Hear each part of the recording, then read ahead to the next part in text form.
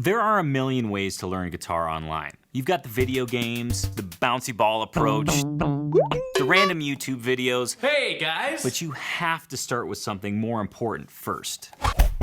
Now, before I go any further, I want you to skip this video right now if you are already comfortable moving around the fretboard and don't have a problem with fret buzz or knowing proper guitar playing technique. This is the typical learning curve of guitar. You have phase 1, which is exhilarating, but can be slow and frustrating. You have phase 2, which is a sort of plateau. It's got some occasional spikes of breakthroughs, but of course some guitar ruts as well in it. And then phase 3, where you play effortlessly and intuitively. The problem with the typical learning curve is that you eventually hit the phase 2 plateau, which can lead to depression, demotivation, along with questions of why the heck am I not getting any better, or blaming yourself for not practicing enough. The risk with this typical learning curve is that you never get to experience the fun and enjoyment that was supposed to happen in phase 3. But what if you could ditch the typical learning curve and instead experience consistent and reliable progress week after week and year after year, which means the guitar would be a constant source of fun and enjoyment instead of a source of guilt and self-doubt. In the next YouTube video, I'm going to show you 3 acoustic guitar building blocks that will form your technical foundation, mindset, and habits that will help you experience consistent and reliable progress every time you pick up your guitar. But first, I need to know where you're at with guitar. Are you fairly new, meaning you know a couple chord shapes and are just getting the fretting basics down? Or are you in a guitar rut? Maybe you're returning to the guitar after a long time off, or you play pretty frequently but feel like you're playing the same thing and you're just needing some inspiration. Go ahead and click the link that best describes you, and I'll see you on the next YouTube video. Fairly new, in a guitar rut. Play the same thing time and time again. Fairly new, guitar rut.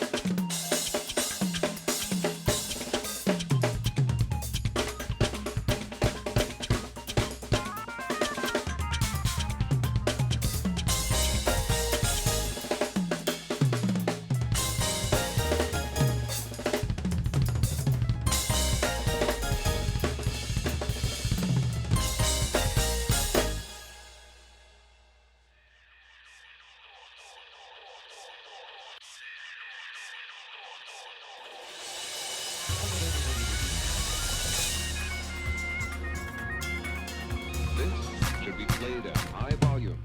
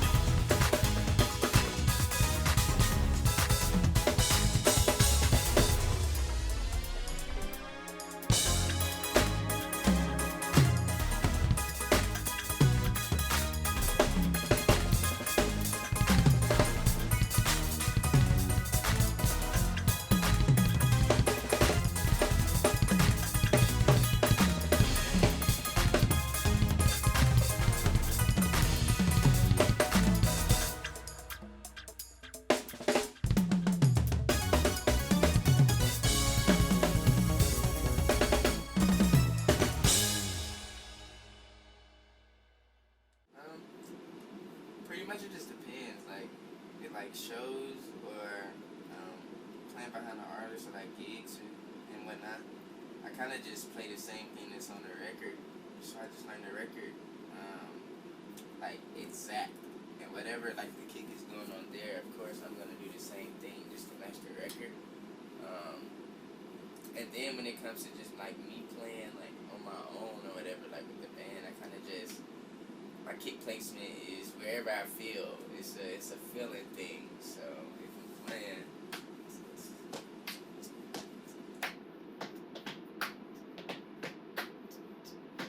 that feels good. Like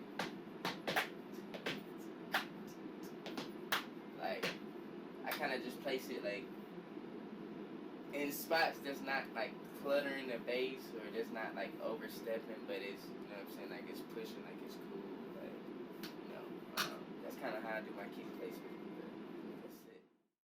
The process is with getting a song done. If I have to learn a song, I pretty much just learning at the crib, over and over. When we get to rehearsal, that's when I rehearse it with everybody else. It's not like I go in and kind of like play stuff like on my own like I used to, and I will again once I get a crib, like another crib. But when I was staying like back at home in Atlanta, my mom had my drums in my basement. So like every like thing that I did, like I would just go down in my basement and just practice the show by myself or practice the songs out by myself. But now I kind of just like practice them at the crib, like mentally, before we get to rehearsal. And then we get to rehearsal, I already know everything that I want to do, so it's just like sit down and play it. We're gonna be playing it in rehearsal all day, so I can get everything like out during that rehearsal. I did when I was in college because I had to. And when I got out of college, I kind of like strayed away from it because I was getting into other things or whatever. Like I had just started gigging around the city or whatever, playing for a couple of artists. So like my attention wasn't on like, oh, let me read this book and play. It was more so on some, let me just go down there and just practice for hours on whatever I want to play, whatever comes to mind as far as shows, watching stuff on YouTube, playing to like tracks, or just me playing by myself. It was more so like one of those like free-flowing experiences, not like a study, like practice method in a book type. But in college, we did have this book. I do want to get this book back, and I'm going to start back practicing with it. It's called the New Breed book. I suggest every drummer go and get the New Breed book. It's just like a different variety of different like patterns and stuff that you're gonna do with your kick, or you can put it with anything. You can do it with your ride, you can do it with your snare, hi-hat, pretty much anything. Like, you just read it and you play it down. But we was doing it with kicks in school. So we would put the book right here or on the staff, and then my dude Craig, which is my favorite teacher, Craig would be sitting down and he'd be like, yeah, hey, cool, measure 1. Turn the click on, and we'll play it down. You read it and play it. Like, I was horrible at sight reading too, so I was really bad at it. But that's one book that I am gonna get, and yeah. So yeah, definitely like this whole experience, man. Doing a Purpose World Tour is definitely a blessing. It's crazy. I'm just happy that I have a drum tech that can help me out. Got my boy L, who I'm gonna introduce to y'all a little bit later, whatever. But like, he's here killing it every night, setting me up, setting all my stuff up, make sure I'm straight or whatever. So y'all let me hear him later, and I'll let him talk to y'all about some things later. Alright, so look, we got my boy L here, guys. It's my drum tech for the Justin Bieber Purpose Tour. We out here, baby. My station is literally under his kit. I'm under the riser, under him, but I have a video monitor, and I'm on areas where I can talk to him, he talk to me. So I can see if something go wrong through the video, or I can talk to him if something go wrong. So I'm right under the stage. Right there, man. Yeah. Right under the stage. Pretty much during the whole process, I could talk to him during the show, and if something goes wrong, like a cymbal fall or something, I can just be like, yo, L.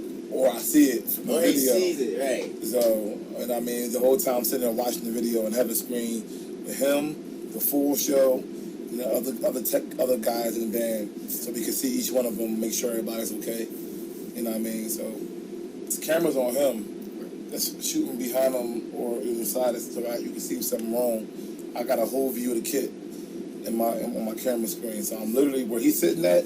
I'm right under him, under the riser. So if he calls me, I'm to him in like 5 seconds. I'm right there. You know what I mean? So it's a good spot to be. You know what I mean? Especially with how the stage is. There's no way to be on the side or, you know what I mean? And you want to always be visible, see your guy. You know, make sure everything's good. So Yeah.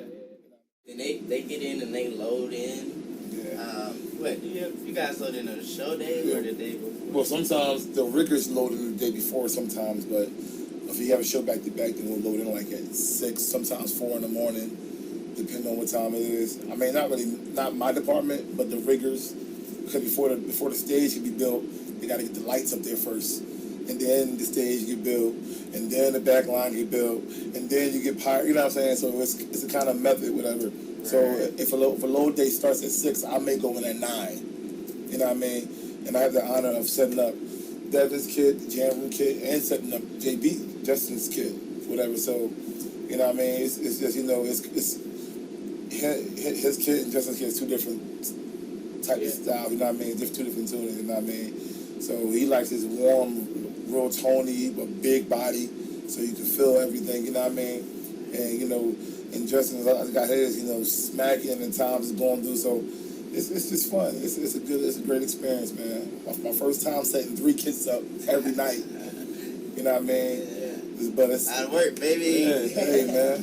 You know what I'm saying? But it's a good experience, man.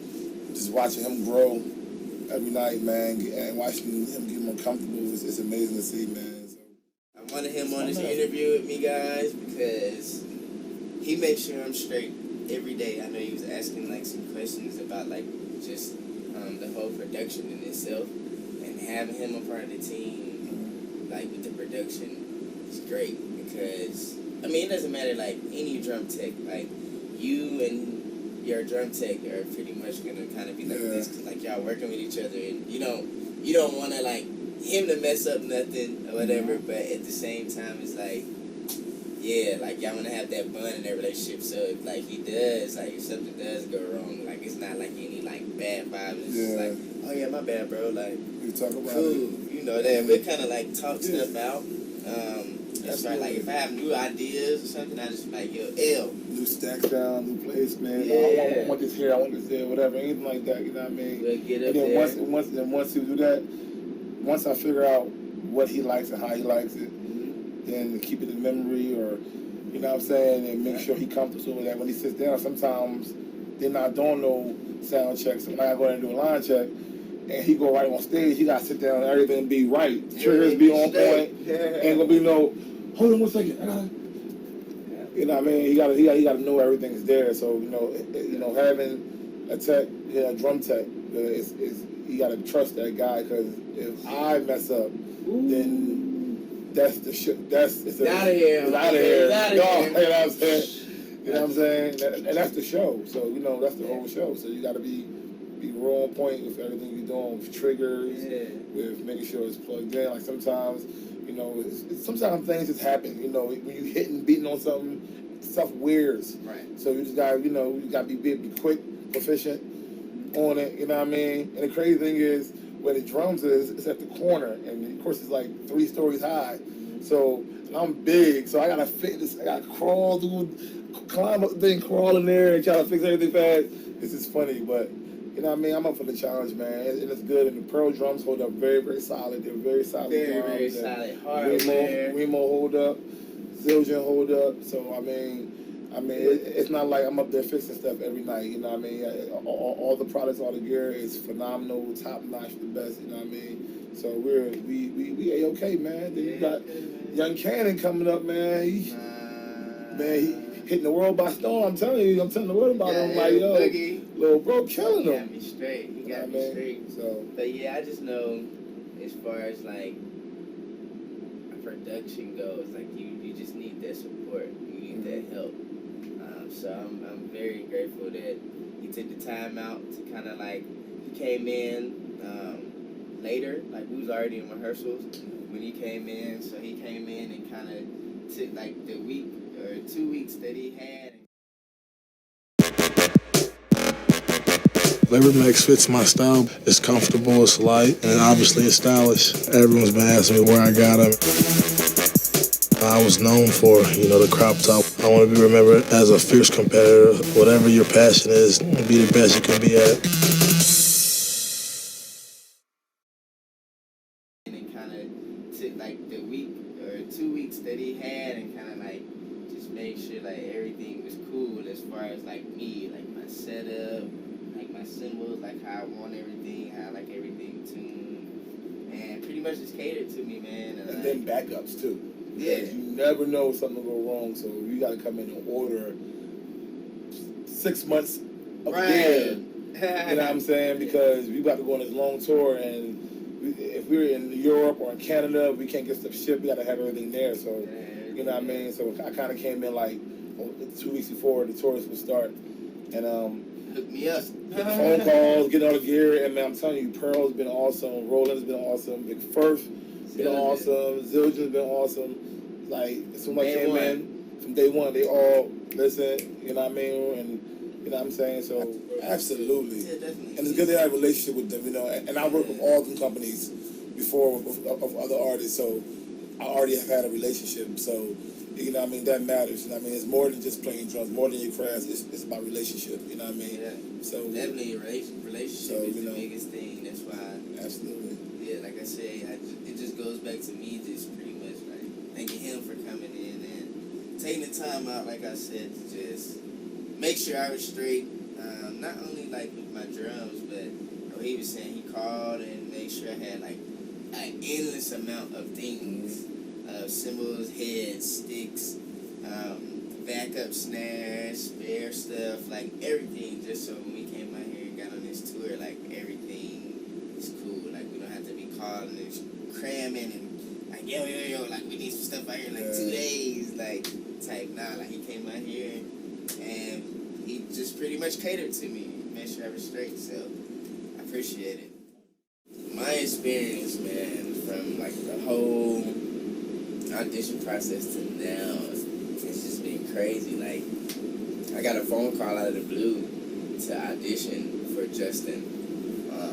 I was supposed to be doing something else during the time that the audition was going on, but you know, I kind of like just prayed about it and went with my first gut, my instinct, pretty much, and went ahead and did the audition. And that joint was like 3 days or something like that. And yeah, they was digging me and they hired me. So just going from that to going to rehearsals and getting a drum tech and like building my rig and learning all the music, just like the whole thing in itself was just like a great experience. Like, it was just crazy. Like, I mean, I never thought for me doing that audition would like lead me here, because I didn't know that I was gonna get the gig. Like, I know I was just going in to do an audition. Like, hey, all right, cool. If they like me, cool. If they don't, cool. Like, I'm just going to do my thing. I'm going to do what I love to do, play drums. And now I'm just grateful, like, to be a part of something that's so amazing. For like our generation and younger generation. I'm only 23, so for me to be out here touring and playing and having like an old head on my team, like teching, you know what I'm saying? Just the whole experience, man, is crazy. It's good. Like, hopefully I'm sharing like a positive light and a positive energy to like a lot of the people that's my age, like a lot of my friends, my peers, or just anybody that look up to me, and like a lot more of my friends and peers. Like, hopefully, like, I'm inspiring them to do the same thing. Like, never give up on what you want to do. Like, go out there and you go with your first instinct, man. You fight for what you want. Like, you put your all into the things that you love to do. Don't ever do anything that you don't want to do or that you don't love to do. For sure. I said just show up. It's your game face. You know, show up ready. Show up knowing everything that you're supposed to know. If they sent you some music, yeah. They sent you some records, they sent you some music. You show up, you know them records, you know that music. You feel me? You just gotta show up prepared, pretty much. And prepared is not only playing. That's like your physical appearance, your hygiene. You know, like you as a person, you being prepared. Don't be all nervous and goofy in there, you know. And yeah, of course, kill it on drums. You kill it. Like, just get in there and do what you know you can do. Like, do your thing. Like, get in there nervous. Like, man, I'm nervous to play drums. Like, you play drums. This is what you do. So you get in there, you treat that joint like church. Yep. Not, you know what I'm saying? Don't play like church, right? But you know, be comfortable like it. Yeah. How comfortable like going to church. Same way. Alright, so every night the same thing. So basically for me, I have L here that sets up like my whole rig. He sets up everything, so I'm comfortable. Like, he knows like my whole setup, so it's not gonna change night to night. So when I get up there, it's the same thing like every night. You know, we get up there. Pretty much, we all kind of holler at each other and talk to each other in the top that mics, make sure everything is cool, you know, as far as like triggers, pads, sounds, you can hear everything. Then when we get up there, it's game time, pretty much. It's showtime. Lights, camera, action, it's game time. As far as like playing with dancers and cues and lights, is I kind of like did the same thing, or I do the same thing every night, pretty much. Like, from rehearsals, I do the same thing. Only because it's planned out. Lights know what I'm going to do. Dancers know what I'm going to do. I know what they're going to do. I know when the lights is going to change right here. Like, all of it is in sequence. Like, all of it is synced up. That's why we have those rehearsals. That happens a lot. You know, you have mistakes, but for the most part, when it's showtime, you know, it's not time for mistakes. You know, the preparation of 2 months rehearsal before the tour, that gives you time to make mistakes, work out the kinks, figure out what you're going to do. At this moment, he knows what he's going to do. He does the same chop, every section, same stuff, and it's times he has open time to freestyle, in which he murders it. But for the most part, he's doing the same. It's consistent, and that's what shows your professionalism. Doing the same thing every time, so the dancers can know. They do hits, lights can go with it, everything. Every night. Every night. So it's like everything is on cue. And I mean, so maybe the beginning of rehearsals that bam went in there, but when he did it and it felt good, he'll keep that, and then make that part of the show. So a lot of times, a lot of dance moves and hits become part of the show off of what he feels. So a lot of times he gives that heart, he's the heartbeat. You know, he gives that. You know what I mean? So, but when it's showtime, ain't time for mistakes. If you're making mistakes, then after 2 months of rehearsal, you don't need to be there. I mean, I really don't know, man. Like, nothing is pre-planned, like, in my head at all. Like, everything that I do, I play.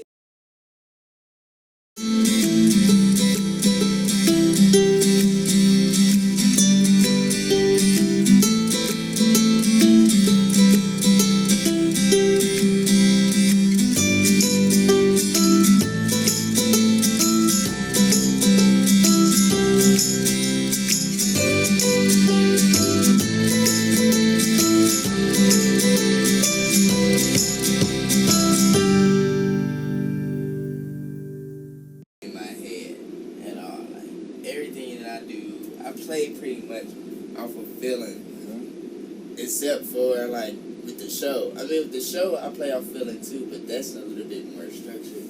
But as far as like just me playing by myself, it's off the top of the dome. I do practice some chops, like when I mean, not necessarily practice chops, but like when I sit down to practice, like whatever comes out, like at the time I'm trying to get something out, then yeah, I practice it until I get it out.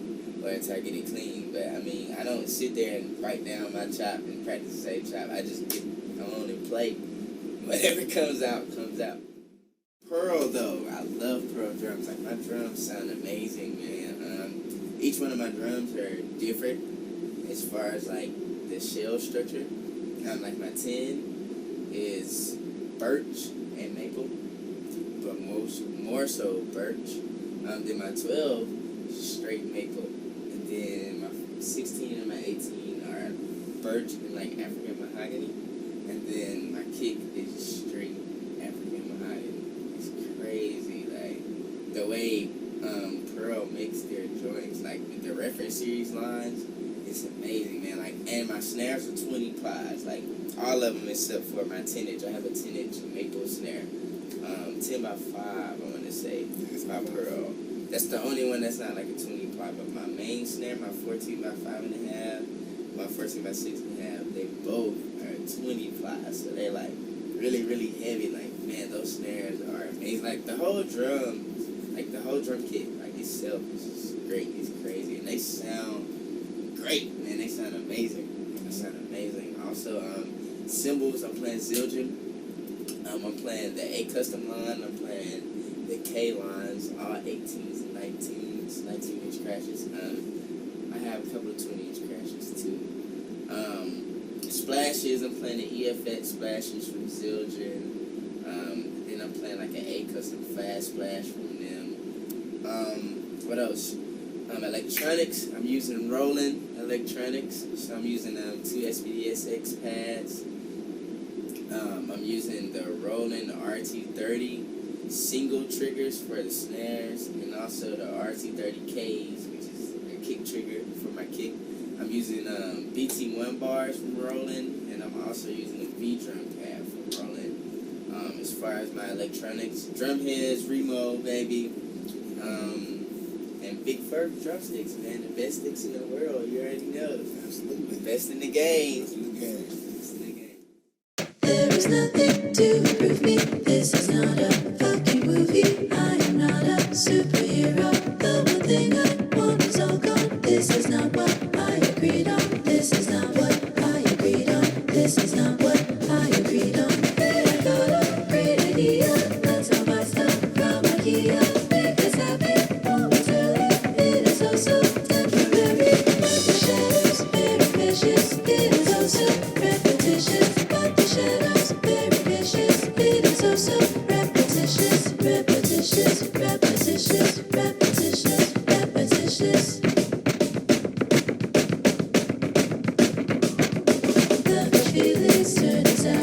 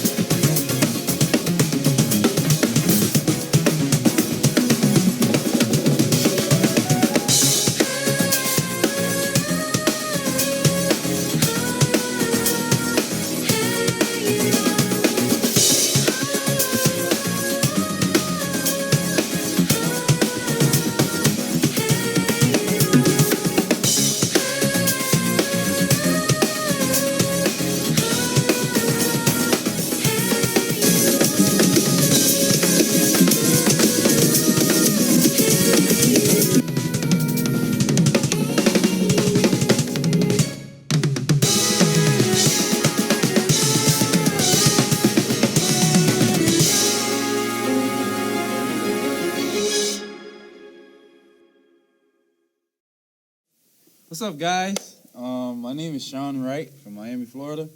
I'm going to give you a little lesson today, but this lesson is going to be a little different than most because I'm just going to be transparent, act like you guys have known me for a long time. And anybody that knows me knows that I'm not very savvy when it comes to rudiments and always knowing exactly what I'm playing. So I'm not going to sit here and do the whole rudiment talk and act like I know a bunch of these patterns when I don't. Honestly, I don't know the names of them. So when I give this lesson, all you drum heads that know how to jot this stuff down and write it out, go ahead and write it out in the comments. But today, I'm going to be talking about stretching out patterns. Now, for me, this is very important because this is essentially how I do all of my stuff. Everything that I do is a pattern. Probably 98% of the stuff that I do is a pattern from something else that I took, and it started as one thing, and it ended up being something totally different because of how I stretched it out. We'll start with this. Like I said, I don't know the terminology, but just bear with me because I'm going to break it all the way down and explain to you how to stretch this pattern out. So I started out, one of my patterns is this.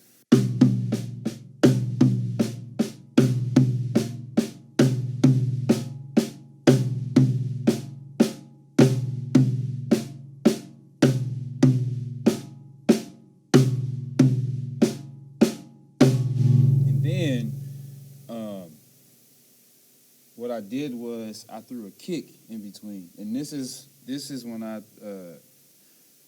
it kind of changed, the kind of vibe of it, because you go from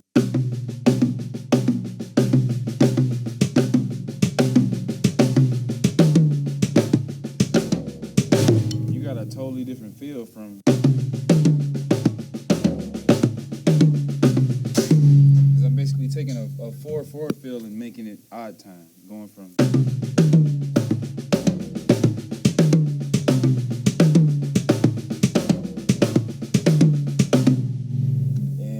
Grasp this concept to just because all it takes is thinking in your head, what could I do to stretch this pattern out from just being 4 beats or however many beats it is. In this case it's 4. I said, hey, let's put a kick in between my right hand and my left hand.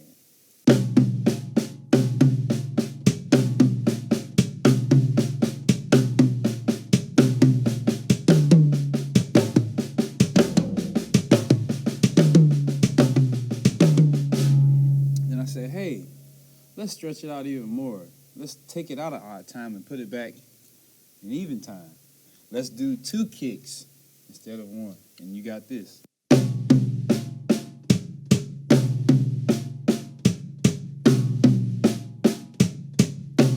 Now you got a pattern that's in 6. 3 totally different patterns that give you 3 totally different feels.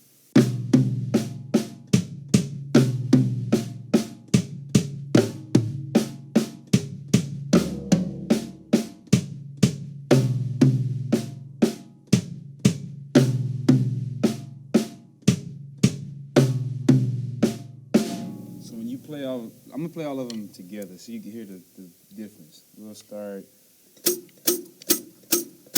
That's a good tempo. So I'm gonna play all of them.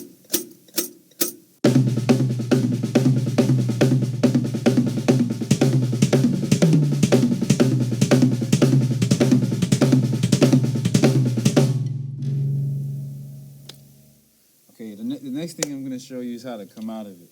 So if you make this like a 2-bar feel, you never, being that it's such a, intricate, kind of feel, you don't have to really end it in a crazy way. You can end it with just singles on the hand. So you can go from.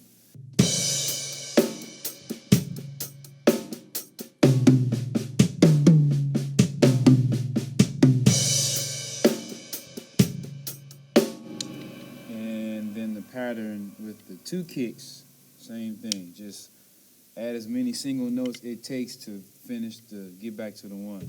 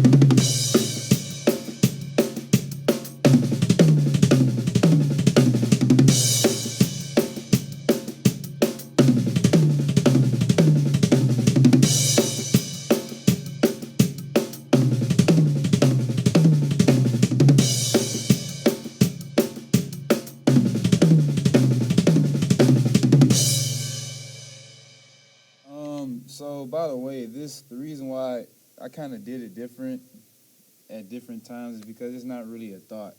Like I said, there's people that map it out and that's how they play, you know, which is dope. It's just, for me, when I play, I never really think about when I'm gonna start doing singles. I could only do that. I could do that feel for like, you know, 2 go-arounds and then just do singles the whole time, or I'll do that pattern the whole time until I only have like a few beats left to do 1 or 2 single notes. So it all depends on just how I'm feeling. Sometimes it may be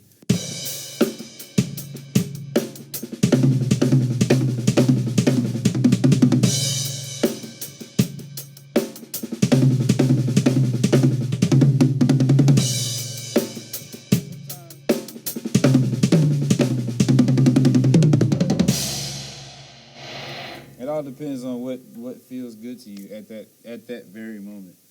It's not always about necessarily mapping it out, and that's what this lesson is for, is to build you towards, you know, just being a little more free.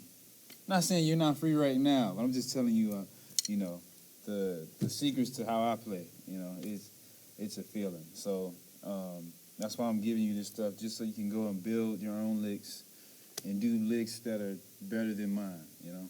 Yeah, just don't think about it when you choose to end it. Just make sure you end it and hit that 1. It's my only stipulation.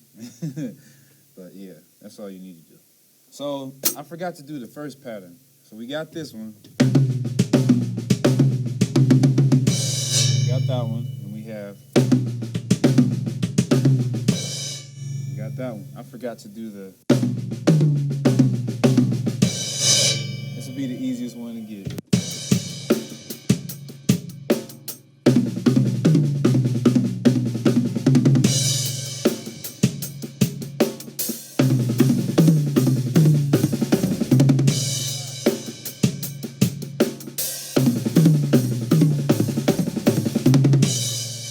You see stuff like that, like in my head I may be like, let's add a kick with that. And let's move this. Let's move it here. All feeling.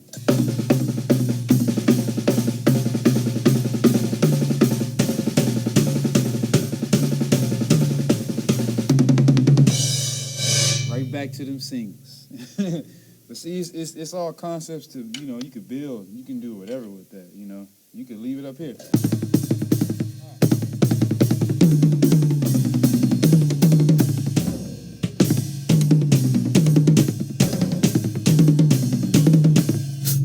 I'm messing up, but I'm just trying to, you know, show you that you can stretch that as far as you can stretch it. That's so many licks.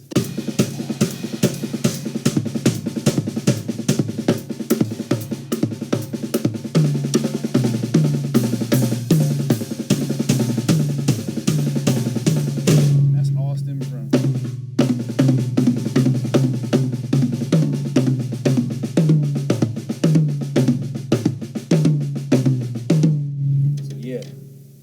Take patterns and stretch them out. Add kicks to them. Add extra right hands, extra left hands, or take some hands out sometimes. Take a kick out, take a right hand out, and you'll have this arsenal of a bunch of patterns. And it'll seem as if you got all these chops in the world, but really your secret is just a bunch of patterns. Because that's my secret. I secretly don't really have that many licks. I stretch out my patterns. So. Here's another pattern I stretch out, just real quick one. Basically stemming from this.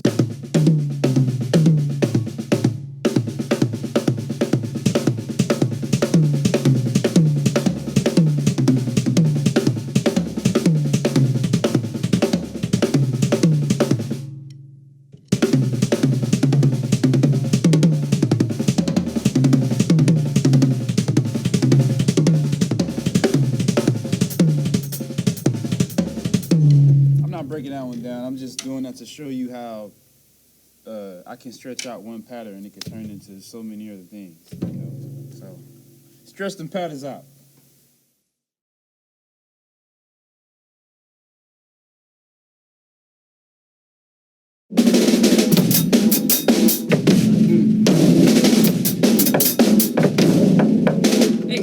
Pizza, the pizza's here. La la la la la la la la la la la la la. What were you guys playing? We're playing a very famous groove. It's really, really hard. It's called 50 Ways to Leave Your Lover. You know what? I used to play drums. I played drums in America, but then I've always wanted to deliver pizza. Oh, really? Yeah. But the way that you have to practice that stuff is you have to play it on a piece of pepperoni. Buddy Rich used to play on a dime. But over here, you've got to play it on a little piece of pepperoni, man. That's the way you do it. We'll Show you. Let me show you how to do it. Okay, cool, yeah. Okay.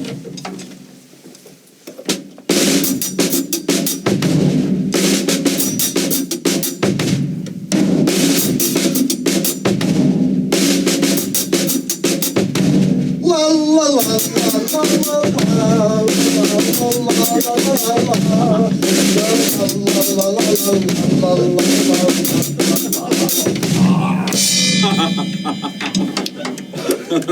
Not bad. Not bad? You got some tip? I have a question about developing ideas. I heard you saying that you like to take one idea and develop it in many different ways. Can you explain a little bit how to play one idea but make it different? I don't know. So if you take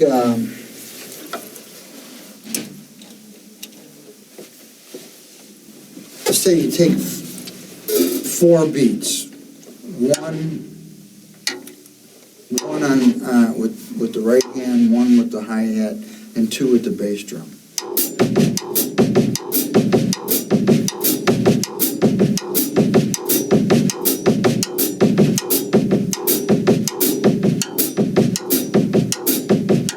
So you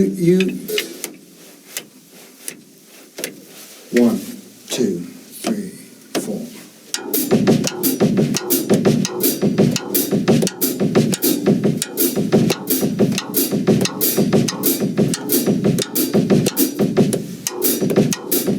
See? You gotta keep playing time. 1, 2, 3, 4.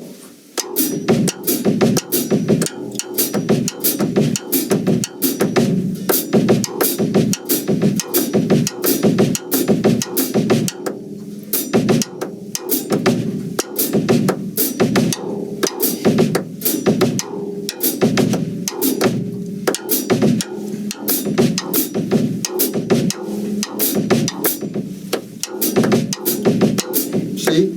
It's the same idea, it's the same technical, it's the same thing technically, but you take it, you play it as many different ways in the bar as you can. And so it helps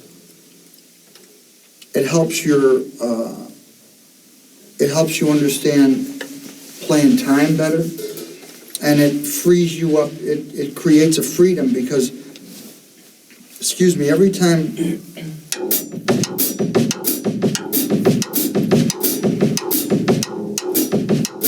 keep one in the same place. Keep 1, 2, 3, 4.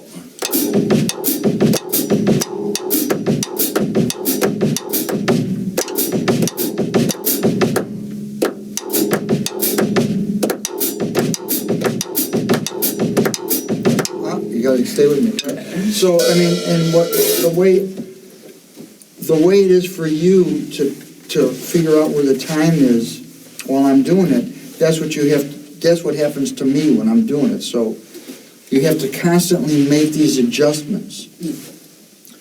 So you're only thinking about one thing technically, but the time you're trying to fit it in different parts of the bar. So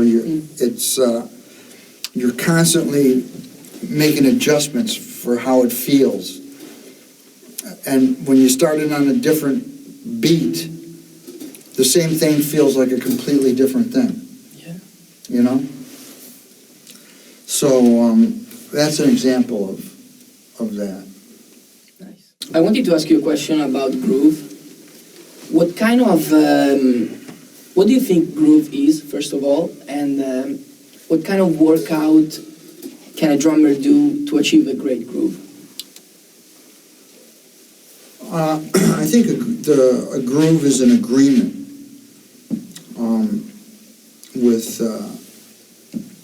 with the guys that you're playing with the bass player and who's ever playing rhythm. And it's also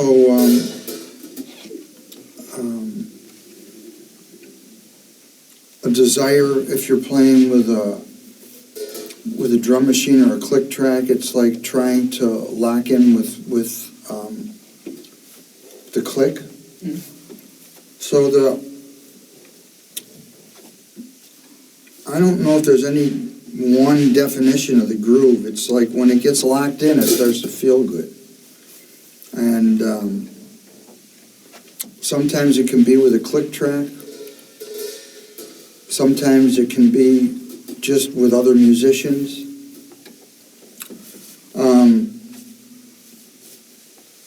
It has to do with trying to feel the time the same way that the people that you're playing with feel it, so that when you're going to hit one, that you're all hitting it in the same place. And it can change a little bit. It can be on top. It can be laid back. It's different for different players. And it always, for me, takes.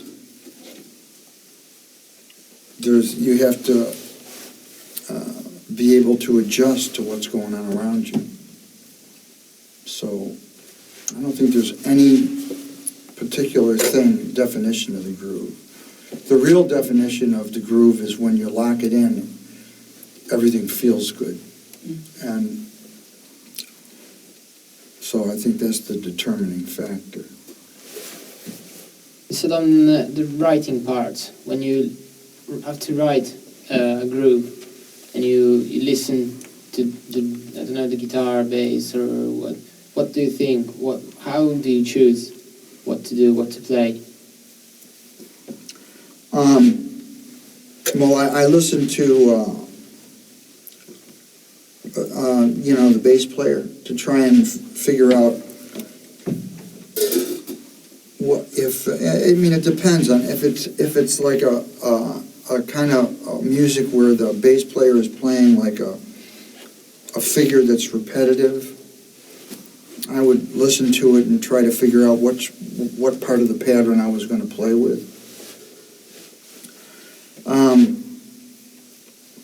If the bass player was playing freer, if it was like a jazz thing, then it's not so much playing with him, it's just like understanding how he's playing the time, so that what I do is together with him, not where I'm playing with him, but where I'm feeling the time the way he's playing it, and I can rhythmically fit what I'm doing in around, so we're all on the same page, you know. It's a matter it's a matter of listening and trying to find a way to be comfortable playing with the people that that are playing with you. The more comfortable it is, the better it is for the music. And also, like, you have to,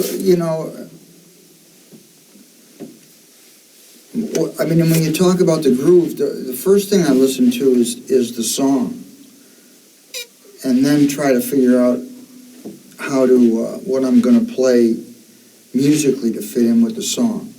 The music is the thing that dictates the whole thing. Listen to the music, then before you start talking about what everyone's going to play, listen to the music again, then start to play it, listen to what the bass player's doing, listen to what the other guys are doing,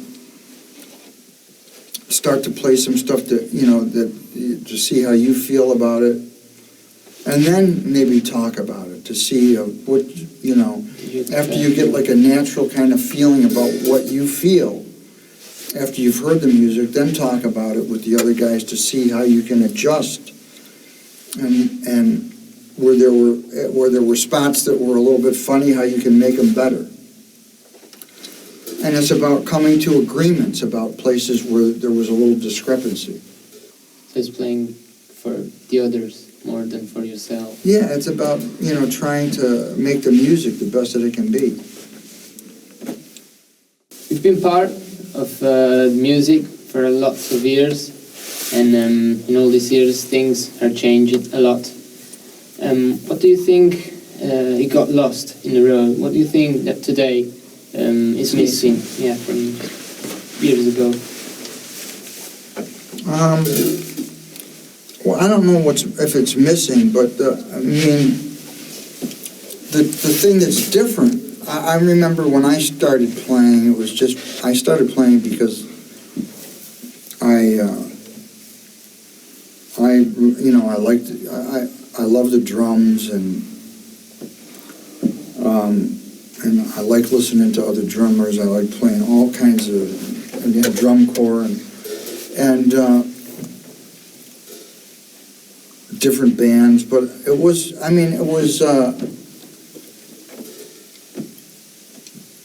never where I thought, where people were making a lot of money. It was just, I did it because I liked the drums and I liked music, and to be able, the goal was to be able to make a living and support myself doing what I loved. And then something happened where the industry, changed and people were able to play music and make a good living.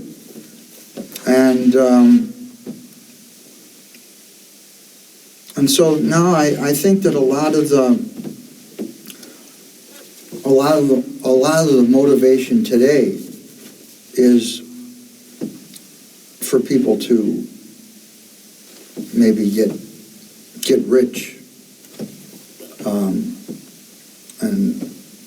and get famous. And it's possible because of what's going on in the industry for people to be able to do that, but I think it's still important for people that just like to play because they love to play and to continue to do that, whether they get rich or not, because music is an art and it's a way of expressing ourselves and sharing ideas, and it doesn't mean if you don't get rich that you're not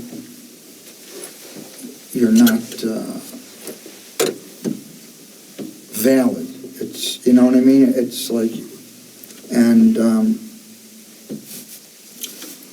so I think that maybe sometimes today the inspiration might be different because there's other opportunities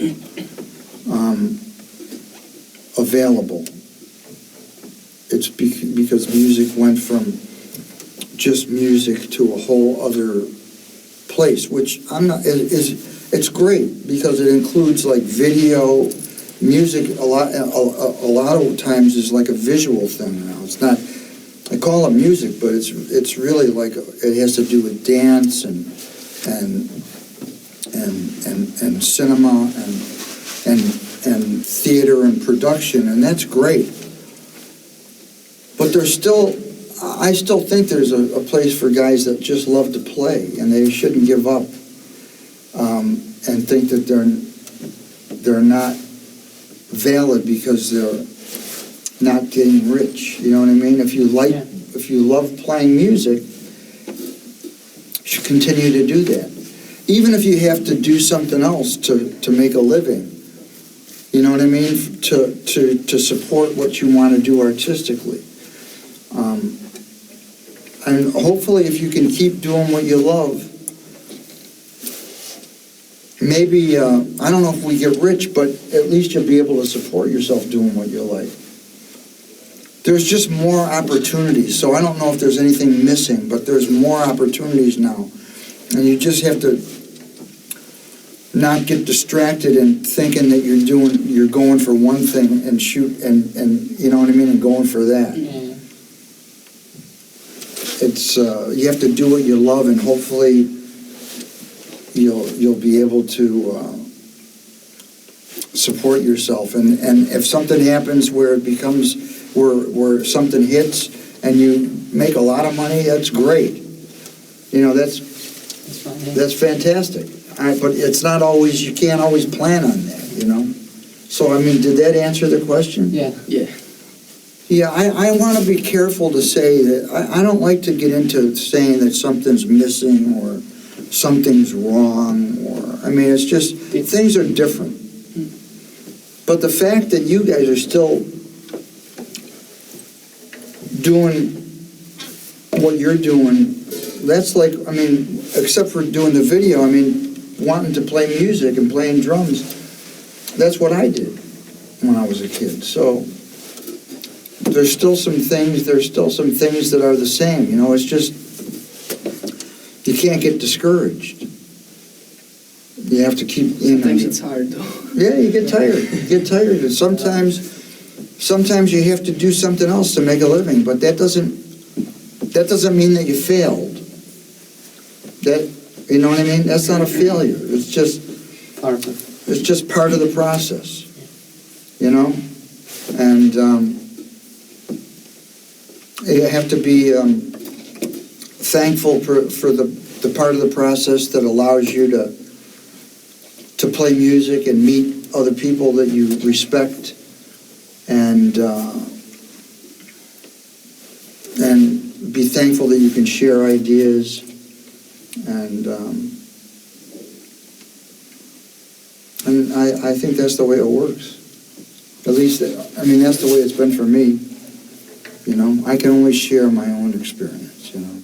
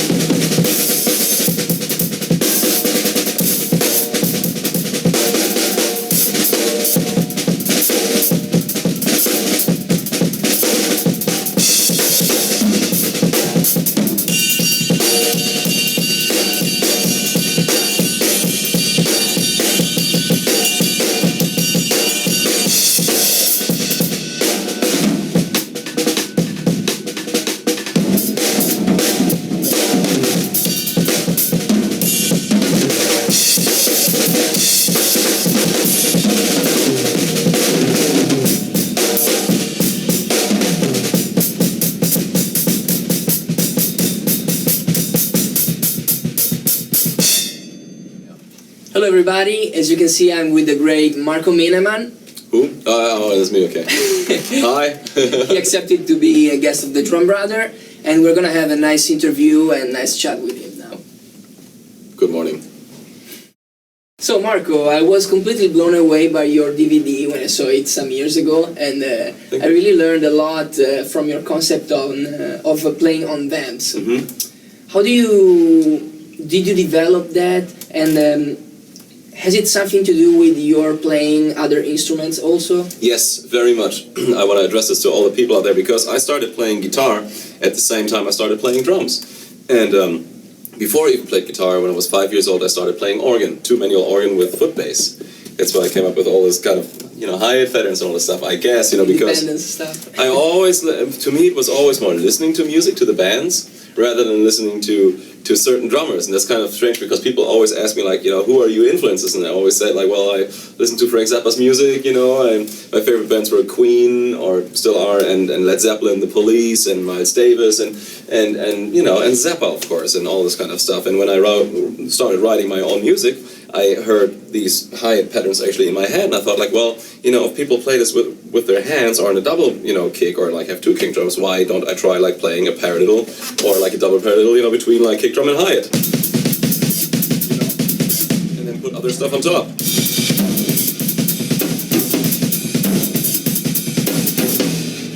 gonna spill the coffee here, you know. Okay, you know, but and then I tried to first of all play it, on the regular drum kit, and then kind of thought like, well, what if I put like a gong drum over here, and use it as a kick drum replacement or something like that, and then play like just all the other patterns just with hi-hats between hi-hats, and then that opened a whole another universe.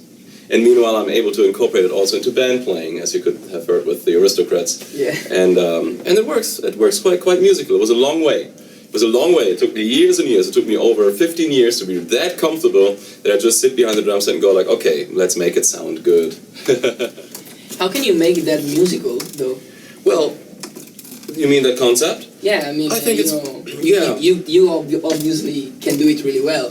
Some people get caught into the mad stuff. Oh, that happens to me all the time, but meanwhile I kind of know where to go or where I want to go. It's like, at some point it was like not only the decision to play these patterns, but also to pick first of all the right instruments, that I want to hear, and kind of place them actually the right way as well. I'm doing this right now so you can see me still here. For example, I kind of decided on some of my older videos or DVDs, you can see that I had like a little foot snare on the side, or I had like, whatever, like maybe a cowbell or some other, stacked cymbals. And then I looked at the DVD and then I thought like, well, you know what? I actually don't like that sound at all.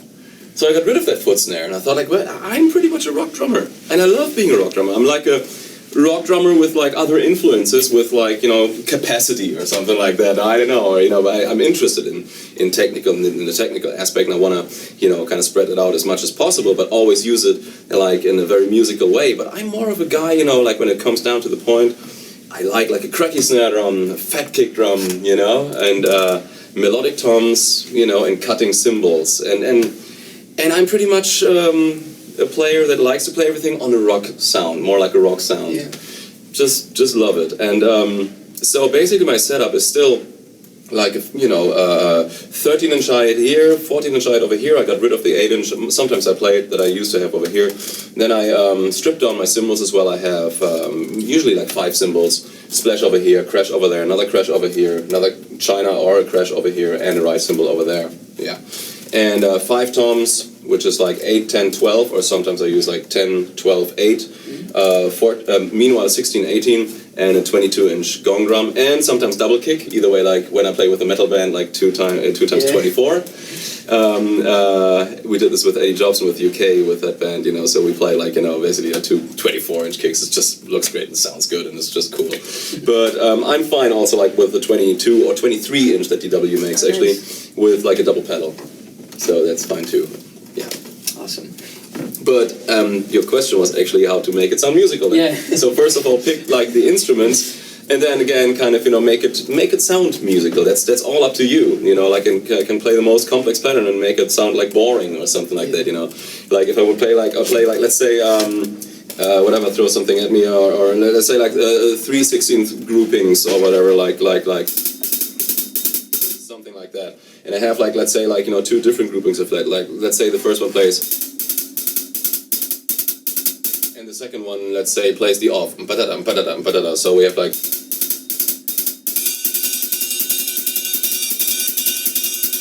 and then we have like, let's say with a kick drum, let's say like a boom, boom, boom, boom.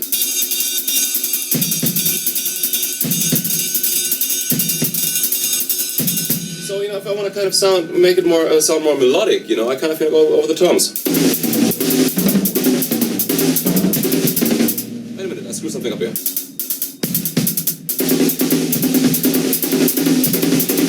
That's the one.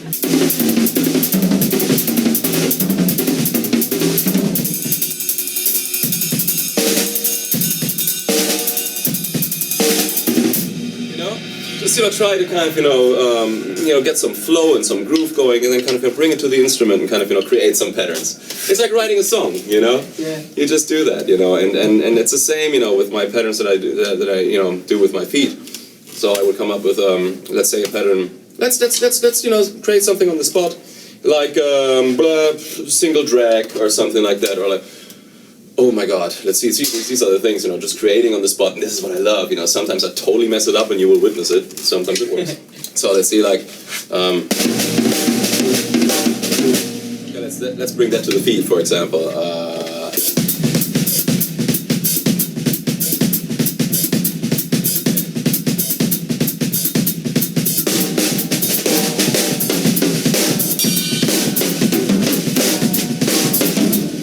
Put something on top and kind of create a melody, maybe like even like, you know, like a modulation thing, 3 over 4 or whatever, anything that sounds good. It's even like a challenge now to play in this drum kit, you know, just have to, you know, I'm not used to play that. We had this today in the clinic and it was actually really fun.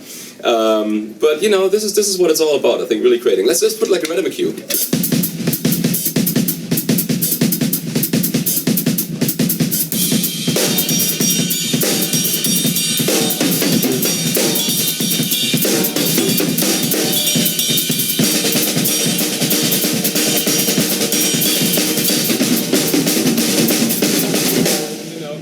Stuff like that, you know. I try to kind of, you know, build it up slowly, you know, and then kind of, you know, like, you know, add one element to the other and kind of make it, you know, an entire bulk of patterns, you know, that kind of come together in a musical composition way. It's like playing a guitar chord or something like that, you know, and kind of strum it nicely. Actually, you know, man, your approach to music really inspired me, and I built a whole system of myself on playing on odd times. Oh, thanks awesome. to your way. No. Thanks to your way that I saw in that DVD. So thank you. I'm really thankful. Thank you very much. And I love you having here now and seeing you play. You know. Oh, thank you. Well, that's awesome. My pleasure. I always like playing. You are the king of independence. No, I want to be the king of creating my own music, you know, and make people happy with it. That's you know, that's what I want to be. You know, I just want to give energy and get good energy back, you know, from the people. You do actually. That's my mission, you know. But what are you practicing these days after all these years of this kind of stuff? That what you just saw, but you know, of course, you know, since drums are.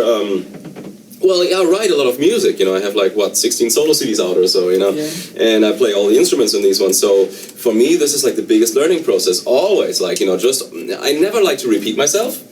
I always try to be somewhere else in a few years, so if you see my drum DVDs when you watch these, or if you see me playing, I'm always incorporating new, you know, styles and stuff like that. I never really like to play the same shit, you know. Well, some things I do, you know, like I know, for example, like, you know, people love, you know, that kind of stuff. You know, in the drum solo, I sometimes, you know, most of the time kind of have like a feature and kind of, but even these I change up sometimes, you know, but I know that showmanship is important, you know, and I like it. It's just great, you know, when you're in front of an audience to interact with the audience, you know, because you're not alone. You're alone on stage, you know, but you're not alone in the room, because that's why you play. It's like an exchange of energy. It really is. It's like, you know, being behind the stage, you know, and there's nobody actually in the audience. You can feel that you're kind of, you know, relaxed, everything's cool, okay, get ready for sound check, but you can feel the vibe, you know, if like there's like still a curtain and you know there's like 2,000 people behind it, you can feel like the energy, you know what I mean? You go like, all right, you know, and you go out and just, you know, and just give, you know, everything with full passion. And I think this is like such a cool thing that money can't buy, you know. Money, you know, see, when I was like, you know, 19 or whatever, you know, and I didn't have any money, couldn't even afford a car. I was actually living in a practice room, and I loved it, you know, because I was creative. I could do something, and I had a talent for something, or writing music that, you know, that I was incredibly proud of and happy with, you know. No money could buy me that, you know. And I'm still the same, you know. Well, even though I have a house or something like that, and now or in a studio and stuff like that, I do the same things. My schedule doesn't look really much different, you know what I mean. And so, you know, that's something actually that is really priceless, you know, that you can put, you know, so like your own creativity, talent, and energy exchange, you know, between people. That's the most important thing. And I think the greatest feeling is like just achieving something that you play and that wasn't there before, that is like the big bang of the universe, that all of a sudden, you know, like you started playing like, you know, these hi-hat patterns with like, you know, all kinds of combinations, and there's all of a sudden this one pattern, you know, that you kind of, you know, just play it, and you're incredibly proud of that, and you want to show it to the people. And then you see like if it works, you know, and all of a sudden the people start to like it.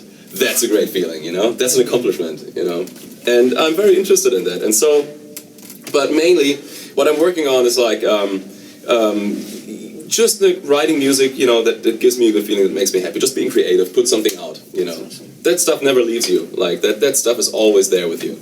you know. So you can call it your own, and that's something also like for people in the world to see and kind of remember, you know. I don't know if I want to remember it for that or whatever, but you know what I mean. It's like something you did that made a statement or something. Yeah, you know? yeah. And I'm happy about that. Go to markominiman.com, MINNEMANN, Miniman, German with 2 N at the end. Go to iTunes, you can find me there as well, and come to my shows and, well, check out my stuff that I have. Please find me. See, that's the good thing on the web. You could find me on the web or on Facebook. That is the thing. I was really actually happy that the record industry actually broke down, because when I was like always kind of had to rely on all those major companies, with all the acts and bands I was at. Those were the people that told you what to play and what not to play. And I always believed, like, no, what I do, a certain amount of people really want to hear that. The people are not the dumb as the industry think, because I remember, like, records that Queen put out, like jazz, with songs like Mustafa or Bicycle Race, were just incredibly complex and kind of out and weird, and people loved it. And also, like, modern artists, or like Radiohead, when they put out Kid A, for example, which went to #1, which is such an experimental album, and Zappa used to be popular as well. Come on, And this is like the thing I'm also like incredibly happy and proud of, that we, for example, with my band The Aristocrats, actually can make all the music we like, and the people show up. The people show up. Like, if you really give something honestly and with passion to the people, they will receive it. And this audience they won't leave you as quick. It's not like it's not like a high school audience, where some girls actually like one guy in the band, and in a few years they like a different guy, something like that. This is like they know what you're doing. They know. They choose it. Yes, they choose. They know, like, oh shit, he is doing a parallel between the hi-hats. It's like not like, because how many times does it happen to you, like you play a gig and then somebody comes to you and goes like, and you're kind of really happy that he liked your drum solo, or she or whatever, and he goes like, oh, that was really awesome, man. You totally remind me of Ringo Starr, and you think like, no, I don't, but thank you, I know what you mean. Okay, you like the drum solo. I got a lot of times when somebody compared me to, well, not Ringo Starr, but what he said, what was it again? He was like, man, you're totally like Keith Moon, you remind me totally of Keith Moon, or you and Carl Palmer, it's like, thank you, I guess. No, I don't know, it's cool. I got, of course, when I started with that kind of thing, and I worked with Terry and Chad as a trio, that was very awesome, because of course, like Terry, he has this entire kind of orchestral view of the drum set, and that was actually really, like in the mid-'80s when he started it, that was actually very nice, and I appreciate also like Chad's and Vinny's playing, and these were the guys I listened to, all the, when I listened to Zappa, or stuff like that, or Buddy Rich, of course, for his, showmanship, or just like, just the control. I mean, it's just fantastic that there's, this is like something, I mean, everybody plays like a single stroke roll, but he played a single stroke roll and made everybody look at this fucking single stroke roll, and they couldn't take the eyes off the fucking single stroke roll. Sorry for my language in German, I don't know what fuck means. So, jeez. And, you know what I mean, but just like the execution, and that's what I'm interested in playing in drum solos as well. Yeah, just like, giving, like just some information. I just, hey, if somebody just... It's easy to play math, it's hard to play art. Right? Well, I don't know. It just, either way you have that, or you don't. You have to identify yourself with that, I guess, And that happens with experience. This is like another thing that I told the clinic today. There are some things you only get with experience. Like, people can ask me a lot of questions, and then sometimes I go like, well, you know what? This one girlfriend of mine, and she's this one girlfriend of mine. That sounds good. A girl I know, like, and she's really cool. And she's very intellectual, and we always have these discussions. She's about poetry and all this kind of stuff, and likes to discuss about like different kind of chords that you can change with like interview and stuff. And I go like, you know what? Really, I'm exactly the opposite. I don't agree with this, like you can kind of discuss things to death, but you have to come up with something. Just be creative. Don't identify yourselves all the time what other people say, like, oh, look, this guy said that, I think it's great, for kind of, absorbing things and kind of, making them your own, but I'm always into being creative, into kind of having something that you present and go like, here, no question asked. This is it, analog there in your face. Yeah. So thanks for sharing your experience with us. It was an amazing pleasure having you and being here with you today. Well, thank you very much.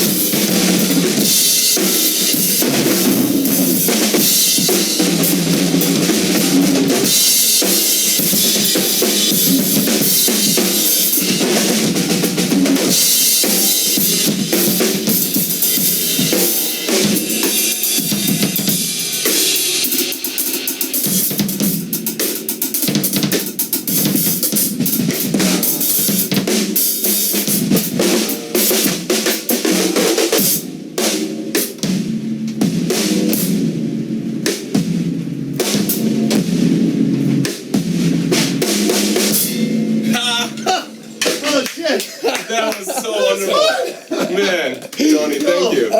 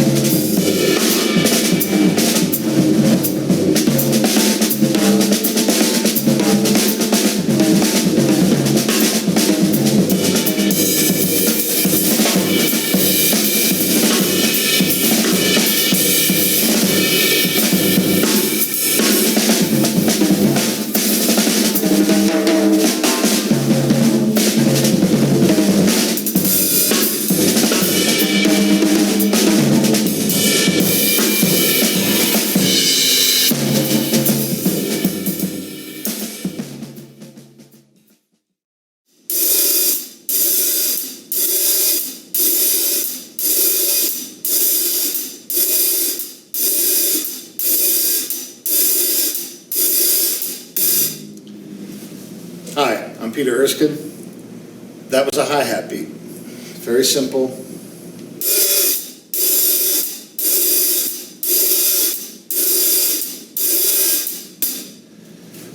And as simple as it is, I think it demonstrates something that I've come to realize is not only, I think, very important for any drummer to be able to do, but something that I'm enjoying doing more and more, which is the act of playing simply and playing to the best of my ability. So the reason I mention it, because very often we tend to think of drumming and the best of our ability in terms of pushing the limit, and that could be in terms of speed or complexity. And yet, most often when I'm working with other musicians, the complex stuff, there are small opportunities for me to do that. Hopefully well-chosen moments in the music. But most of the time, we're just part of the story. We're not the center of the story. So when you're part of the story, and as you're telling the story has to begin, well, like any story, once upon a time.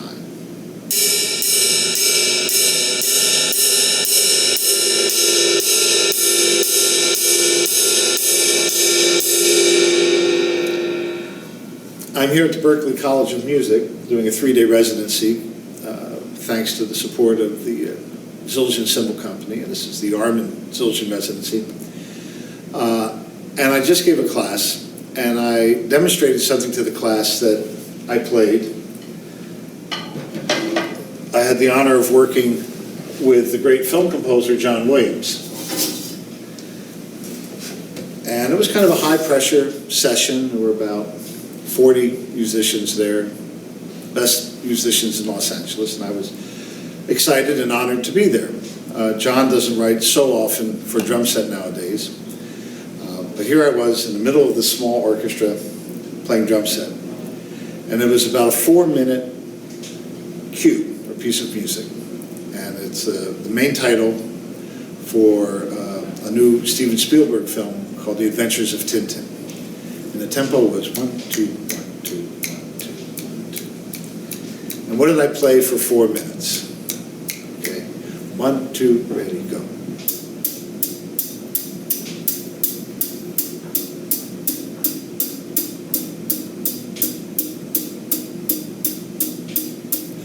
For 4 minutes. Now, that's not easy to do for 4 minutes, and to do it at the precise dynamic marking that's notated in the music. At one point, it got fancy and it went from the hi-hat, 1, 2, 1, 2, 1, 2, 1, 2, 1, 2, 1, 2,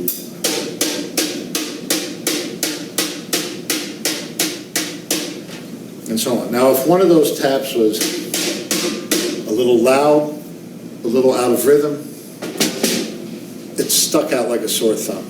And we did enough takes until Maestro John Williams was satisfied that it was perfect. And he even told us, he said, don't attempt to add interpretation to this beyond what's written. Play exactly and specifically what's notated, the dynamics, etc. Don't add any accents, any phrasing. The feeling will all come out if we all obey the music, as it were. And this sense of honoring the music, whether it's carefully notated, as in the case of this John Williams score, or for improvising, playing with a band. Our job is to provide rhythmic information to the music, and of course, to the other musicians. If you're playing in an ensemble, this might involve doing setups.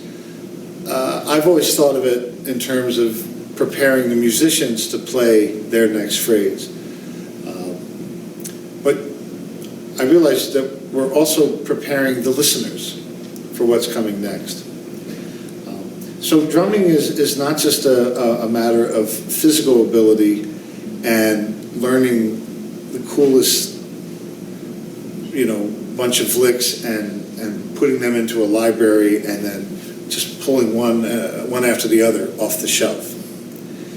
It takes a little bit more patience, and if you have the patience, it's a lot more fun, because when you do introduce something, and that something has to be meaningful. the context of the music. And at a certain point, if the musical intensity and emotion builds up, you really want to say it with feeling. Not, I really want to say it with feeling. You really want to say it with feeling, you know, and play something that explodes. Well, you've created the groundwork to do that. So, the best way to learn how to play simply is to practice simply. So for my friends in this house in Milan, Italy, try this. 1, 2, 1, 2, 3, 4. And just play quarter notes on the hi-hat. And notice how much arm, wrist, and finger motion I'm using. Not very much. Just enough to play these quarter notes. They're consistent. That's important, because when you're playing a beat, you can't change tempo, and we can't have accents where we don't want them or mean them to be. So I recommend practicing on a hi-hat, because you're not distracted by the sustain of the cymbal, and you're not tempted.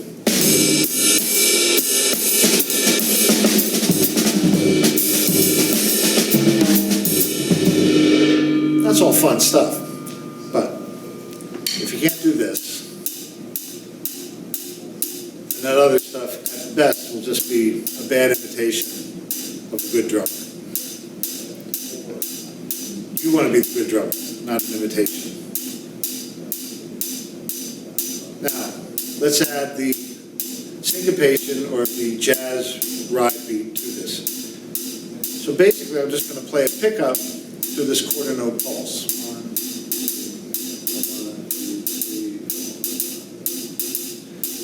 4. You hear how the quarter note stays the same.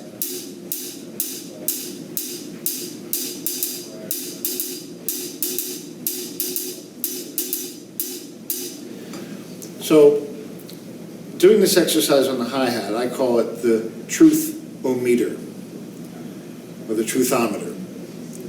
It enables you to hear exactly how clear your pulse is, how steady it is, and what your swing beat feels like. Now, it's easy to swing a whole band with.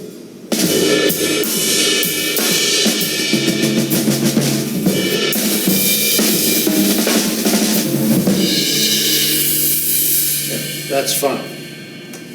But can you swing a whole band with?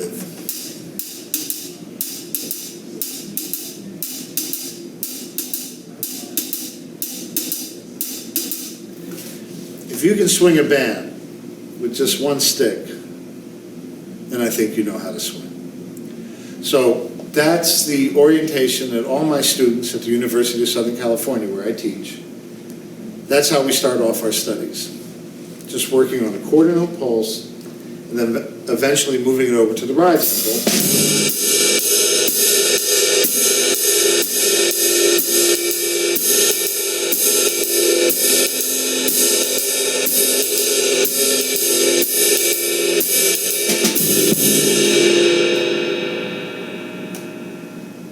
Okay.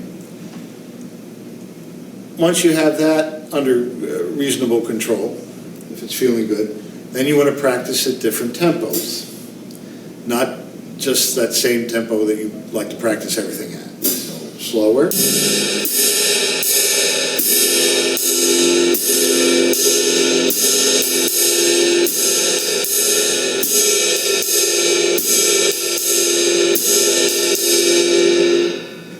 Even slower.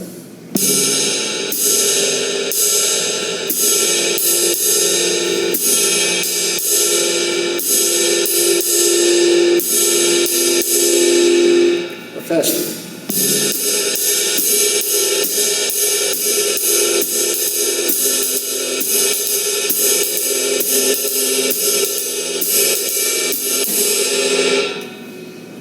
And then you want to be able to add basic, we use the word independence, but basic coordinated comping rhythms, accompanying rhythms on the snare drum and or bass drum that help to to propel the beat and the music along without interfering with this ride cymbal beat.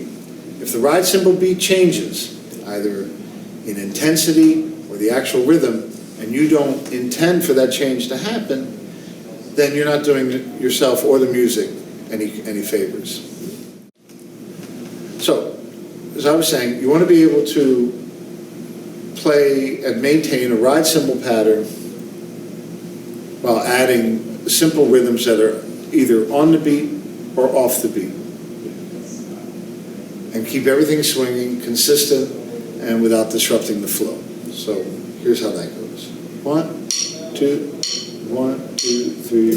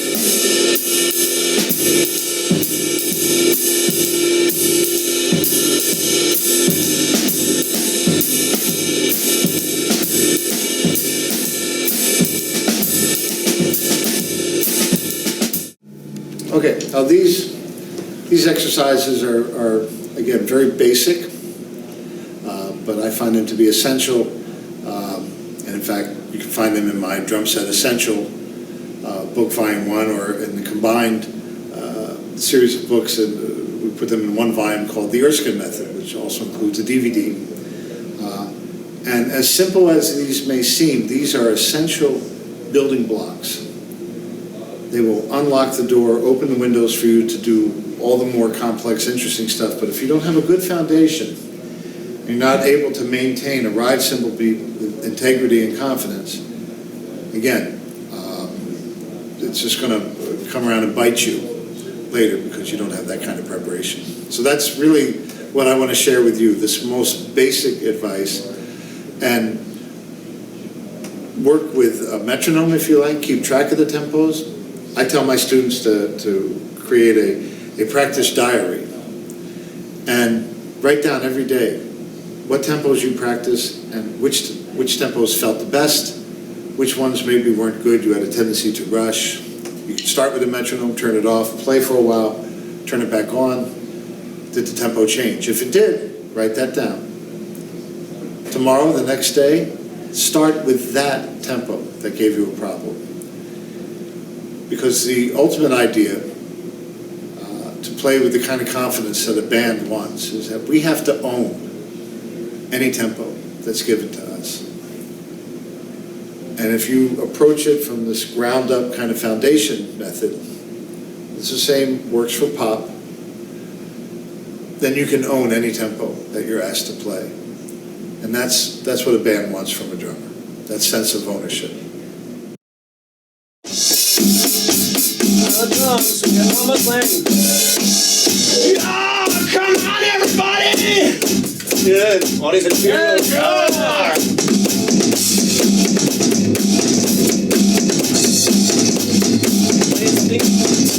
You build it up.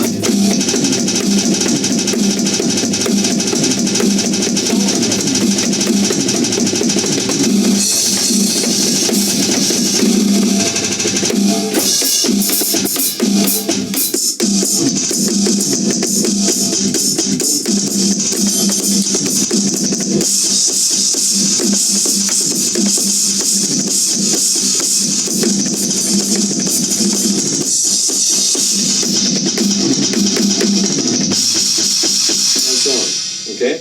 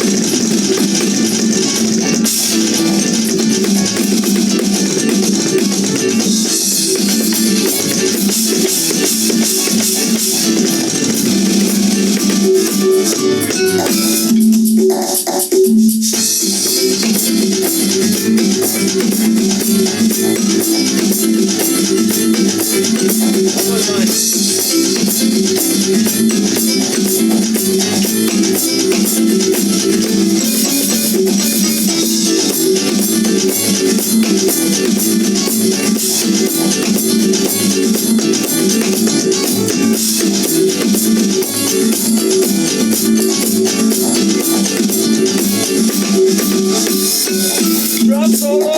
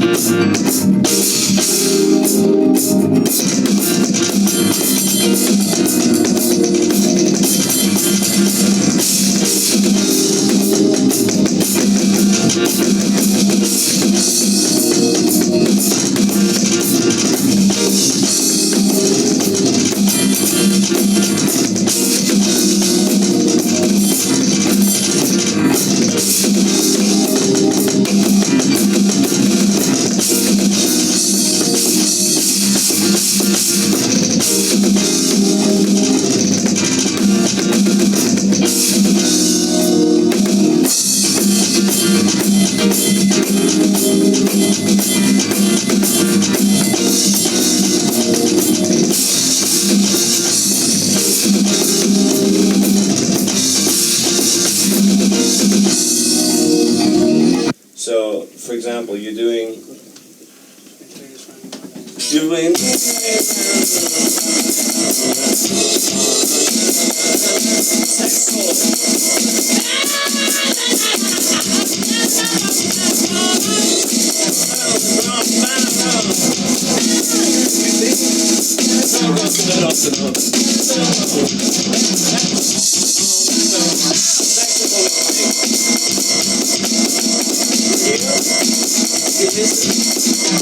And you listen what the guy's playing, you pick it up and you work it into what you're doing. Well, I needed a stick that was specifically tailored to my needs, musically of course, and also to, you know, the size of my hand and the fact that I played mostly traditional grip. So it's inspired by a marching stick for sure, and it's very thick. The diameter is very thick, it's heavy. It has a short taper, which means it's very robust, it doesn't break easily. It has an acorn-shaped tip, which is a very dynamic tip, which means that it is, you know, has a lot of attack on metal surfaces like cymbals, because it has a ball characteristic, but when you play on drums, the drum head obviously gives when you hit it, which means it covers more surface, which means it's a more dynamic, louder sound if you cover more surface on the head. So I had very specific needs in mind, and I wanted a stick that's really reliable, that is loud and powerful, that doesn't break, and that is versatile.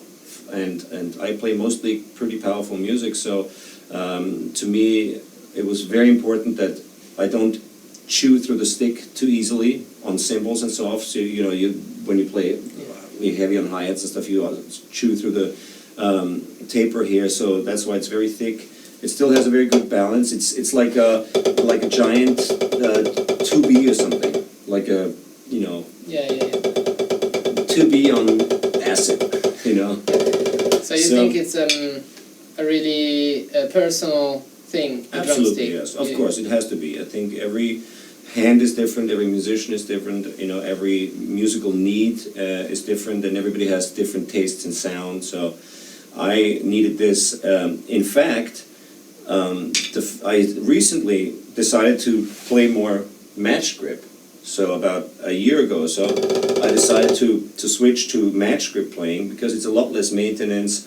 I've been playing traditional grip for, you know, 40 years. So I wanted to change in my playing. I wanted to challenge, and I wanted to, you know, create a bit of a, you know, challenge for myself, and I changed a lot of things in my playing, including the grip. And for match grip, I'll need a different stick, because this was specifically designed for traditional grip playing. And now when I use this stick to play match grip, it feels not ideal for me. So at the end of November, a new stick is going to get released by Big Firth. It's a new signature stick, which is slightly different. It's a little bit longer. It has a slightly different taper, same tip, and a new color, which is very cool, and I can't tell you, but you have to look out for it.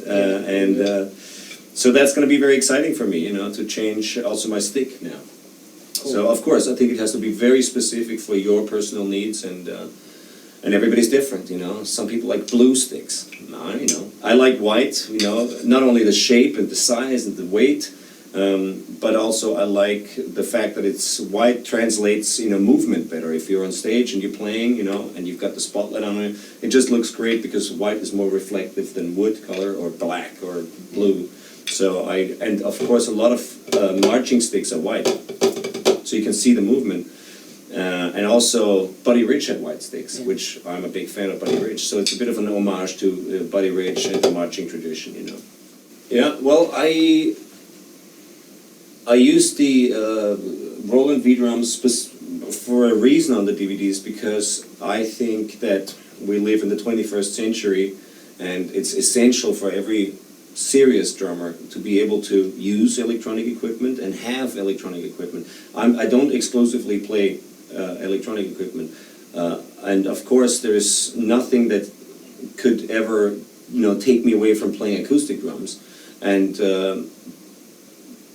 the fact is, though, that 95% of all music today is produced on computers, is electronically pre-produced and produced with electronic drum sounds. And even when you think you're hearing live drums, you're probably hearing either sound replaced drums or MIDI drums or programmed drums. So the drum samples are so good these days that most productions are somewhat either sound enhanced or triggered or programmed. So in order to reproduce a lot of these sounds, you need the correct sounds. It's not about acoustic versus electronic, it's about the result that comes out of the speaker in the end. So a lot of people are a little apprehensive, a lot of drummers, and they think that electronic drums are just not the same, and which they're not. They're not the same. It's a completely different thing. But look at people like Herbie Hancock or Chick Corea. They play grand piano and a synthesizer at the same time. And nobody ever asks, what's better? Why do you play, a synthesizer?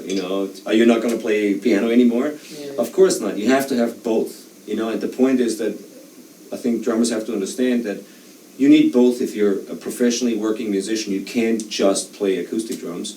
Even if you play acoustic drums 90% of the time, which is what I do. I play about 90% of the time acoustic drums, but for certain things you just can't get the sound you want, or you need a different, like in this case, we're in a small room for 8 hours a day, playing drums for 8 hours a day. If I did this on acoustic drums, everybody would be deaf in here. So the electronic drums have a lot of great purpose and fulfill a specific function in today's music, and for that they're the best. These drums, for example, they have tunable drum heads. You can play them like a regular drum. You can, if you don't like the response, you change it, you tune it like a regular drum, and you make it tighter or looser. So the response is great. They feel like a real drum set. The cymbals feel authentic. So this is the closest thing you can get to a natural response on drums. Plus, the kick drum is really solid. The sounds are easily modified. You can easily program new stuff. It's very user friendly. So by far these are the best, and I use them, of course, when I need something specific, like a specific sound, or something specific like in a room like this, or for pre-production of a certain kind, or for rehearsals, or of course also live. When I play and I need to play electronic sounds, I don't try to simulate electronic sounds with my acoustic drums. Why? That's not correct. I use, of course, electronic sounds. So I have pads in addition to my acoustic drums, or sometimes a trigger from an acoustic drum to get an electronic sound, or I have some KD7 triggers, so I can play certain, 808 bass drum sounds and so on. So I mix it up, and depending on what I need, I use, my camp is quite different from other drum camps because it is hands-on. Every student has to play with me for 8 hours every day. Every student has a drum set or a practice kit, a double pedal, and we play for 4 hours in the morning and 4 hours in the afternoon together as a group, and I limit the class to 20 people usually, maximum, because I want to be able to specifically work with each student. If the class is too big, I can't do that. So this allows me to keep the level of the camp extremely high and keep the workout extremely intense. And the point is that I can guarantee results. After this camp, the students will go home with new skills, for sure, because they have just been playing, for example, in this case, for 3 days, for 8 hours a day, all new exercises, challenging exercises, and they've learned a lot of new things because they've been doing it. In other camps, there's maybe one tutor, one teacher who sits on one drum set, and there's a classroom of people who ask questions, he demonstrates, and he explains, which is great, awesome. But they don't get the chance to play and practice and try, and they don't get an assessment or correction from the teacher. So this is why this camp is very different, because I can work with each one and tell them, no, not like that, left hand louder, or whatever it is.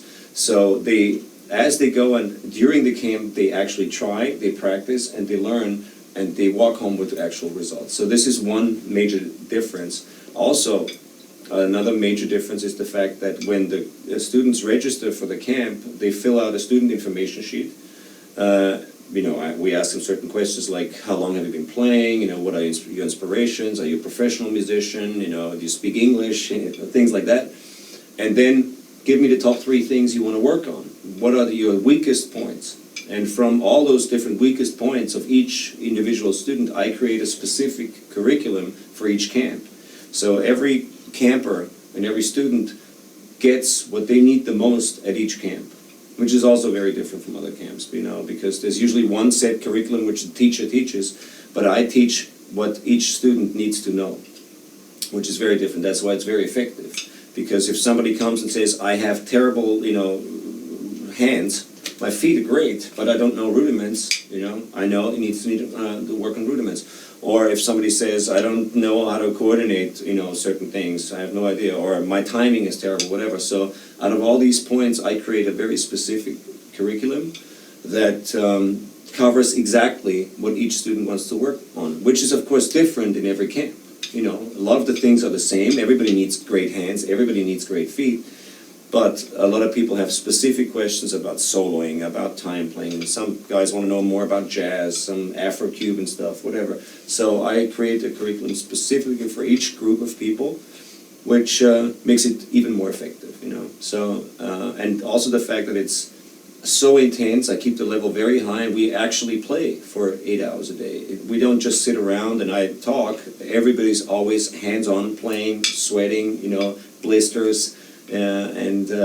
It's very effective, I think, and it's a lot of fun because there's a great dynamic in the room when 20 guys are sitting in a room and working out hard, playing hard. It creates a vibe, and it creates a great energy, and it's very infectious. If one guy is not so good, in the group, the other guys just drag him along and force him to become part of it in a group dynamic, which is very effective also. Aside from the drum camp, which is a sort of a touring event, I also recorded a new instructional platform. It's not a DVD, but it's an online subscription-based teaching school, a drum school, with a company named Artistworks.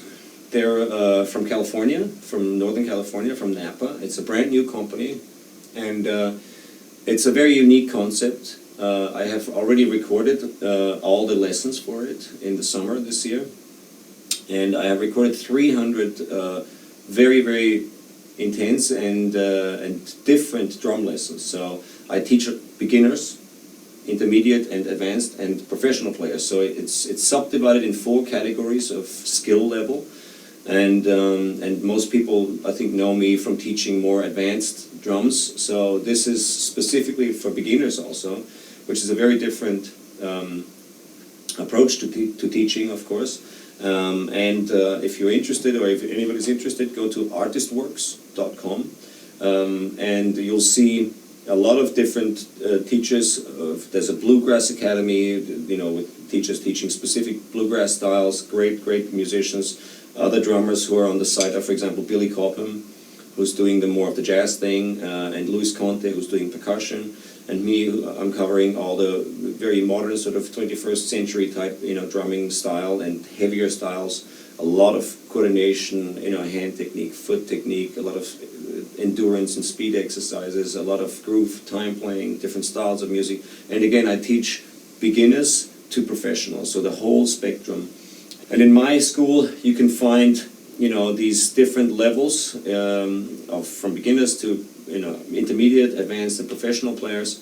And I cover, everything from, basic time playing, basic beats, basic styles of music, basic fills, basic coordination, to intermediate, fills, and so on, up to, super high-tech 21st century high-end drumming, with ostinatos and, very busy double bass drum and multi-pedal orchestrations of the whole thing. So it covers the whole range, and it's a really kind of organic new drum teaching platform.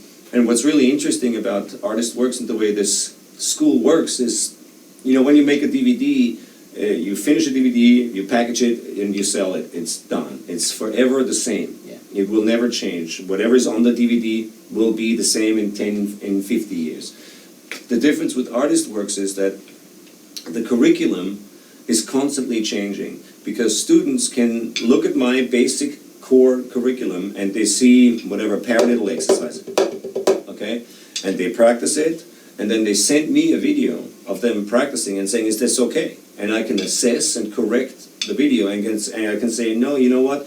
Your left hand's not as loud as the right hand. Or, this is great, but now try to apply the paradiddle on the drum set, or play the paradiddle in a groove, or whatever it is. So I can help them progress. And whatever video answer I'm sending back to the student, all the other students can see. So every student learns from every other student. It's just like a giant global masterclass, which means that the curriculum is constantly evolving. And that's a huge difference in like a DVD teaching portal or a forum or anything else, because I can specifically work with students, I can build up a relationship with the students, I remember their names, I know where they live, you know, what they are, how they're practicing, what their problems are, and over a long period of time, I can really specifically work and help everybody. It's not like you buy a DVD and you put it in your DVD player, you know, on the screen, I never talk back to you, you know, so I never say, that's nice, but, you know, you're doing something wrong here, which is very, very different with this, you know, artist works. So everywhere you are in the world, you can exactly. I can go online everywhere. I can, you know, teach from my studio at home, where I have a whole, you know, studio, a video studio also set up.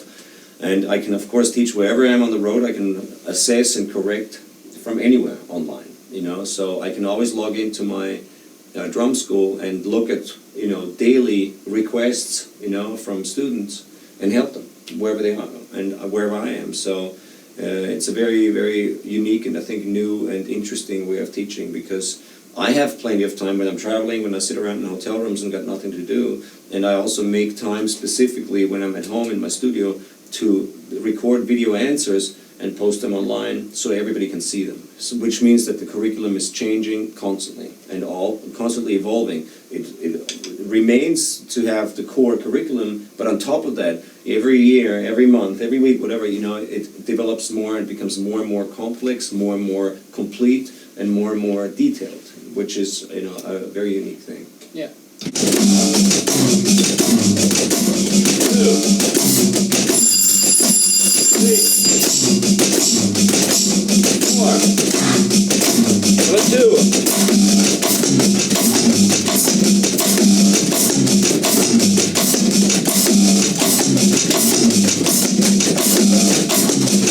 3,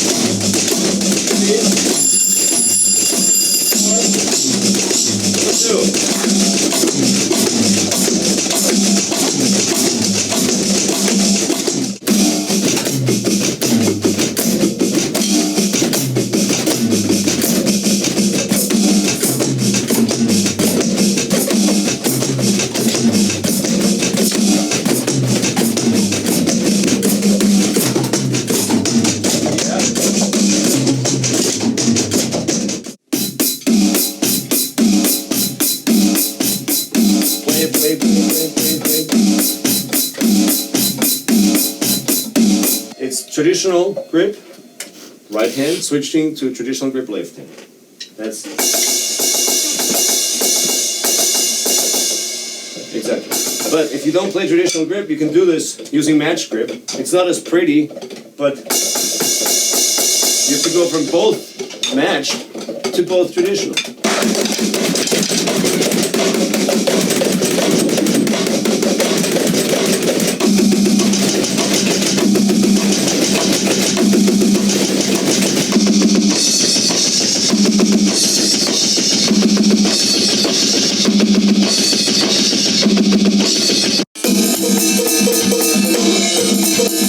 Only drums remain.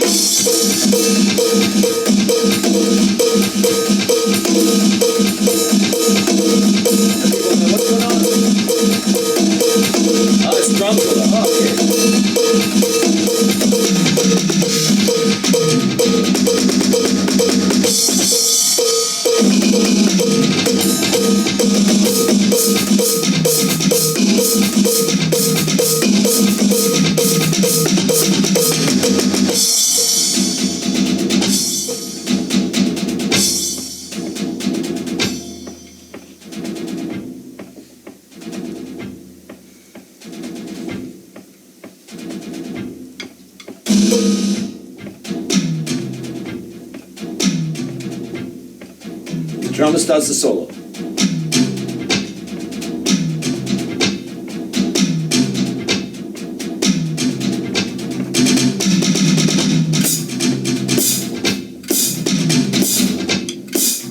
Still keeping time, more open.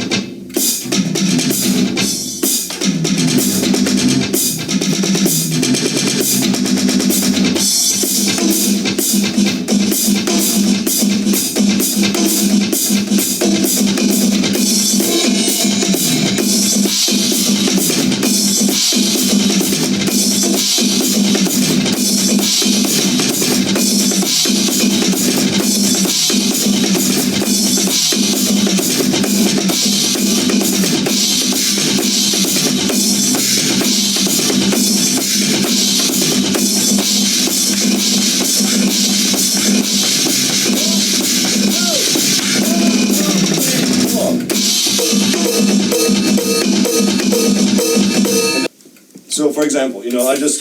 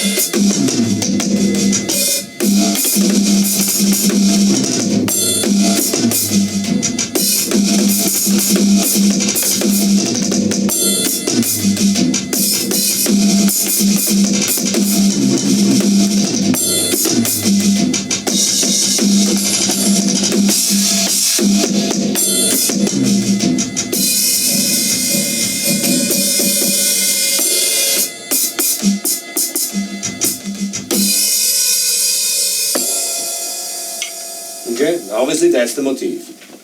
Bing is just a sound. There's nothing complicated. Or it could be, I don't know.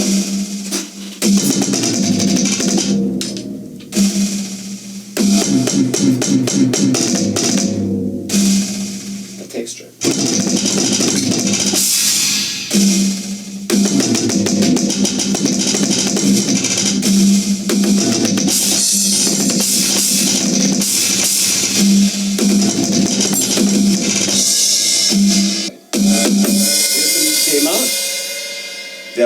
Variation.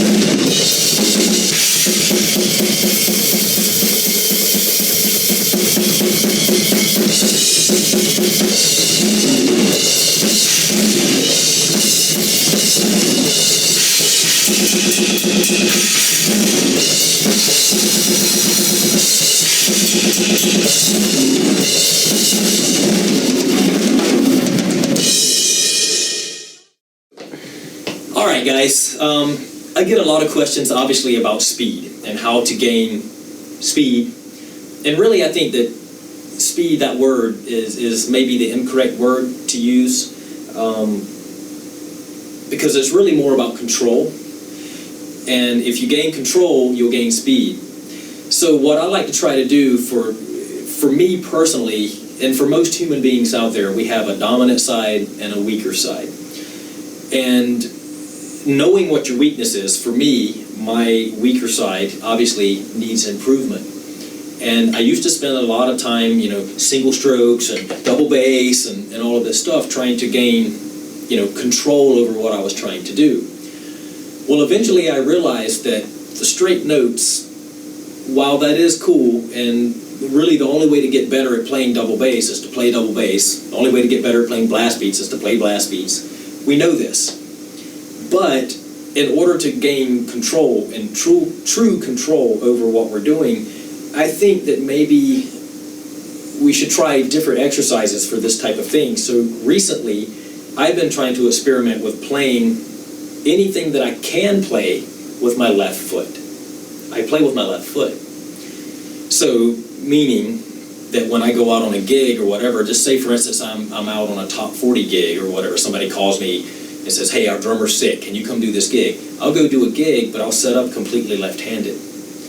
And that allows me to be able to work on being able to play instead of Because once you get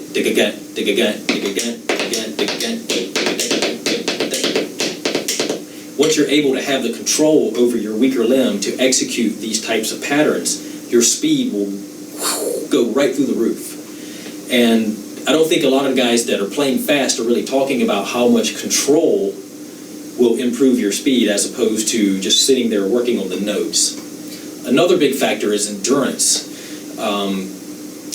And a big key factor for me for when I was doing this whole double bass thing was trying to, obviously play as fast as I could for as long as I could. Because most everybody I know, you can pull every drummer out of this store and ask them to come in here and play double bass, and everybody can hit 210, 220, but maybe just for a second. So really the issue is not speed, it's endurance. It's holding the sustain, it's keeping it going. So for that type of stuff, I use a lot of different exercises. I'm not going to show you anything in particular, but set a time limit on it. Anybody that knows, a lot of my educational work through online has seen the single stroke exercise, the 30-minute free fall that I do, and all of that has a set time limit. I don't worry about BPM. BPM means nothing. How long you play is going to dictate to you where you go as a player. So for me, anybody ever seen the right hand, left foot, left hand, right foot exercises between single stroke, doing this kind of thing? I put a time limit on it, and I'll try to do it for 10 minutes, let's say. So if I know my left foot and my left hand is weak, I'll take two of the separate things, control and endurance, and not worry about speed and BPM. It's all about control and endurance. So with that in mind, these are my two weak limbs. So I put a time limit on that. Do it for 10 minutes, When you start executing this stuff for long time periods, you're training your muscles faster than you would by playing a bunch of single notes. So I found this, and especially through my students at home, it's way more beneficial as far as doing exercises to work on time limit for this type of stuff. Another big thing for me as far as that whole thing, is to be concentrated enough to actually sit down and work on what you need working on. Because how many of us say, we're going to go practice? I'm going to go practice, honey. I'll be back in a little bit.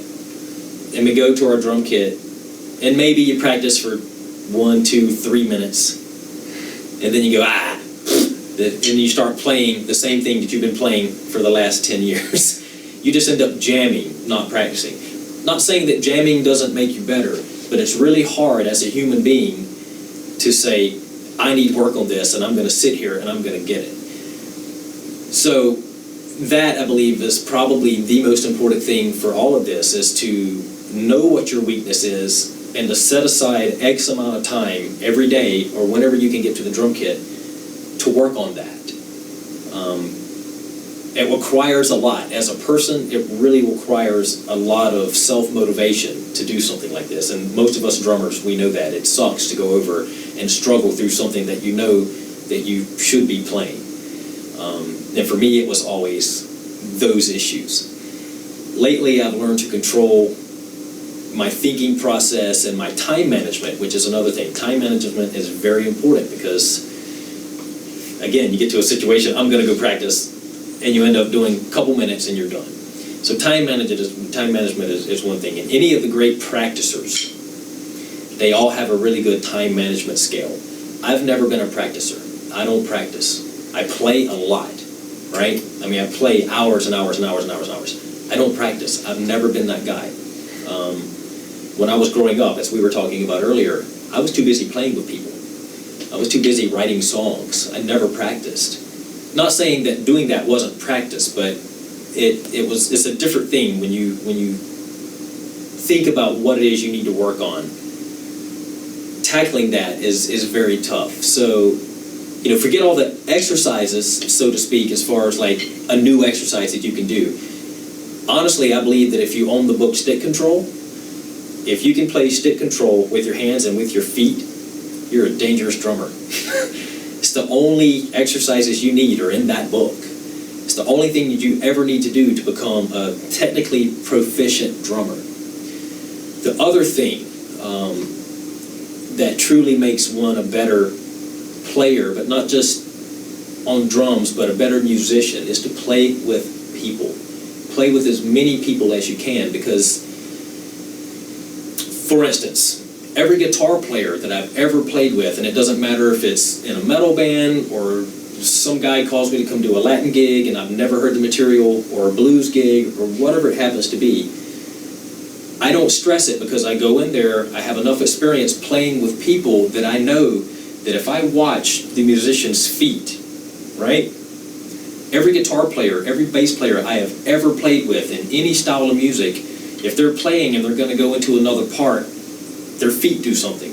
Most guitar players raise their heels just a little bit and drop into another part. So they're doing their thing, they're singing, you don't know the song, you're just watching, and then you notice everybody's feet, like the bass players usually take a step back or a step forward.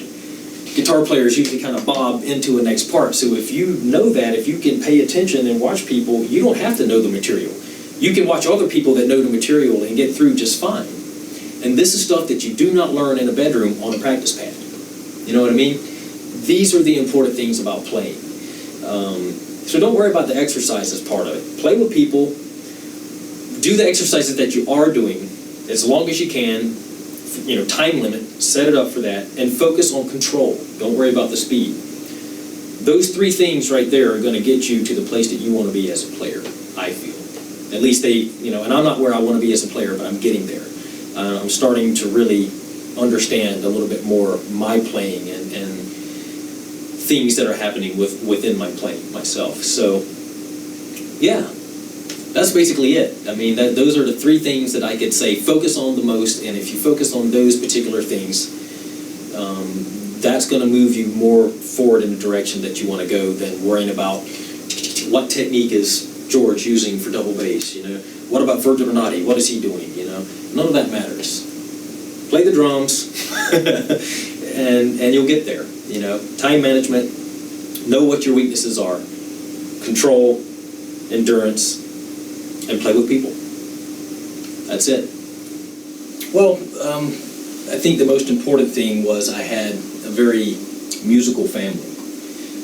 Everybody played an instrument. My dad played guitar and sang. My mom played piano and sang. My brother played guitar. My cousin played bass. My uncle played horns. So from a very young age, all the way up until, you know, I was in high school and I started playing with, you know, my own friends and having our own bands and stuff, there was always music in the house, always.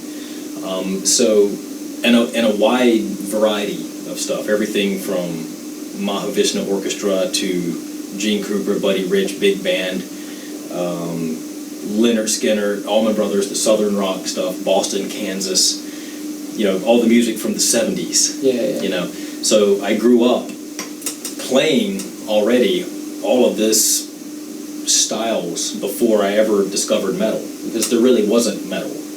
Yeah, I mean, my brother is 9 years older than me, and he basically was responsible for introducing me to Black Sabbath and Alice Cooper and Kiss, you know? Yeah.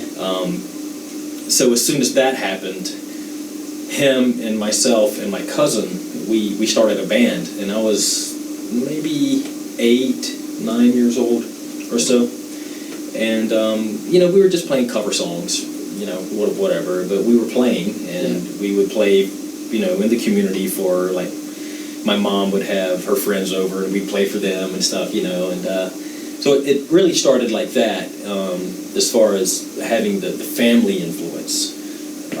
Shortly after that, because I was in like a suburban neighborhood, there was a lot of kids that played, you know, guitar, other drummers, bass players. So I would invite everybody I could over to play, you know, to jam, you know, with people. Because there's only so much you can do playing to records, you know, as far as like how you internalize music. So very important thing for me at a young age was play with people, play with as many people as I can. So by the time I was 14, 15, 16 years old, I already had a band. We were playing original material. Yeah. You know, so I started, you know, at a very early age playing, and then kind of melted my way into being in bands. Yeah. Definitely. Well, one of the guys that when I was about 15, 16 years old that I met was a guy named Bob Moore. Bob was a little older than me, maybe 6 years older than I was, but he was already into recording and doing stuff. And some of you guys may know Bob's name from the Nile Records. He recorded all of that stuff, all the earlier stuff. And, you know, it's him and I, we basically grew up building recording studios from the ground up, you know. Cool, yeah. Outside of that, the only job I've ever had, you know, as a working adult was in a music store like this. Oh, so I was on the other side of the counter for years. So that led me to a lot of product knowledge, you know, about all the different manufacturers. And then I started meeting all of those people, you know, the people behind the scenes, not necessarily the musicians out playing, but the people that were supplying the musicians with their gear and stuff. So I started meeting all of these people, and that's really how I worked my way into, you know, having, you know, a career in playing drums. Because honestly, when I was playing in all the bands and when I was doing that stuff, none of those people gave me the time of day. You know? So it was because of a couple of different things, but the product knowledge, meeting the people, and being in that environment that allowed me to be able to grow enough, you know, as a musician, as a person, you know, as a player, to end up here, you know, to get here. Yeah, it did. But I believe, honestly, now that the internet is changing a lot, it's changing so fast. I've noticed a decrease in traffic, not only at my site, but Drummer World, Virgil Donati's site, George's site. You know, when I put my forum up, there was my forum, Virgil had a forum, Mike Mangini had a forum. There was a forum called House of Drumming at the time. So just a couple of... There was just a few. Yeah. Drummer World didn't exist, Pearl Drummers Forum didn't exist, you know, all the big ones now, they weren't around then. So I was one of the first guys that had that, and now I'm looking at my website going, well, you know, traffic isn't up what it used to be. Everybody's got a forum. It's not special anymore. You know what I mean? So I'm thinking to myself, what am I going to do? What new format, you know, are we going to come out with? Because everybody now is onto the Facebook and the Twitter stuff, which I don't have a Facebook account. There's plenty of Derek Roddy's up there. None of them are me. So just so you guys know. But that type of instantaneous, I think what happened with the forum is somebody would ask a question, and sometimes it'd be 2 or 3 days before you get a response. Now with Twitter and Facebook, it's instant. And I'm noticing a change on the internet where people's attention span is much shorter than it was even 5 years ago. Now they want instant, you know, how do I get my double bass drum better? They sit there and they wait. Clink, something comes back. If nothing comes back, boom, they're on to something else. So what are we going to do now that's going to be an updated version of the forum that's going to be kind of a mix between Facebook and Twitter and the traditional forum aspect? That's what I'm trying to come up with, because I don't necessarily believe that putting your stuff online right now, expecting to get somewhere, is the thing to do right now. It may have been 5-10 years ago. But now there's too much. I think there's too much information out there, and it's weird because there's so many good players. I mean, it's hard to even, you can sit on the internet for 4 days and find drummers that just blow your mind. And if I think back 10 years ago, before there was internet, you could count them all on one hand. You know? And it's just because we didn't know who the guy was in his bedroom shredding. You know, so now we do. But how do we separate, you know, ourselves from all these other killer players? You know? So that's something I'm trying to think about now. Well, I mean, there's a lot of things. The biggest thing right now is, the thing that's sticking in my mind is the fact that the music industry is changing so much that it's no longer possible to make a living solely from playing music. That's the biggest thing that sticks out in my mind, because I know guys that are playing, you know, 50,000 seat arenas that are barely paying their mortgage payment and their car payments.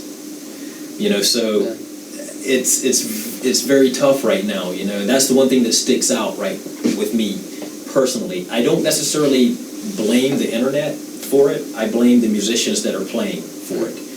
Because a lot of these cats, a lot of these guys are, you know, they'll go on tour and lose money for the sake of being on tour because they think, oh, the exposure. But meanwhile, live attendance is going down. Prince canceled a tour this year. Paul McCartney canceled the rest of his tours. John Mayer canceled his tours this year. You know, so all of the people that genuinely are concerned about making a living playing music are realizing, I can't make a living, and they're canceling their tours. Because, I mean, think about it, gas prices are 4 times what they used to be, even 5-10 years ago. That used to be your profit. Now all your profit is going and putting gas into the vehicles that are moving you around. Yeah. You know, so it's not saying that it's going to be like that forever, but unless all of us wise up and figure out a better way to do it other than signing a contract and going on tour, that doesn't work anymore. In this day and age, it doesn't work. Yeah. And I'm watching band after band after band come home broke, break up, you know, go back to working their day jobs because they're frustrated, you know. Yeah. So that's the one thing that sticks out in my mind. And, you know, what are we going to do as musicians to change that? You know, how are we going to change it? Because it's up to us. You know, everybody wants to blame the internet. I mean, I think the internet is great. I think if that... you use it in the right way. Yeah, well, you know, and the thing is, right now we're limited by technology, meaning that you can't get a full 1080 framed, you know, nice high definition looking video coming in on your monitor, not even on a little monitor, without buffering and waiting for it and whatever. Think about when we're able to get 1080i on a 70-inch plasma screen like that. Yeah. When that happens, which is only about 5 years away, 7 years away, when that happens, the live industry, the live music industry is going to stop. Yeah. Because people aren't going to want to leave their homes because they can watch it right there in high definition with 6 camera angles and, you know, bam, like that. Why go to a club and see it when you can watch it in surround sound in your own living room? True. Not saying that there won't be live bands. Of course, there's always going to be live entertainment. But you're going to start seeing a big shift in people going out and staying in their homes when the technology reaches us, you know? Don't put all your eggs in one basket. That's the best advice I can give is don't solely try to do this. Go to school. You know, do and become as much as you can do and become. Because like I said, there's few and fewer people are being able to make a living doing this. I can't make a living doing solely this. And I'll be straight up honest with everybody. I do not make a living from playing drums, right? This, for me, is more of a hobby. It's more of, I enjoy this. It does bring income in, right? But this isn't my focus in life, you know, and that's fine. That's okay. Because somebody may look at me and go, oh, that guy must live, eat, and sleep drums. I did for a while, you know, and I still do. I mean, every day I'm thinking about drums, you know. Every hour, every 40 minutes of every hour, I'm thinking about drums, you know. But that doesn't mean that it's all of who I am, you know. So become more than you think you can become. I mean, that's the best advice I can give anybody is to, you know, learn. I've had a real problem with people in my life not wanting to learn, not wanting to gain experience from their experience. You know, they'll go through something really hard and they don't learn anything from that. They don't make any changes to prevent that type of thing from happening again. You know, and this is kind of what I'm talking about. It's, you know, learn from life experiences and turn that into something positive that can, you know, move you steps forward instead of steps backwards. So don't give up. Right. Be more... Yeah, don't give up on music. Nobody's saying don't play music. Play music. Do it all the time. But you should do it if you're making $1 million or if you're making $1. You know what I mean? Like the money part of it, it's really irrelevant. You know, music isn't about money. Here's something I'd like to point out. Yeah. We've been a species as an upright being on this planet for about 240,000 years. That's all. Yeah. Together as a species, including Homo sapien and Erectus and Cro-Magnon, all of that stuff, about 1 million years, okay? We are the youngest species on this planet, okay? So if you look at, say, an alligator's been around for 400 million years. Yeah. We've been around for 240,000. Okay, so the point I'm making is from 240,000 years ago all the way up until 75 years ago, 80 years ago, music was free, right? Yeah. It's what we did to heal loss. It's what we did to celebrate life. We communicated with other tribes across valleys with drums. Yeah. You know what I mean? After the dinner, everybody gathered in a community and played music, and it was free. It's just fun. Right. So, with that being said, for the last 75, 80 years, we've been charging people for something that ideally was meant to be a healing tool. Yeah. So, as a species, why did we ever think that it would be different? I mean, sure, we take capitalism and we try to take music and charge people for it, but I'm of the thought that music should be free. It should be, because it's a healing tool. And I really don't think that you should manipulate music and use it in a selfish way like that. I mean, sure, make money off of it if you can, but the actual act of playing and creating, it never was about money. You know, it never was about monetary value. It was about, you know, the heart, the soul. Yeah. Being able to, you know, get emotion to this person sitting over here. You know, can you feel what I'm feeling through the tool of music? That's a beautiful thing, and I think we've lost a lot of that for the sake of Money. For the sake of money. And I think the internet basically is teaching us that stop all that. This is why you should be playing. Yeah. You know?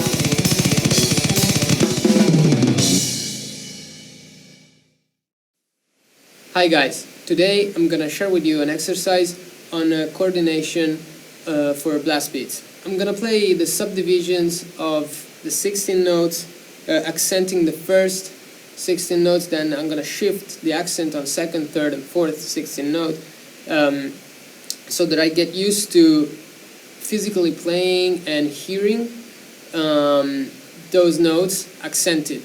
And this will help me when I have to write blast beats and drum parts to have the freedom of just accent the 16 notes that I want to follow better guitar or whatever I'm writing in my music.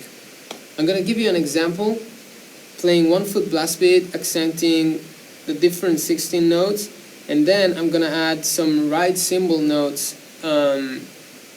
as a tap, so not accented strokes. I'm gonna show you and it'll be easier to understand.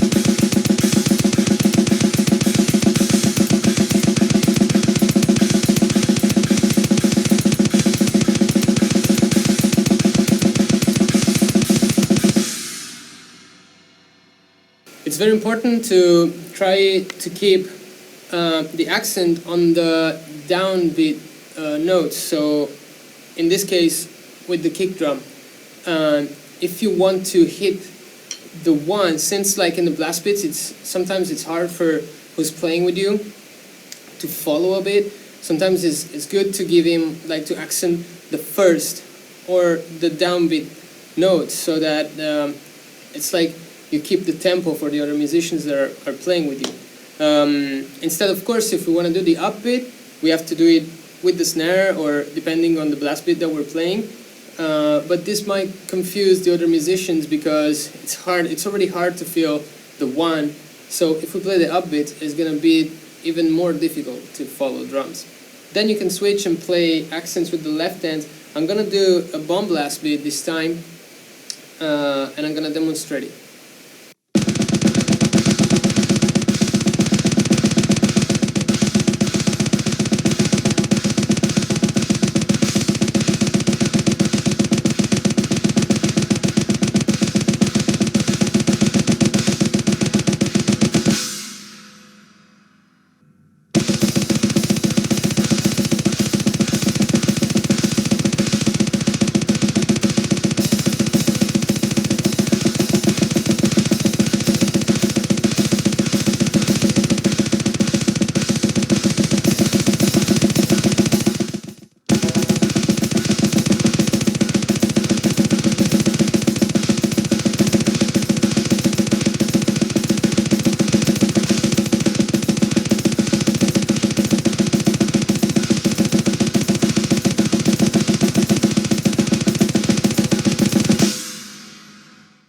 You can then put everything together and improvise, creating melodies between the cymbals while you're playing the blast beats.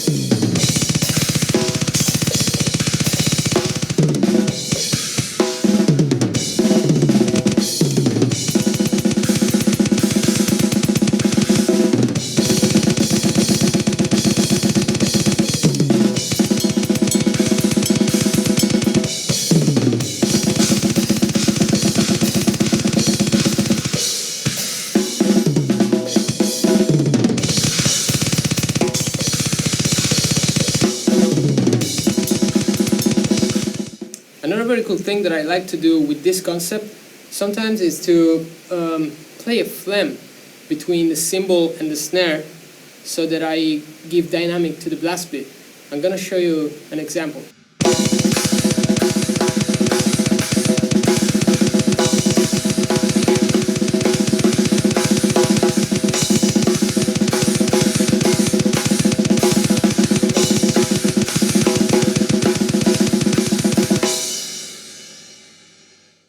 So this exercise helps me a lot on have the freedom of being creative on my blast beats, and it gets really fun improvising and trying to write stuff with other musicians and get a little bit away from the only speed concept of the blast beat. So hopefully this inspires you to be more creative and come out with new ideas on your blast beats.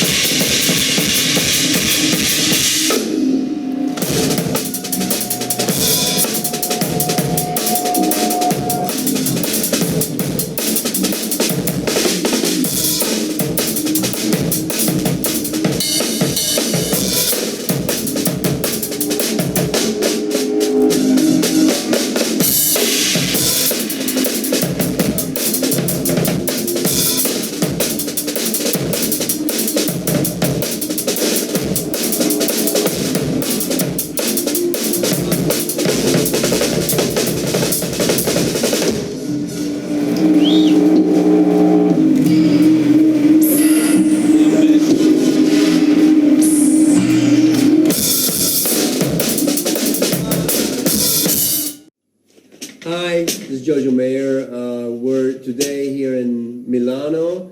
This is the first day of a 1 week where I conduct drum intensive courses for like 1 day, and this is in my entity as an educator.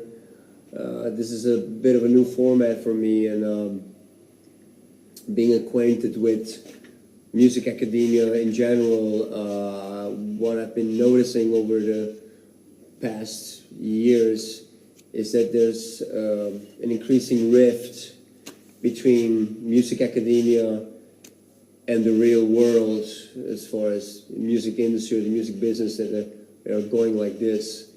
And one of the reasons why I do this course is trying to create a connection or mediates between the reality of where music and drumming is going and what we usually find in academia, and try to negotiate or create an awareness of somewhat of a more realistic outlook and viewpoint of what the position or the meaning of this instrument could be in the 21st century. So a lot of that focuses on that particular claim. Other, of course, technical, conceptual, and emotional aspects of playing this instrument. Like the current series of master classes is also an opportunity to acquaint people a little bit more with the second DVD that I put out, this Secret Weapons for the Modern Drummer Part 2. It's about foot technique, where the first video was about hand technique. So it is essentially the same thing, just trying to acquaint people with my conception of an approach of playing the bass drum and like the hi-hat, or basically it concerns everything technical from the waist down, including sitting position, balance, and all those things. It's been a long process for me to finish it. I worked on it for over 6 years, and I was trying to hope with the second video to create an access point or a 0 point of negotiation, or something that people can start with when it comes to foot technique, because there's no schools or method really out there. So I'm trying to establish a little bit of an entry negotiation for people that want to know more about pedals and foot technique. 2015 has been a very busy year. I've been going around the world about 5 times, and I just came from New York, and we just finished our new Nerve record. It's going to be released in the beginning of November. The title is going to be the Ghosts of Tomorrow, and it puts a little bit, it's also like the theme of like music in the 20th century, or how music can reclaim to be an authentic art form and not just regurgitating the 20th century over and over again, and to create new impulses that are reflecting the nature of like the 21st century of change and improvisation.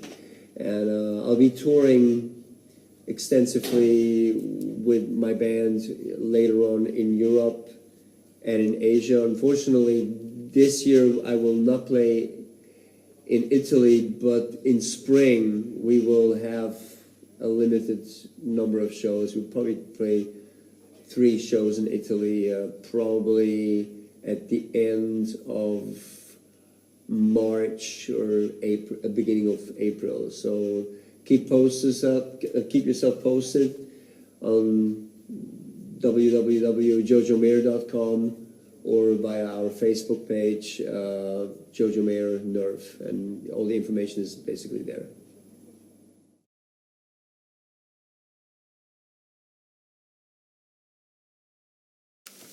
Hi, my name is Bruce Becker, and you're watching The Drum Brother.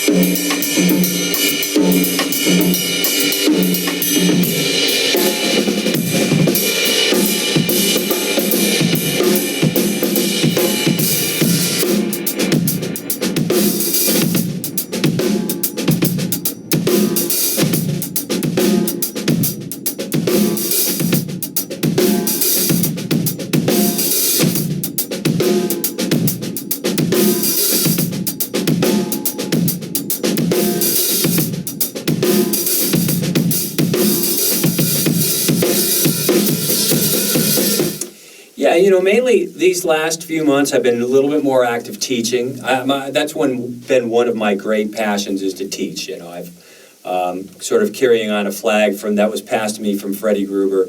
I had a lot of chance to spend time with him as a student for about 7 years or so, back in the late 70s into the early 80s.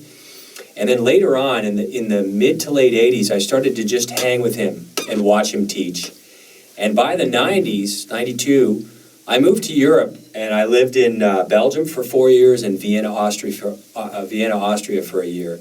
And that's probably when I spent more time with Freddie in a concentrated sense, because he came to spend time with me and live with me. And we did a lot of clinics together. In fact, you saw one. I showed you one that I have, a very, very rare one. Freddie was in great form that day. But anyway, I've been teaching mostly a lot these days. I still do some good sessions in LA. My gigging schedule has slowed down a little bit, some by choice, some by just the changing landscape of the music business. But I've been working on an instructional DVD that talks topically about those kinds of things, about setting up the hands and positioning and the relationship of how we interact with the stick. And at the same time, I've been working on that book. And the book is different than the DVD. It's more about odd time concepts and philosophies and how somebody can develop certain things, because that's a very challenging subject for a lot of drummers. So I think I hope I've written it in a way that will give people some particular phrasings and ideas to think about to help develop their playing in that genre. Well, the DVD, that really speaks about the different positionings of drum technique that we use and trying to illustrate the connection between them all. So if I talk about French grip approach, there are certain specific things that are inherent that we want to tap into, and that's balance and the positioning of the stick. What I always present is that we're trying to change our reflexes to respond to how we want them to respond, and also how they respond to the stick physically in the sense of balance and the creating of momentum or movement. And so, there are certain things that are very valuable to understand in that setup. The position of the stick in the hand in French grip and the arm position, how that forearm is subservient to the bounce of the stick, And I'll just illustrate a little move that will show the connection from French grip to German grip, and German grip back to French grip. And trying to use all the subtle nuances to make that connection to be really well understood and accessed. If you can't access it, then how are you going to use it? And then, of course, I always say that in pursuing your technical studies, you're always driven by your musical influences and your musical experiences.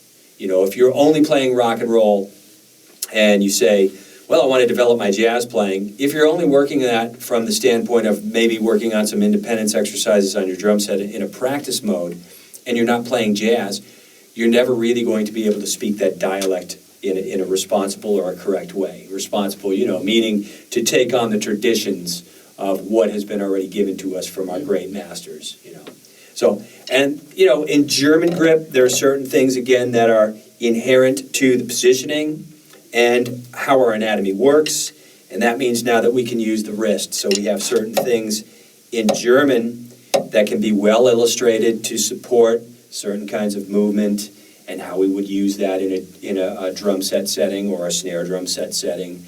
And, really just working the two approaches. And then, of course, the third approach, traditional grip, which a lot of guys like, mostly jazz players, but there's a lot of guys who make a nice presentation of how to play a backbeat with that left hand in traditional grip. One guy that comes to mind is Steve Ferroni, now playing with Tom Petty. He gets a nice backbeat, a nice pocket. Jojo Mayer is a firm traditional grip player, Dave Weckl.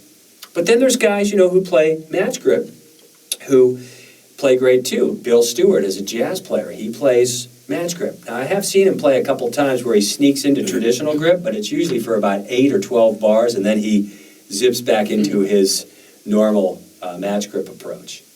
So those kinds of things are going to be my depth of approach in the DVD, to really talk about how to set those things up and to manifest good changes in your playing? Well, I've been carrying on a group with my brother David for now going on 30 years. And the crux of the group is contemporary jazz. So it's compositional stuff, but with an emphasis on some improvisation. And that's always driven me to explore more varieties of how to improvise and also to be, free and flowing as we all want to be in our drumming. But at the same time, I've always been a rocker as a kid. My first exposure to rock music as a kid at six years old, because my dad didn't let us listen to any rock until I was about 6. He was like this staunch, we must listen to classical music only. So when I finally discovered the Beatles, and also the Monkees, which Mark Schulman would attest to, those were big groups for both of us, and Mark's a really good friend. I know him all the way back then, before I even played drums, and before or around the time he started to play. But those things had a big impact as well, because I really wanted to fine-tune certain things about playing. When you listen to a drummer like Ringo, he has a certain personality. While we may say, well, he wasn't so technically great, he had certain things in his technical approach that were driven by the music he was playing.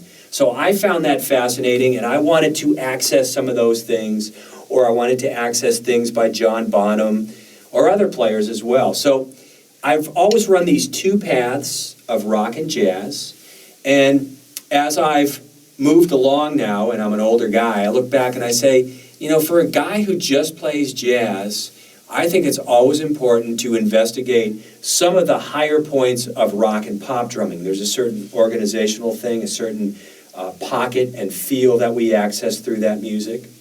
And for a guy who only plays rock and pop, I think it's very important to understand and to study up the swing values and the traditions of the instrument, because the instrument comes from that swing period, the 20s, 30s, and 40s, and then started to branch off into other areas. But that certain sense of swing that drummers like Buddy Rich and Papa Joe Jones and Big Sid Catlett and names maybe some people know or they don't know, but those guys they're the forefathers. They're the branches or the roots of the tree. Very, valuable to understand how that works. So when you listen to a guy like John Bonham, for example, or Mitch Mitchell, rock drummers, they swung. They had a swing feel in their playing. And I think that, for me at least, when I look back, that's some of the great personality that really speaks volumes in their playing and things that I thought were very valuable to develop. So to answer your question, what drove me, it's like those things. And then, locking in with different people, playing with different people inspire you. I played with Barbara Dennerlein, who's a Hammond organ player from Germany.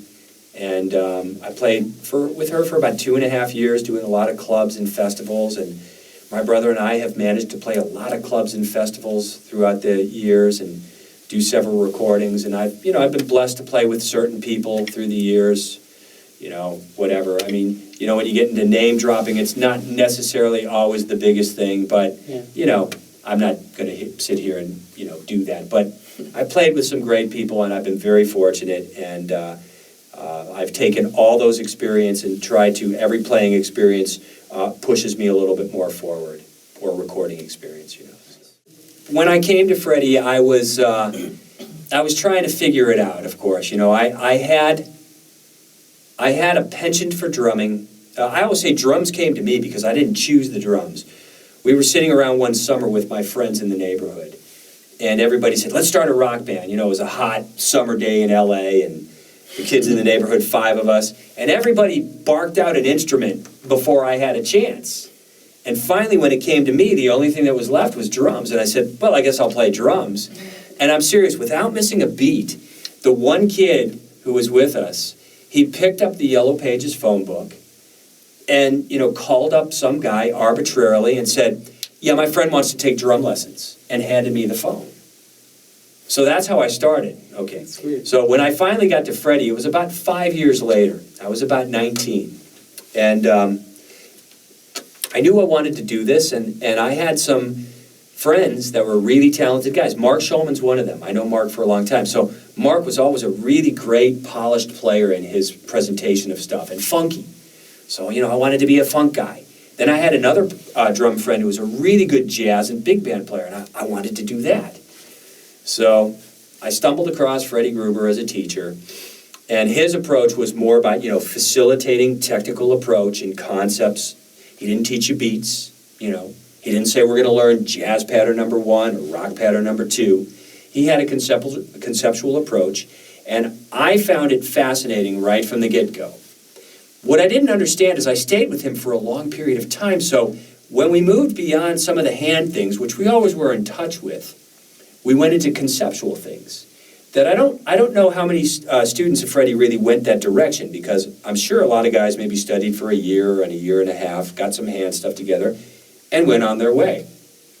Me, I was like, well, where else can we take this? So we did all this crazy stuff. And by the time 1984 rolled around, I had been playing, I went on the road, I did certain things, but I'd always come back. So that's 7 years later after studying with Freddie. And then around 1987, I kept in touch with him that other 2 years or 3 years, but 1987 when Buddy Rich passed, I felt this responsibility because Freddie was really depressed about that. Yeah. They were close. So I started hanging around his house, and I would, if he went out of town, I'd house sit for him. And when he was teaching, I would just show up and hang out for several hours and watch him teach. And I'd go get the spaghetti from Vinny's Italian restaurant or the... Caliuta? No, there's an Italian restaurant called Vinny's. Yeah, Vinny Caliuta. Went to Vinny's and got some pizza, man. Yeah. In the 90s, I moved to Europe. And I remember having a conversation with Freddie, and I think he was sad that I was leaving, He was like, oh, man, you're going to move to Europe, And then he said, I'm going to come over, and we're going to hang. So he came over about 4 or 5 times. And those particular hangs for me were more in depth because it was all about drum stuff. We went to the Frankfurt Music Messe. We'd go to the Koblenz Drum Festival, which was a huge drum festival through drums only. And man, some of the guys on the bill were Steve Gadd, Simon Phillips, Greg Bissonette, Virgil Donati, Dennis Chambers, Trelock Gertu. Tell me when you're born and you want me to stop. I mean, it was ridiculous. Yeah. And that was 3 festivals or so. And, Freddie knew everybody, and he'd be doing his Freddie Gruber stuff, and we'd stand off to the side of the stage because we would go backstage, and we'd watch guys, and he'd hit me in the side and watch that guy, and he'd make some comments, and then we'd go back to the hotel where we were rooming, and I would ask a question or two, and then it would go into a whole presentation of stuff. And then I would draw back to things we did back in the late 70s or things that he was doing currently, because he didn't stay with one approach as a teacher. He moved beyond that and went to different places. So by the time the 90s rolled around, it was a big difference from what he was doing in the late 70s, So anyway, that really drove me to first, find a better way to do things technically, but it opened up doors for me musically. It helped me fine-tune and, add some more substance to what I was looking for in my playing. So that was a really, I must say, really big influence, and I still look back to him very vividly and recall lots of great things. Now, again, you saw that video. I have a clinic that we did in 1993 or 4 at the Future Music School in Germany, which he was very clear. Normally he was talking in tongues, and most people would go like, well, I don't know what this guy's talking about. He must know something, but I don't understand anything. He was pretty clear, and I know that I probably kicked him in the butt about that, because he was talking to guys from Germany, because it was in Germany, and they don't speak English, so they don't understand the irony or the sarcasm that Freddie may have, or the sense of humor he was trying to put across. It doesn't sometimes translate. So I told him, I said, Freddie, you can't do that, man. It's not going to work. So he really was clear on this. I mean, I just watched it with you and Tony Arco, and man, it was great. So those things really propelled me to fine-tune the playing, but more importantly, travel the avenue of education to teach, because I really feel a strong torch to pass on to younger players. Because now, some of the great players have passed on that started on this instrument, or started the whole thing. And some of the great teachers like Jimmy Chapin, no longer around. Joe Morello, no longer around. Freddie Gruber. Yeah, well, the book is going to be a little bit different. The book is more about odd time things that Freddie and I discussed a little bit, but my embellishments on things. The hand things are, and it's not like I'm doing what he did. I'm taking the conceptual things, and from it's been now about 30 years since I've been teaching, so all the experiences I've had as a player and as a teacher, and knowing how to tap into what guys need, what kind of physical change does somebody need, so the DVD I'm looking to have out this year, 2012, and the book, separate topics, odd time stuff, same time. I'd like to do both. The book was an inspired idea, and at some point my idea was, I'm just going to write it just to, because for me. And then I thought, well, I showed it to a few people, some of my students and a couple of guys that I have great respect for, to have them look at the literature. And everybody said, wow, man, it's great. So, I'm going to put it out, and hopefully people will be able to tap into what it is I'm speaking about and, better their playing by that. I'll probably put an audio CD so that you can hear some examples. Because sometimes when you look at a book, it's challenging to get yourself into the book. At least you use your ear sometimes, and learning processes like that. Some people are visual, and some people are audio, with the ear. And so you got to kind of tap into both areas so everybody can benefit. Okay. Why don't you play for me some 9-stroke rolls back to back? So we'll play, 1, 2, 3, 4. 1, 2, 3,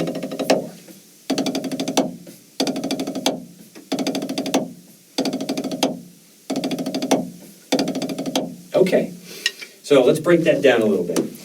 In terms of, you can do things many different ways, but it's always very good to outline a movement. You're trying to create a dance with your sticks. So as you do that dance with your sticks, what you want to do is create a choreography. So if we make that choreography without the double stroke, and I just play down, tap, up, tap, down. Down, tap, up, tap, down. And a nice breath in between. We'll focus on just the right to right for right now. We won't worry about the left. So just play that down, tap, up, tap, down. Down, tap, up, tap, down.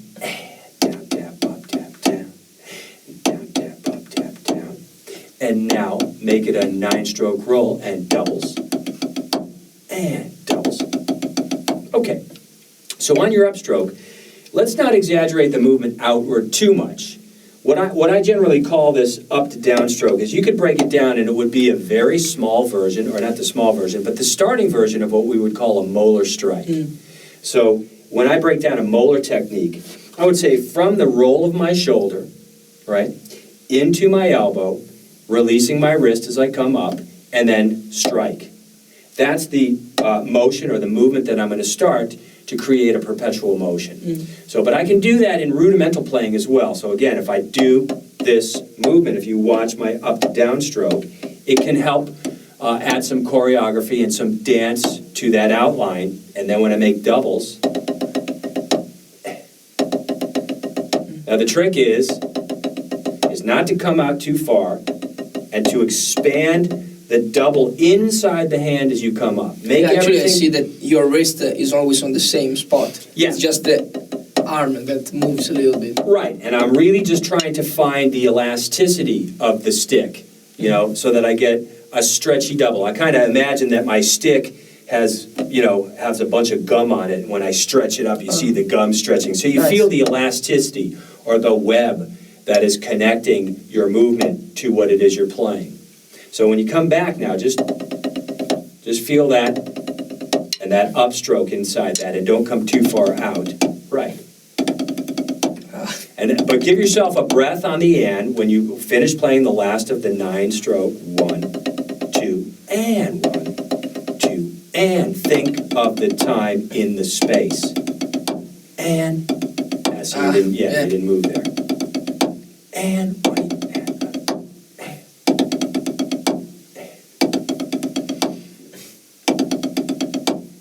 it's hard. Yeah. Now there's a bunch of different ways. You can add some systems of using your body weight to fall into your bottom end, your time, by lifting your heels and letting your weight fall. That's an old Freddie Gruber thing that I used to do with him. I had a great amount of time spent with Freddie, a lot of time. But he would do some things where he'd say, let your feet fall so you feel everything falling together. So in other words, and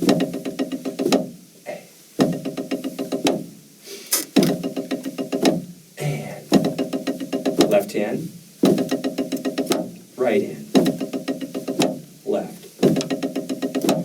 Just to open up the roll so that you feel you have some elasticity with your doubles. I think More space. I think the last thing you want to have is like doubles that sound like little short bullets, like, really tight.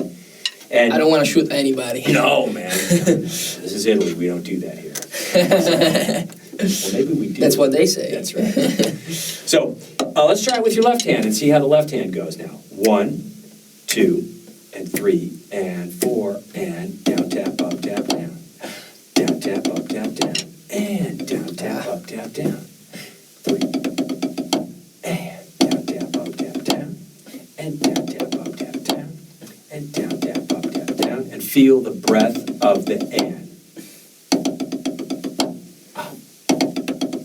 Cool. And the other thing that It's hard to coordinate this thing for me. Absolutely, but everything, and I bring up, and we were talking about this earlier, but I always bring up Steve Gadd as a great example of a guy who is, as an early kid was a tap dancer, so I think he understands all the value of up to down strokes, and you see it in his playing. I mean, it's very visually present when you watch him play, and you can see the understanding of all that. And when you do that, you're really starting to coordinate and never losing out on any space of what you do. And now starting to enact upon all the value of space that you play. But what I was going to add to that is, when you come down now, what we want to do is solidify a certain amount of strike and impact. And that requires that when we lock it in, we kind of squeeze the stick and allow the stick tip to pop off the pad and pull into the hand. And now that's a tricky acquisition. We don't just get it by doing 1 or 2 exercises. There's a series of things that you can do to really heighten your awareness of that and bring it into a place where it's usable and it becomes a natural reflex. When I'm talking about teaching in relationship to my students, when I have, many students they come week after week, is we are repositioning our understanding of our reflexes. We have reflexes and we may do something funny on the drum set, and what we have to do is we have to become more aware of what are we doing, how are we doing what we're doing, and retool up the reflex so it's more responsive to what we want and not to just what it does on its own. So in terms of that strike, there's a few things inside the hand back here that are quite helpful to allow the stick tip to pop into the hand, and then of course to position it in such a way where I have this little acoustic shell here to get more resonance out of the stick. So how does that come into place? Well, that's actually pretty good. Do that again, and feel the release of your wrist as you come up and strike. Yeah. Is this all right? Yeah, it's actually, if you look at your hand, I would say that if you turn your hand upside down and you're holding your stick, if you're holding it, if everybody knows how to hold a clave, okay, the instrument's the wood clave, this is how you hold a clave, and you need to allow it to have the resonance. If I hold it tight and I'm gripping it, listen to the tonal quality. Yeah. Everything's choked. Everything's resonant, yeah. So we want to create that inside the hand as well. That can shift and really help develop your tonal quality on the drum set. So what you have going on there is pretty cool. Yeah. You don't have to hold it directly center in your palm. I would have it maybe just slightly off center, so that if I go into molar and I want to play some triplets, that the butt end of my stick is slightly off center, so I have a place to let it move up. If it's underneath my wrist and my forearm, it's going to bump into it. I don't want to create just one squeeze. So you see, watch. How can you put the thumb like this if you put it here, the stick? Well, that's the tricky thing. That's a stretch that you work on. There's a certain couple of exercises. You do this? Yeah, but I don't want to just say, well, just put your thumb in, because that's easy to say. But how do you get it to just feel like it can be part of a natural reflex? There's certain exercises that you can set up to get it to adapt to the position of the stick in such a way that you can call that your home base. So once it's your home base and you understand all the rules that are set around that, you can modulate, you can move them around a little bit. It doesn't have to be so rigid. But in terms of getting that pop, that's part of it. The thumb position is actually, it's a similar thing in French grip. If I do French grip, there's a French grip strike. And if I look at my thumb, oh, there it is. If I do German, oh. And even if I do traditional grip and get just a strike from the traditional grip, my thumb is in as well. And so that can be a real good continuity. But there are certain exercises. Is this cool like this? Yeah. That would be a good There's strike. space here. Yeah, I mean, listen, it doesn't have to be like, you don't have to have any wood putty and fill in any spaces. But if you're starting with that, right, that was a good one. Did you? But that's like this. Again, I don't want to get too rigid with it. I don't want to say that it has to be just this. Is it good like this? There's a little breathing room. How does that feel? It feels good, but it's not what it's supposed to be. If you were my student every single week, I would work on certain things to have you be able to connect better with that. In other words, there's a mind-body connection that we do when we're learning to play the instrument. You know, a lot of us just pick up the sticks. We want to play rock beat number 1, and we want to get around the drum set and figure out what we're going to do from what we hear. And we don't really give a lot of thought to what we're doing with the sticks. So in order to better get our attention to what we're doing and how we're doing what we're doing, that takes a little bit of step-by-step process. Yeah. And a lot of people get a little nervous about it because it's, it's like, it's work. But that's what it is. Everything is discipline. When you sit down and want to be an expert in anything you do, you need to really take the time and the space to help develop that. If you don't, you're really going to miss out on the end result. And it's a journey. You don't just get somewhere and go, all right, I got everything together, I'm cool. No, it's a continuing journey. There's great drummers out there right now that we could speak about who are continually growing. I'll name 2 that I can think of that I've watched over many years grow as players. Peter Erskine and Steve Smith. And both of those guys, if you go back to how they played in the late 70s or early 80s and watch how they have developed to this point in time, they're much better players. They have much better touch and much better tone and ideas. And they didn't just sit around willing it and going like, gee, I wish I was a better player. They've worked, man. They worked their butts off. So my role as a drum teacher, what I do in Los Angeles is I'm really like a drum coach to a degree. And I was very fortunate to have a lot of time spent with Freddie Gruber that helps to know about certain things about the hands. We had some really detailed conversations in the 90s, but I was already studying with him in the 70s. So we had about a 30-year relationship. Nice. Pretty long, yeah. So you wanted to talk a little bit about molar and how that works and try to get a little more density out of the stick when you're playing molar 16th notes? Yeah, okay. Okay. That's right. All right. So here's a couple things to think about setup-wise. The setup for molar for me is really about the rotation of the shoulder into your elbow and allowing your wrist to release. And so if I do this initial strike, there I have what I call the molar strike. Okay. Now after that, I want to be able to not only just get my downstroke, but get some density out of my upstroke as I release and come back up, so that there's a little bit of a pop of the tip of the stick off the pad on the up. There's other mechanical things that I'm thinking about, but we don't want to get too detailed. But one thing is to watch my elbow. It really makes a nice circle every time. So, and when you come up, so go ahead, do that initial strike. So when you come up, let your wrist release. So feel the stick housed firmly inside the hand, but allow your wrist to release. Now, when I say release, let it feel like it's going to drop, but it can't open up because then the stick's going to fall out of your hand. But you want to have this feeling, in terms of your development of tension and release. We want to understand how that dynamic really works. And so when you come up, you feel as if this is releasing, and then you come to your strike, and your strike is firm. Now, when you strike, don't let the stick pop away from your hand. Let it come into the hand so that you get this kind of a squeezing of the stick back into the hand so the tip pops off the surface, in this case, the practice pad. So come on up again, release that wrist. Right. So now we're just going to play very simple eighth notes. 1 and 2 and 3 and 4 and.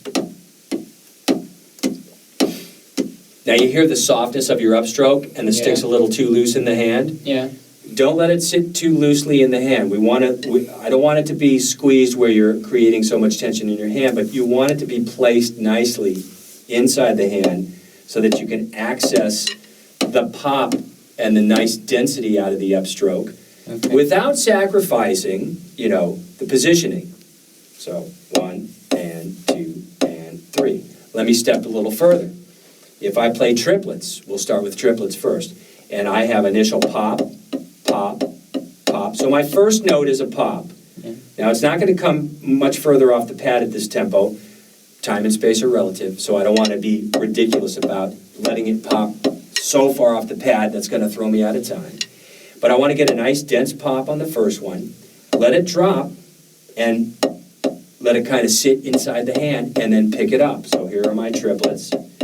Now, easier said than done. But take your attention to, watch the leverage of my butt end of my stick, how it walks up evenly back here. And if you listen to my triplets, they're pretty dense all the way through. So the same thing would apply to 16th notes. In generating a molar move, you're still going to get a little bit more of an accented note, because that's just what happens. You're throwing it down a little bit, and then you're following the bouncing stick. Yeah. But to get a little more density, you want to bring this relationship of the openness of the bounce and your fingers to move with the stick so that you can add a little more anatomy. When you connect your anatomy to the stick, that helps you to define more tonal quality and more density. And I don't mean this, but I mean, this yin and yang, this balance of how much hand do I put in with that stick to get that nice fat tone, but without sacrificing and getting really tense and pushy with it. So check it out. Here's my 16th notes.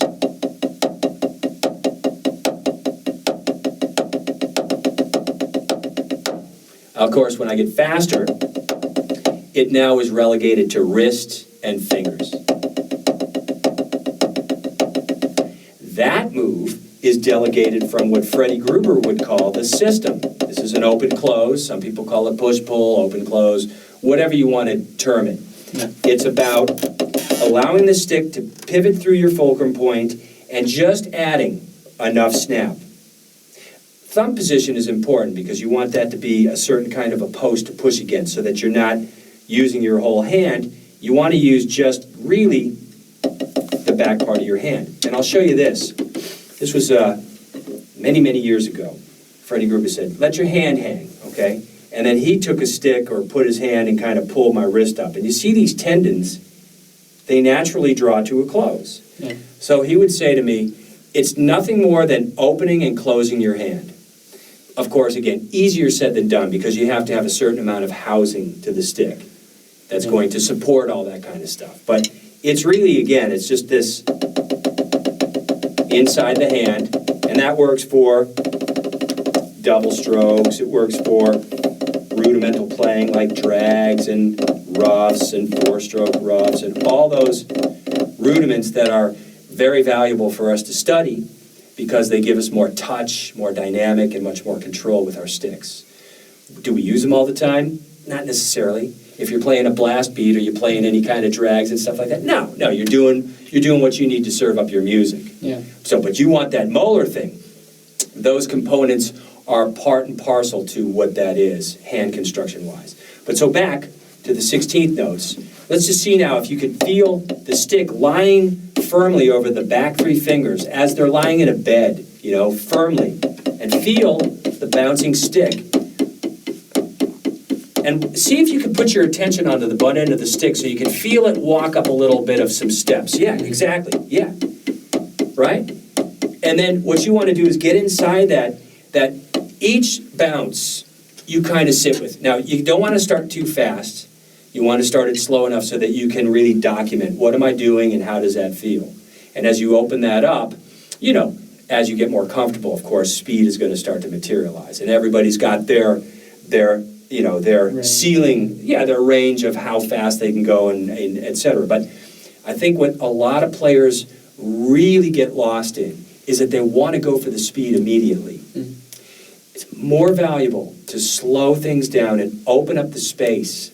When you play faster, if you've practiced slowly for a long period of time to work on something, when you finally get to faster speeds, your visual perspective of space in that speed becomes deeper and broader. And then you really see the control value of what you have. So anyway, 16ths, and see if you can really feel the density of each stroke. And try not to just wrist it all the way through. Watch this. My wrist and my fulcrum and everything, they act like a shock absorber to the... Yeah.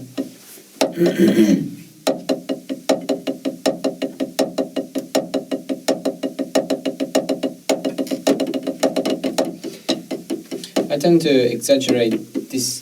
Yeah, you're kind of sliding out. That's what a lot of guys do. They tend to slide out a little bit more. And what you want to try to do is make your move an elliptical upstroke. So as opposed to this. Now, when you get faster, it's going to be smaller. But when you're in that mid-range tempo, I see it with my students a lot. When they initially start, not everyone, but some of the guys, they tend to sort of skid outward to try to get that. And they're not sitting in the extension of the stick doing this. You know what I mean? So this stretch, and watch. So the elbows goes a bit like... Yeah, I kind of support, but... Yeah, I don't really use... I mean... stays on and the wrist goes more up and down. And right, you're following this and the elbow supports the lift. The elbow is kind of driving a little bit of some of the movement at this tempo. Okay. I need to practice it, but I'm understanding. Yeah. And if you watch this, just check this out. As I do this, just as I kind of come up and follow the bouncing stick.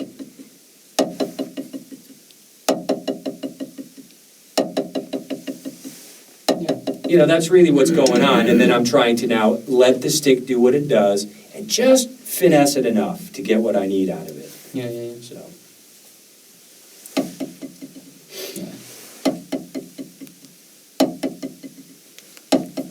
Right, you feel the bounce now, and so of course balance is going to be a very important value when you have the stick set up in your hand, so you're using the balance to your advantage.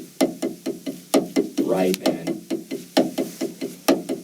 And then you can go into, you know, one hand playing that molar move, and then the opposite hand filling in the space with what I deem or I call as a fulcrum wrist bounce. So just using that wrist and letting it bounce like a basketball. So I would be playing... Just look at the consistency of the stick tips. They're both coming to the same height. It's hard. I can't play and talk at the same time. And left hand. You know? So the value of that, again, you know what you need it for because you're trying to serve up a certain thing that supports what you do musically and playing, which is perfect. Everything we develop usually in technique is usually driven by what kind of interest musically we have or what kind of musical situations we're involved in. No problem with that. At the same time, as you're fine-tuning what you do musically, I think it's always very valuable to explore other things that you don't do musically because those things add depth to what you do. And when you find yourself maybe moving beyond what you've done, you go like, all right, I did, you know, enough of those kind of gigs, I want to get involved in this. You'll be prepared for that. Yeah. And then you'll find yourself perhaps fine-tuning another gauge of technical exploits, trying to fine-tune how you're going to get that dialect for that other musical style. You know? Cool. Yeah. Awesome. Thank you very much. Thanks, James. Right on, man. So, Ali. What's up, man? Hey, man. This is what's going to be my book. It's sort of a practical concepts and philosophies in developing odd time playing. Nice. Yeah. So let's look at this one section. I have pretty much 3 sections right now, and I think I'm about 60% of the book done, you know. Takes a while getting on that finale notation and getting that, you know, the ability to work on it. But here's one idea. I'm going to play a jazz waltz, so that's jazz in 3/4 time. I'm going to make a very simple bass drum pattern to hold down my bottom, and my ride cymbal pattern is going to be a very, very ordinary jazz ride cymbal pattern. So it's going to be...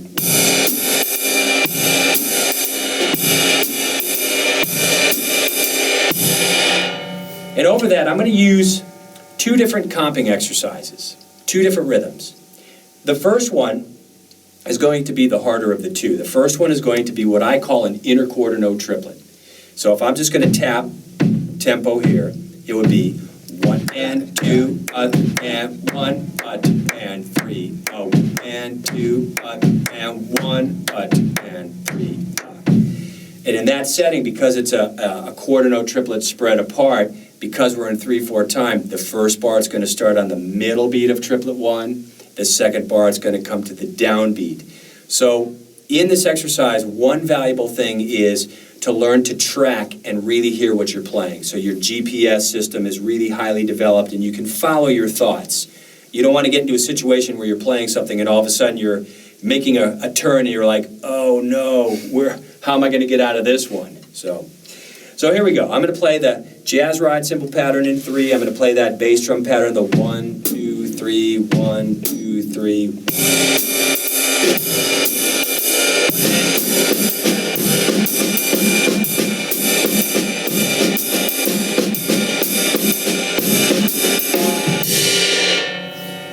So we'll stay with that one rhythm.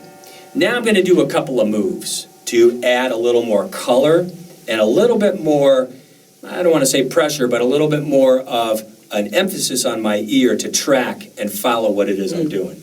So I'm going to make a very easy thing since we have a 4-piece drum set here. We're going to just move that left hand clockwise.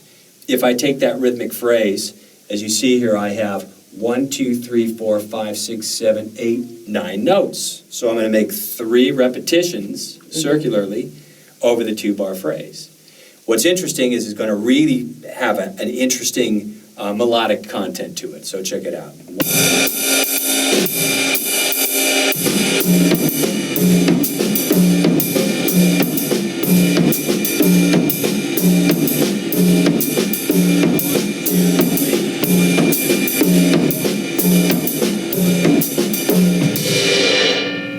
So dig that, man. Now, we could take all sorts of other moves and make the melody even more difficult to track. But the point is that when you start to do systems like that, when you're playing in an odd time, it really puts the emphasis on developing your ear to know where you are all the time. Because I think the most difficult thing for a lot of people to do is play odd time. They feel like this is some territory that's really nebulous, and how do I get into that, and how do I develop that? It's really to the point of when you think about any odd time, any time signature really, it's always about stress points. So we just have to learn to hear those stress points in another time signature so they become matter of fact, no big deal, you can play them. Of course, you must dabble with a band and play those kind of styles, otherwise you're not going to really develop it. You don't just develop something by not doing it. It's like speaking a language. You could sit and study, I could sit and study Italian for days and days and days, but if I don't come out here and speak to you guys and try to use my Italian, then I'm never really going to develop the ability to speak the language. Same thing with drums, same thing with anything in the musical language. Any dialect of music must be used, spoken, and developed, you know? So you want to try that one? Okay. Okay, man. So the feet are really going to help us to really stabilize the time, so we're really feeling that 3/4, so there's a, a stability in the placement of our time. So just feel the feet of this. 1, 2, 3, 1, 2, 3, 1, 2, 3.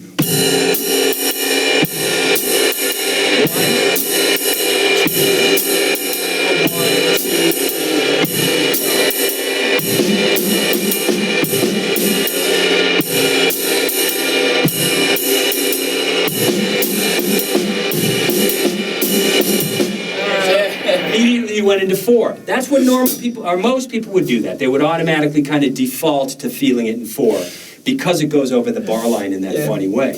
So as you get comfortable and you understand the dynamic of the left hand versus the ride cymbal, really start to position yourself in such a way where you're focusing on the ride cymbal, then you're focusing on the left hand, you know where your feet are, and what I always say to everybody, man, you gotta count. You got to work on that verbalization of counting. And it's not easy. That's one of the great extracts from Gary Chester's books, was his ability to focus on all the limbs and to be able to count or sing what you're doing. So I don't necessarily go all that extreme, but I still think it's very valuable to develop that sense of counting so that you know where you are. So try it again. 1, 2, 3, oh.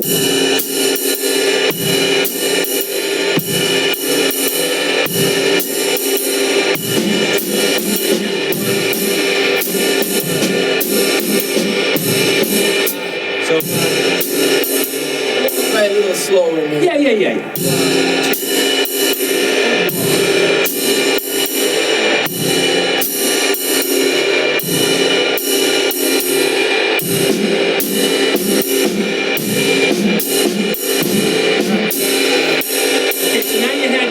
You had your hands going in the right direction, but your bass drum threw you a punch, man.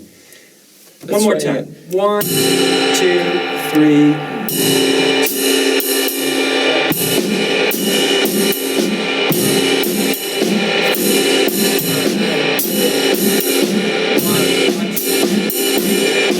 Right.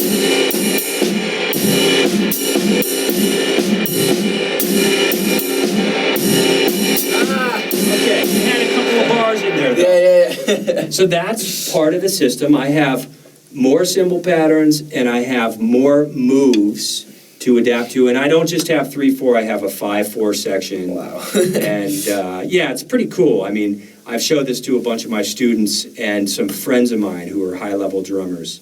And everybody has expressed good words about that. So I'm hoping to have this done, soon. It's, where are we today? It's around the end of May. Yeah. So I'm hoping that by the end of June, I should have everything finished. Like I said, I'm about 60% finished. A few more things to add. They're already written in my head. It's just getting that, the time to sit down on the computer and do what you need to do. So.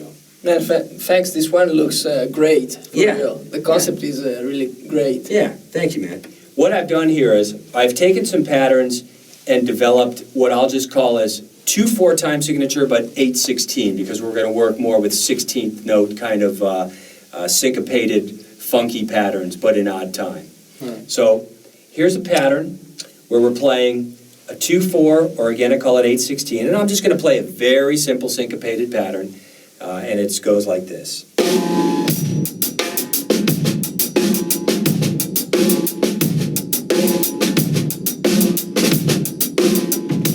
So it's built on a paradiddle, and actually what it is, technically it would be a regular paradiddle on the right side to an inverted paradiddle on the left side. So the second part would be left, right, left with the backbeat. Okay, simple enough. We're going to use that. We're going to combine it with a pattern from over here. And I'll just start with this simple pattern. That's in 5/16. And that's built on what I call a partial paradiddle. Right, left, left. And those are your 5 notes. So it would be sticked and played like.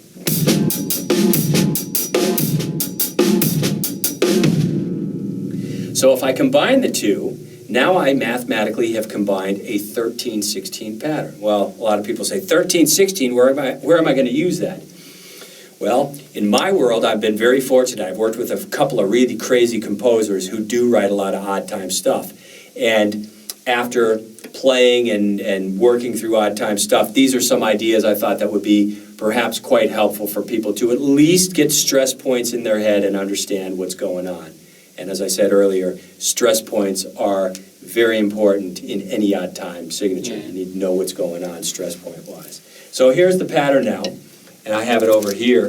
Let's flip a couple of pages. And here is some combination of an 8/16 and a 5/16 to make a 13/16. And it goes, well, we'll just take one that I have here, and it goes.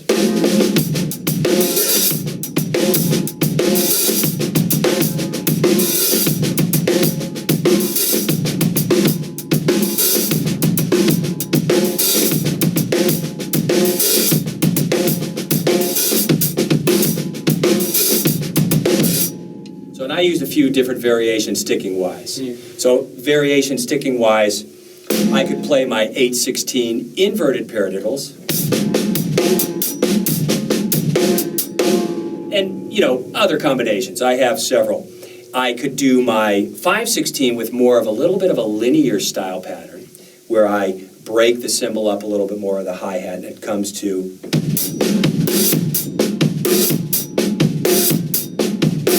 So that's 1, 2, 3, 4, 5, 1, 2, 3, 4, 5, 1. So, but we're going to stay with 1, 2, 3, 4, 5. So anyway, let's try just the 8/16 pattern. I think that you'll get that one. So that's right, left, right, right, left, right, right, left. And in this stage, as you're playing it, whatever bass drum pattern feels comfortable. Let's not get too worried about where we're sitting with the bass drum. So wherever you want to put the bass drum, no problem. So play that pattern, and we'll just play a 2/4 pattern over.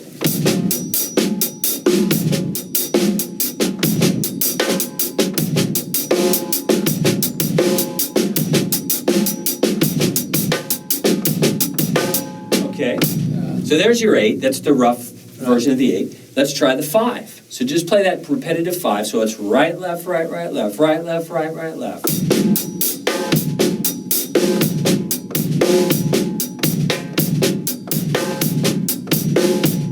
Now let's take the 8, combine it with the 5, and see what you got.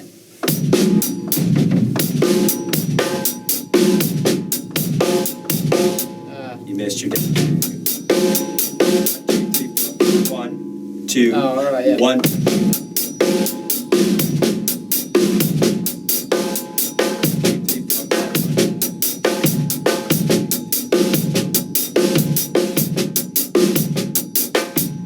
You get the idea. Yeah. So, and I'll just play, you can play a few different combinations. I'll try an 8 and a 3, which sounds pretty good for 11. And you got.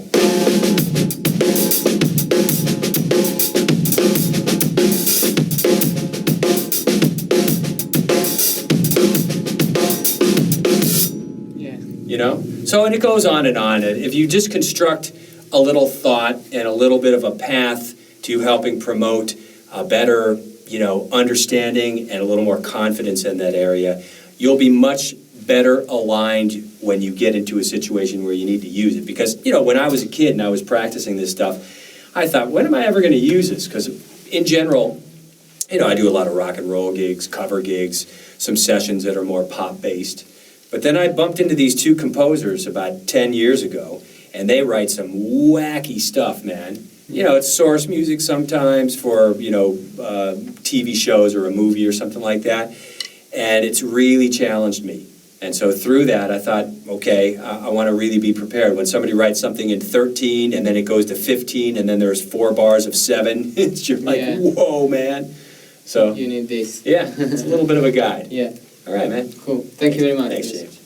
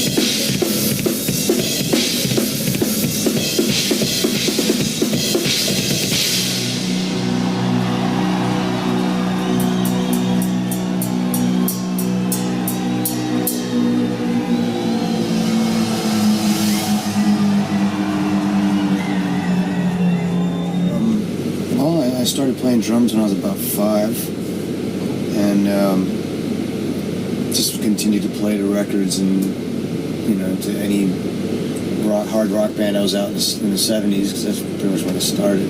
So I was playing to a lot of like Zeppelin and Floyd and, you know, Rush and Kiss and stuff like that. Cool stuff. In the 80s came around. By the time I was about 14, 15, I was in a band already. I was in like punk rock bands and touring the U.S. like in a little car or van. And soon after that, you know, I ended up moving back to New York City, and I joined a band called Nausea, as you guys would pronounce over here. It's called Nausea or Nausea. I started touring with them and made my first album, proper record with them in like 89. And I came to Europe for the first time with them in 1990. Again, we did the squats, all the touring squats, and touring in a little van, and, you know, cutting my teeth that way. And it was fun. It was great. You know, like really was an amazing learning experience. You know, had a different drum kit every night. You know, So things were different back then. You know, I didn't have an endorsement. I didn't even know what the hell an endorsement was. So the only thing I came to Europe with was a backpack full of clothes, a couple pairs of sticks, and my kick drum pedals. That's it. Cool. So every night was different drums. And you know, after that, I just slowly worked my way up into, you know, getting to, you know, bigger and better situations until I got here. Cool. 7 years ago. Been with Stone Sour now. Self-taught. No teacher. I didn't really have any teachers because I don't know. They just weren't really available at the time, or we just couldn't afford that. You know what I mean? And when we did find teachers, this is like back 70s now. When we did find teachers, there weren't any teachers that wanted to teach rock, because I was a rock drummer. I wanted to be a rock drummer. I really wasn't in the mind of wanting to learn jazz, because that's all the kind of teachers there were around back then. So I had maybe a couple weeks of lessons here and there with some jazz teachers, and some teachers were just like, I can't teach this kid, because I want to play match grip. They wanted to teach me traditional. I'm like, I'm a match grip guy. And that just felt more natural to me. So after running into one other teacher who was actually really good and basically taught me to just keep doing what you're doing, play to your records, get into a band later, get on the road. So I was basically self-taught. So you used to play on records and doing covers and stuff? Every day after school, you know, just put on the records, you know, play the song remains the same, you know.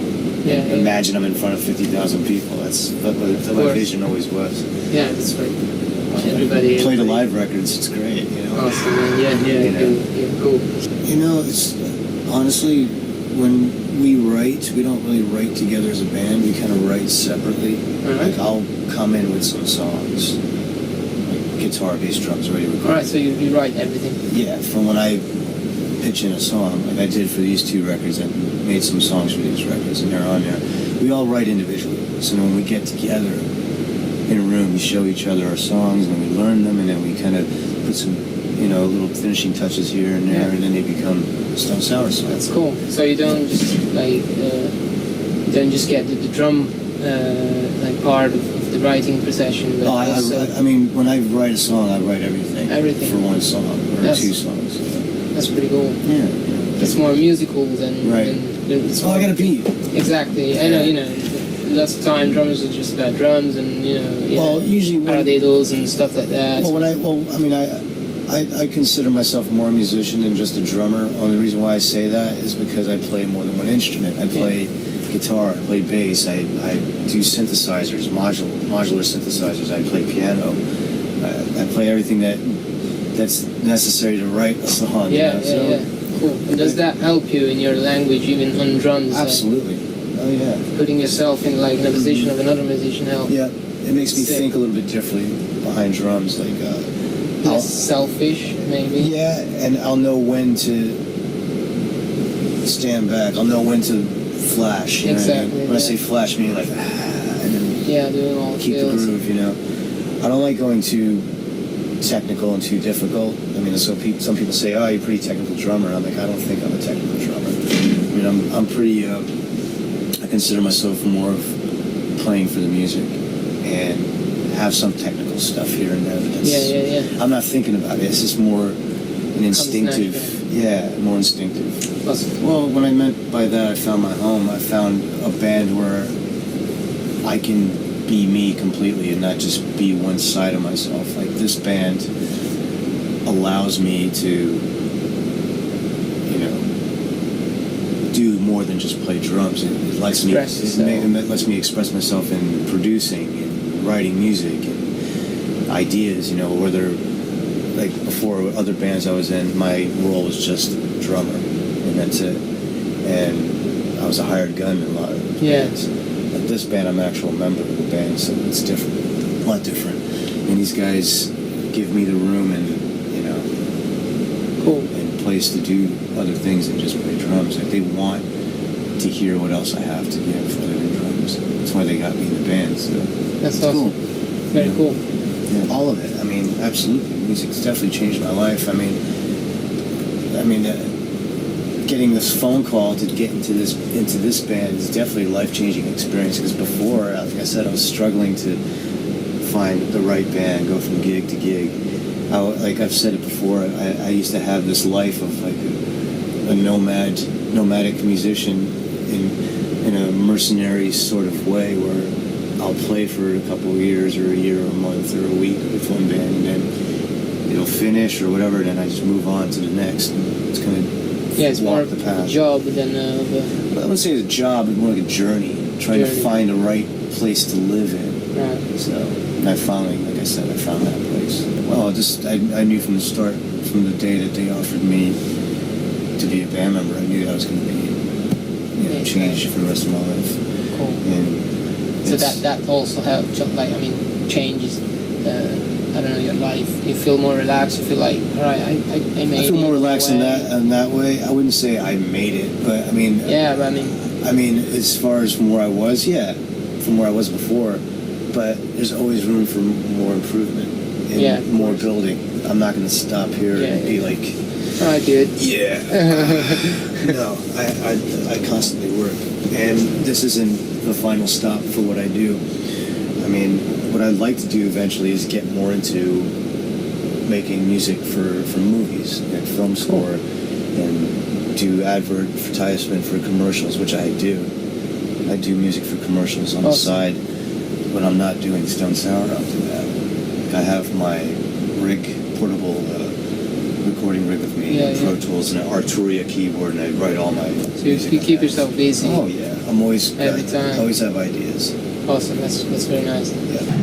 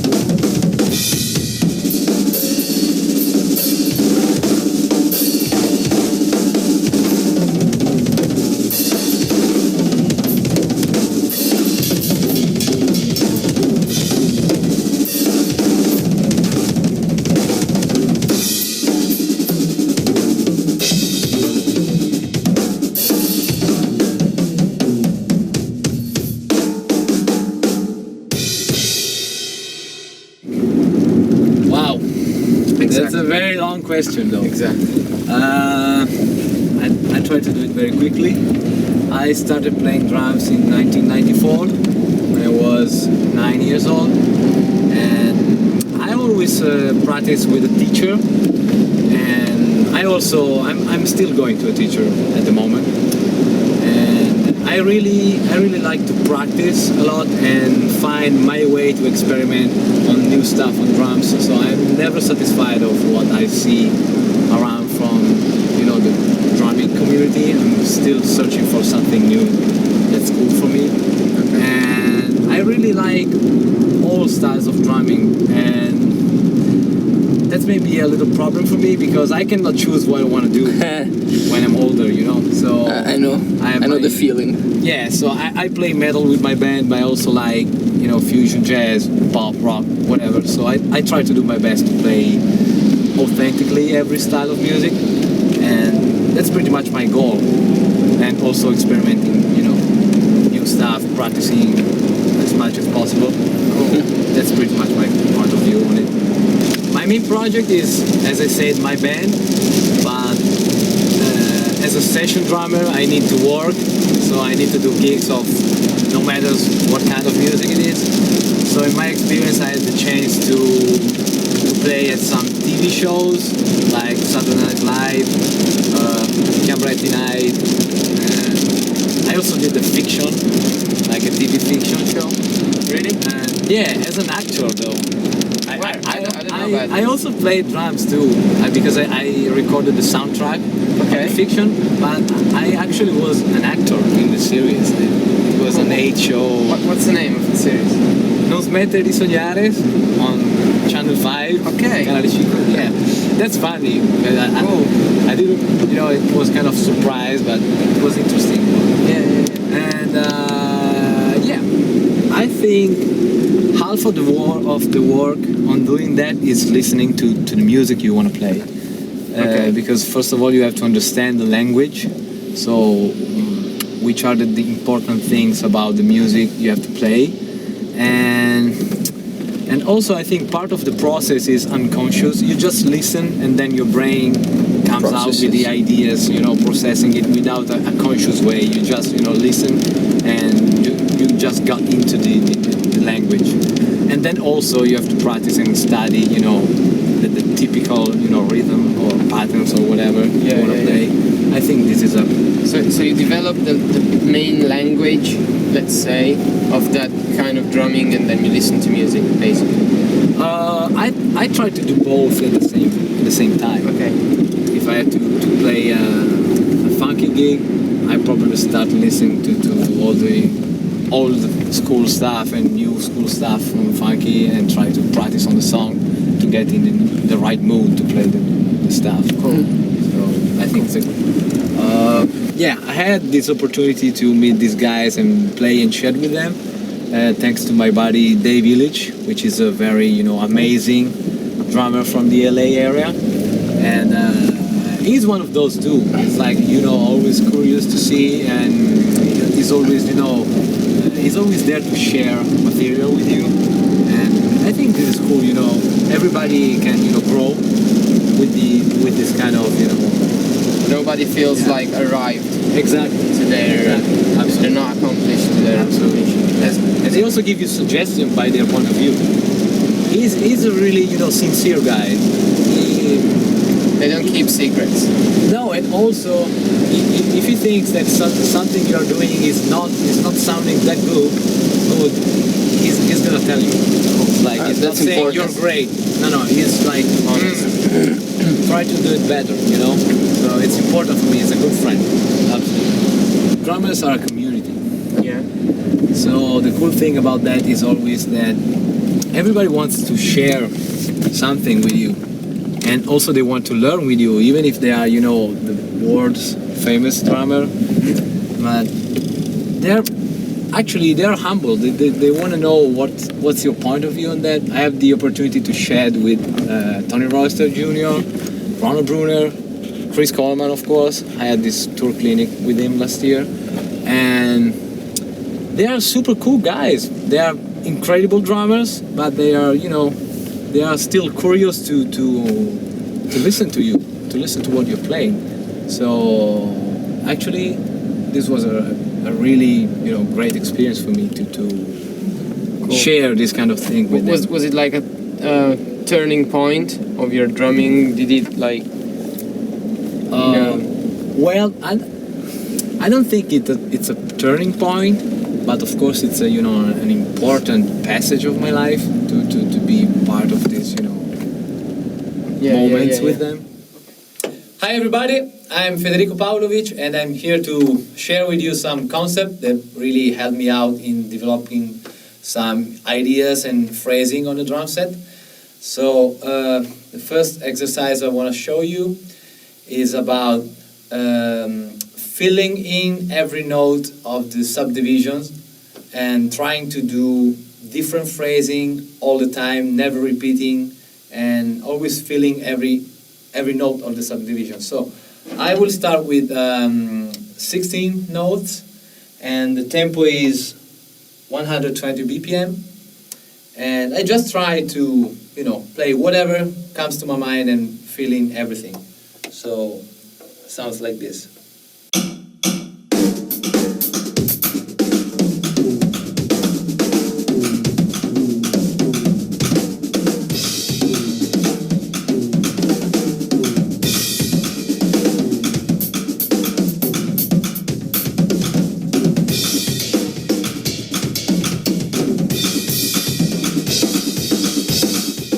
Moving on, I'll try to do the same thing with an increased tempo. I'm at 135 BPMs, and notice that there are, in my point of view, there are 4 different approaches on playing the crash cymbal with the drum set. So I can play the cymbals with the kick drum, or with the snare drum, or with one of the tom-toms, or the cymbal by itself.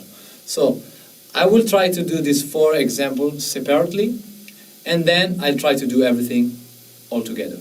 So let's start with the cymbal and kick drum.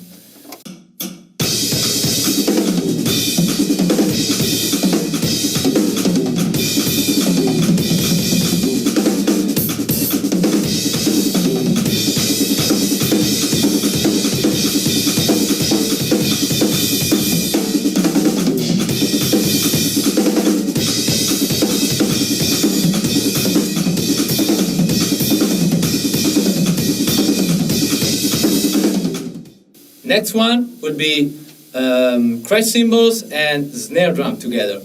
Same story.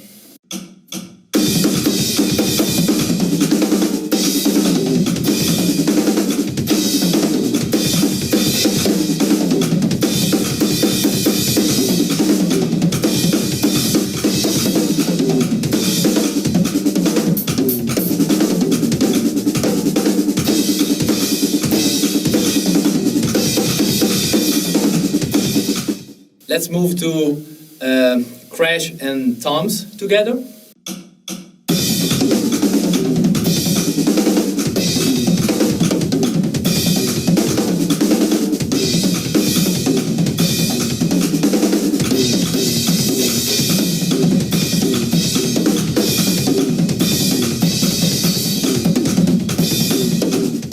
So the last one is crash cymbals by themselves.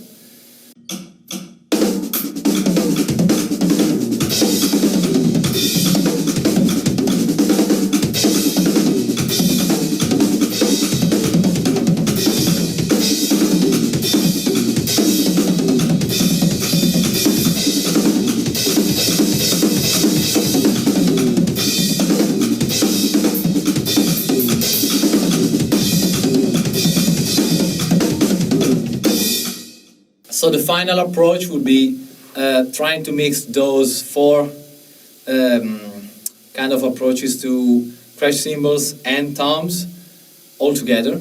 So I just move on to 170 BPM and I try to demonstrate you.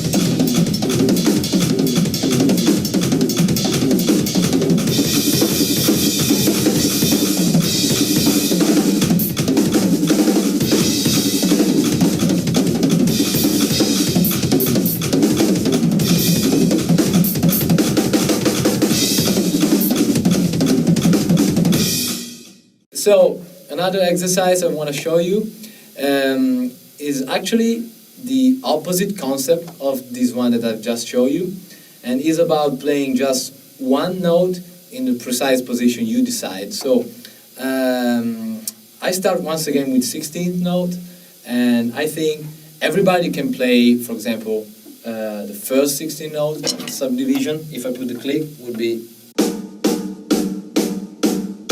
But maybe you may have some problem in playing the other 16 notes of the subdivision. Let's start, for example, with the fourth one. So, if I play all the 16 notes and put the accent on the fourth,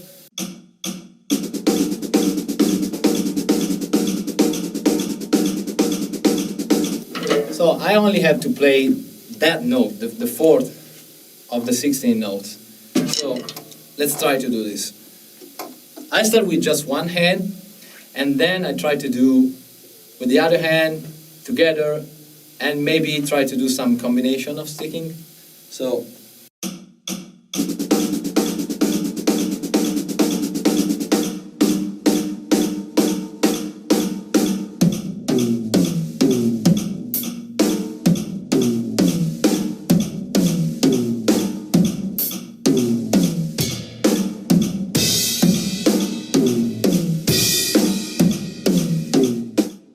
And obviously, the faster you go, the more difficult it becomes. So I'll give you another example.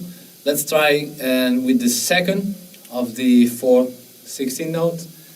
And I think it's going to be like this.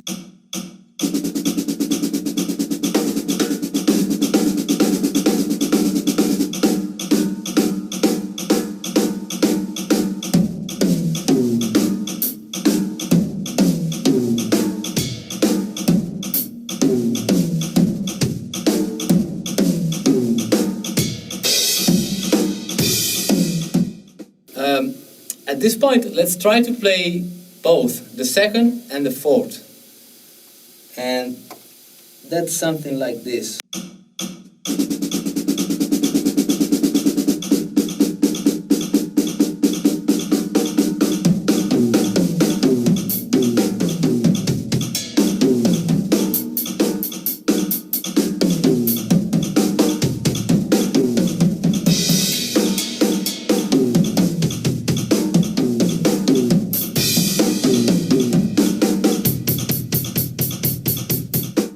So maybe you may get lost while playing this kind of stuff. So a suggestion I can give you is just try to start with the first 16 note, and then when you're feeling that you're about to get lost, then close the phrase again on the downbeat. So something like that, like this.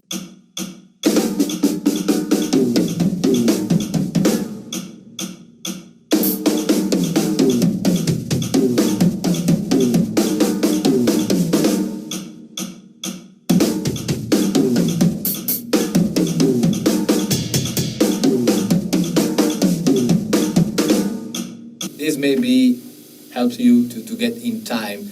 This is very, a mathematic approach, but this makes me sure that if I want to play that particular note, I will be in time. I will not be around that 1/16 note that I want to play. So 30-second notes. Let's start with the offbeats. And there will be the second, the fourth, the sixth, and the eighth note of the 30-second subdivision, and it will sound like this.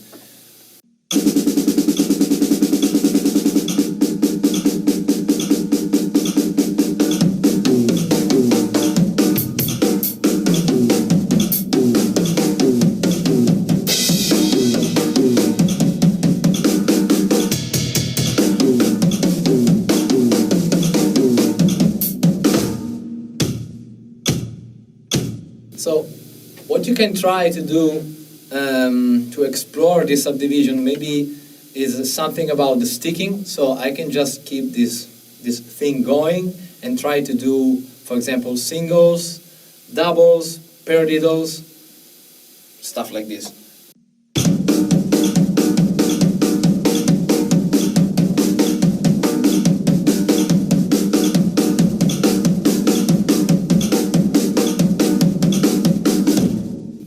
for example, I can try to put some accent. So considering the cycle of 4 notes, I can try to accent the first one, or the second, or whatever. So let's try something.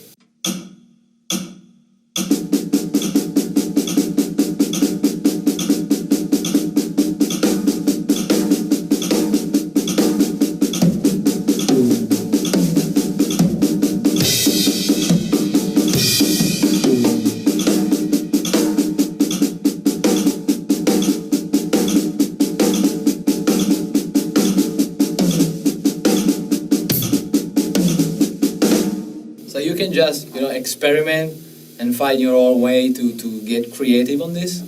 And another thing that you can do with this is just playing some of the 4 notes you're playing in each quarter note. So I can just play, for example, the first 3 of the offbeat, something like, instead of, I can play 1, 2, and 3. So, or 1, 2, and 4. 1, 3, and 4. Or 2, 3, and 4. So here's some example.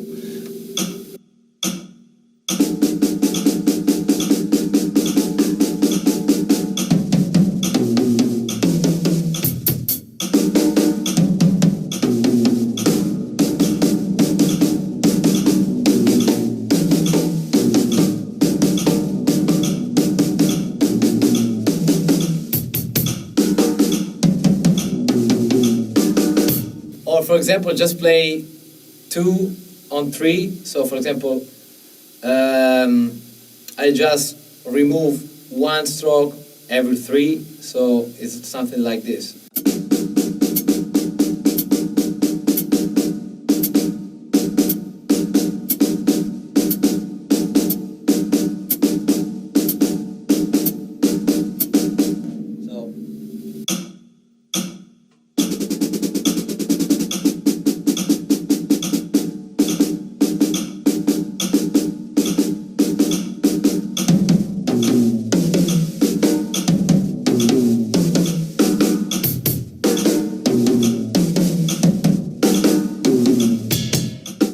So one of the musical application that I like of those exercises is to keeping the backbeat on the snare drum as an ostinato, and then try to improvise on the offbeats with the hi-hat and the bass drum. So I'll give you some examples.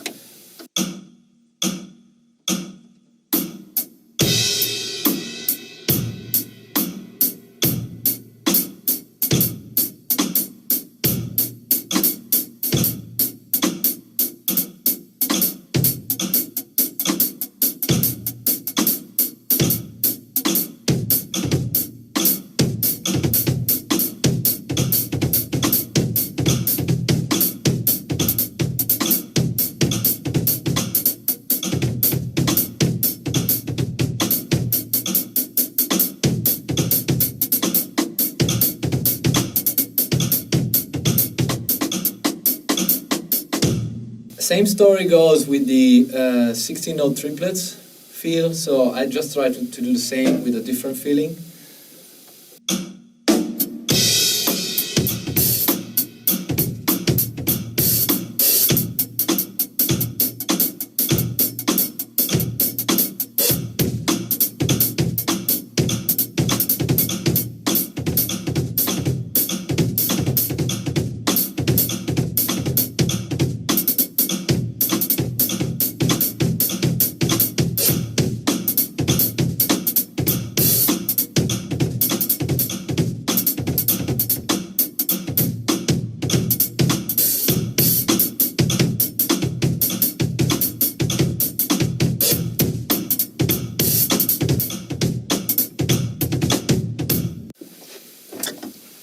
Okay, so what you have just seen is a very mechanical approach to the instrument, and I have to say, when I was practicing this stuff, I had this problem.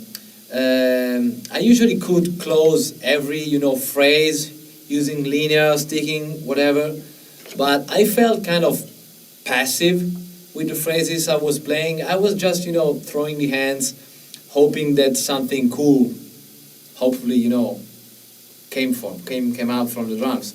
But unfortunately, not always this, happened really. So I actually wanted to be more protagonist of my phrases, and I understood that I had to sing each single phrase I was playing, because the mechanical point of view is not the only one that can, let you achieve the result you're looking for. The most important thing for a musician is to sing the phrases that he's playing, so he become the protagonist of the music.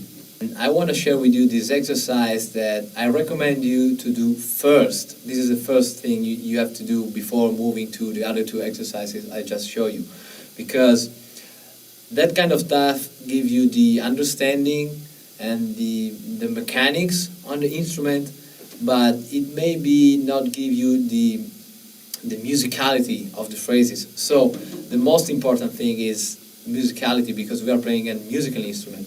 And what I'd like you to do is to play whatever you want to play, but just singing the phrases you're playing. So I would start with a very apparently simple exercise, because I'm not using that much technique to play the phrases, but I want you to play a single bar phrase and then try to do the same exact phrase in the next bar.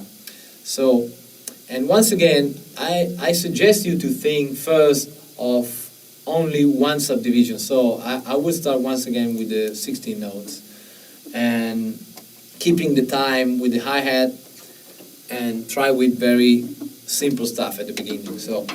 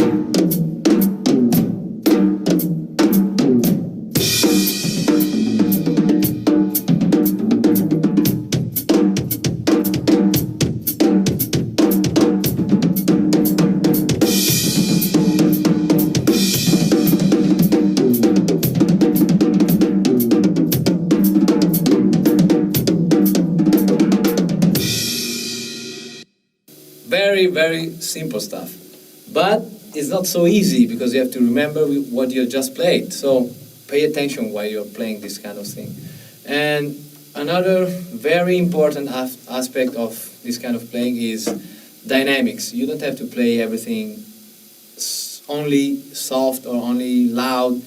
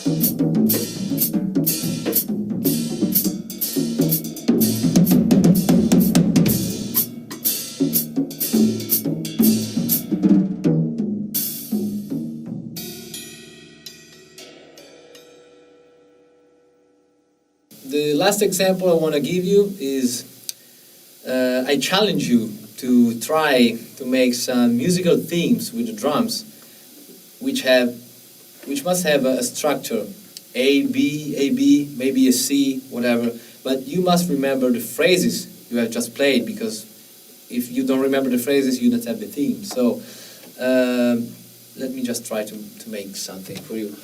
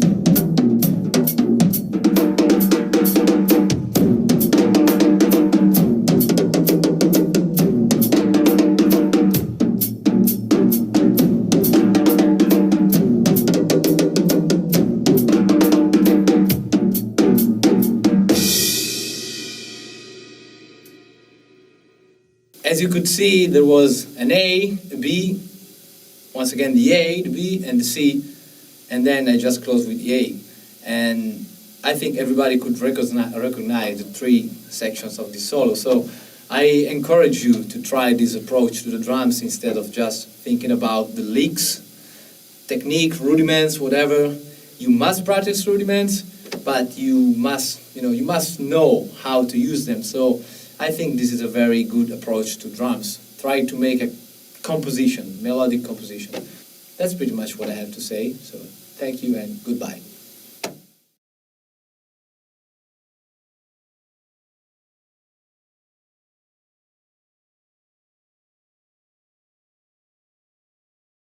Hi everybody, we're going to discuss and talk a little bit about the rudiments, which is a subject that I've been studying for many, many years. I was lucky enough to study with great teachers that knew a lot about the rudiments, such as Alan Dawson or Bruce Baker, who taught me the kind of so-called Freddie Gruber system. And I studied classical percussion with Maestro David Searcy, timpani player for the La Scala Theater here in Milano. This would be a long subject, so just a few tips. The stick is not just this. It's not only one direction, going to the tip, but the stick has two sides. And all the great technicians, from Buddy Rich to Joe Morello, Vinny Colaiuta, Dave Weckl, you name it, they all use this kind of approach that they call the seesaw. So this is not something I'm inventing at the moment, it's something really old. Billy Gladstone used to talk about it, Murray Spivak, who taught Louis Belson, fulcrum balance point. Just watch the Giorgio Mayer DVD, talks a lot about this. So, if there are two directions, I like to think of the fact that you can go both directions. And to me, you can go underneath the drum, you can drop the stick and go toward the drum, you can go, so to speak, on top of the drum. So, down, drop, this is down with, they call it downstroke, using the Muller whipping action. This is the tap stroke, but it is a tap stroke, but actually it's you use gravity. You fall to the drum, and then you raise the stick from the back. So down, tap, up, down, tap, up. Why am I saying this? Because, for instance, if we were to break down a paradiddle, That's what I would do for somebody who never saw a paradiddle before. First of all, most people would know that a paradiddle is a combination of the two basic rudiments of, hand motions you can have, which is hand-to-hand, single strokes, or, double stroke roll, 2 strokes each hand. So the paradiddle meets both ends with, single, single, double, single, single, double. Usually for beginners, but not only beginners actually, I see the paradiddle being performed as follows. Something like this.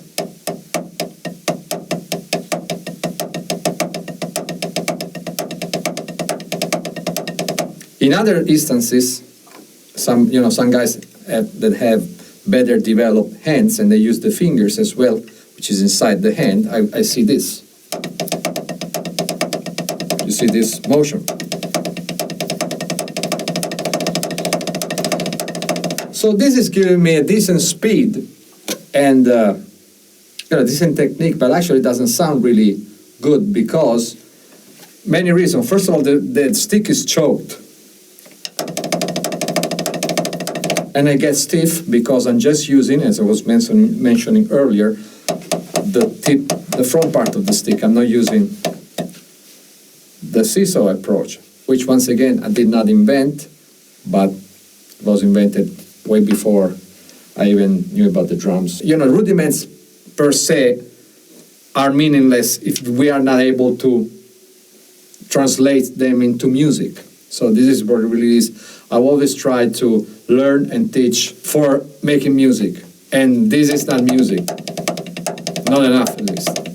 For some kind of music. There's type of music that are more stiff, and that's good. But if you want to play like what I play, like jazz-oriented stuff, more groove music and black music, you need a little bit more space between the notes. And this approach doesn't give enough space. This is really what it is for me. The right spacing between the notes, which I always admired in great players such as Steve Gadd and and those type of players who are really rudimentally very prepared. They have a lot of great technique with their rudiments, but they have groove.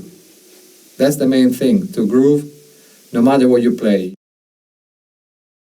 So the way I like to perform it and to teach it, and that I see great drummers play it, whether they know it or not, but that's what they do. Basic, body motions. Down, up, drop, bounce.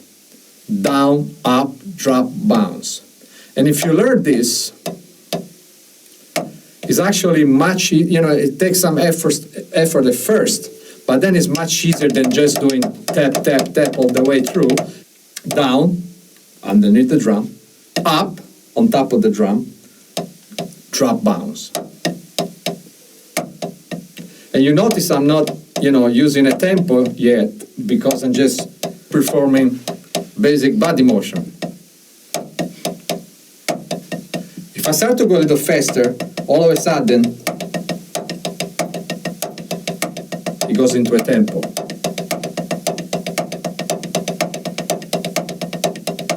And already, this is not the fastest I can get. I will go a little faster than this, but you can already see how it looks and sounds better than with this approach. I'm using the rebound that everybody talks about. I use the gravity. Down, up, tap, tap. But really, there are 2 tap strokes, but what the motion is drop, bounce. I'm dropping the stick and letting it bounce. Letting it bounce. So paradiddle number 1, or single paradiddle, as they call it, from slow to fast.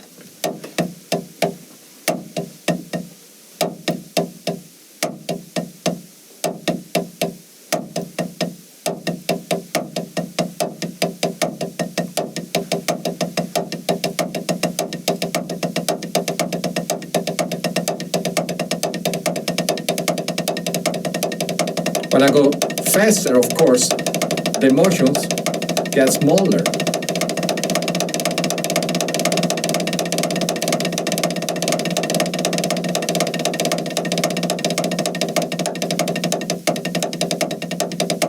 And when I go real fast,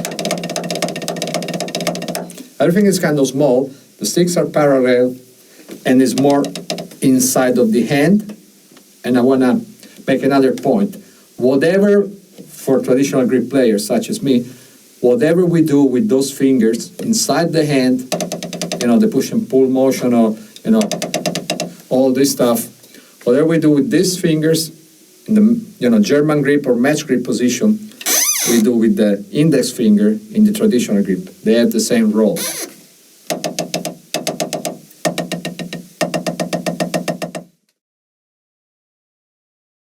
To me, single stroke roll goes through a procedure where I use 3 gears. First of all, I always use rebound, no matter what the speed is. What I mean is that when I start very slow, I play full strokes, which are, the full stroke is a stroke that starts from the top, from a high position and goes back to a high position. And when I do this, I use the old technique of catching the bounce that everybody talks about. And, Dan Famularo calls this technique the free stroke. That's a way to call it. Or stop at the top, that's another way. And so I accept the rebound of the stick and follow it, basically. I don't do two motions, but only one motion. And this is the first gear for me. If I go a little faster, gradually, always catching the bounce, and I'm still in the free stroke range or rate, better yet. Now I'm kind of shifting to second gear, which is always a free stroke, but the main difference is that when I go really slow, the stick is not always in motion. I can't do this. The stick, I have to stop the stick. But when I shift to the second gear of like medium speed, which is the speed that we use most of the time, to me, I'm doing the same thing, but now the stick is always in motion. And this is, what they call bouncing the ball, because it feels like bouncing a ball. This is the ball, the tip of the stick.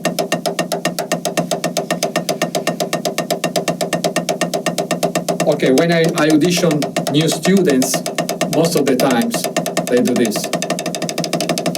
And they say, I can go any faster than this. That's the reason, because they don't know how to shift to third gear, which is the same technique of, bouncing the stick, but when you go, try to go real fast, you cannot use the hand anymore. It's too much motion, it's too much body involved. So you have to shift to smaller muscles, and you use finger.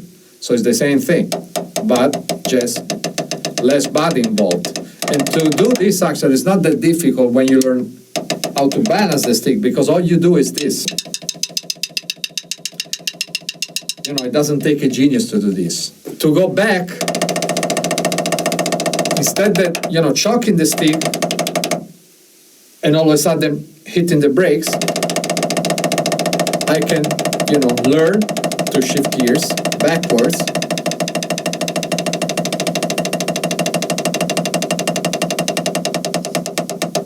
In order to have a smooth transition. So that means that you learn to never choke the stick when you play, to never do this. But you're always catching the bounce. From slow to fast, and more difficult yet, back to slow. Using the shifting gears concept.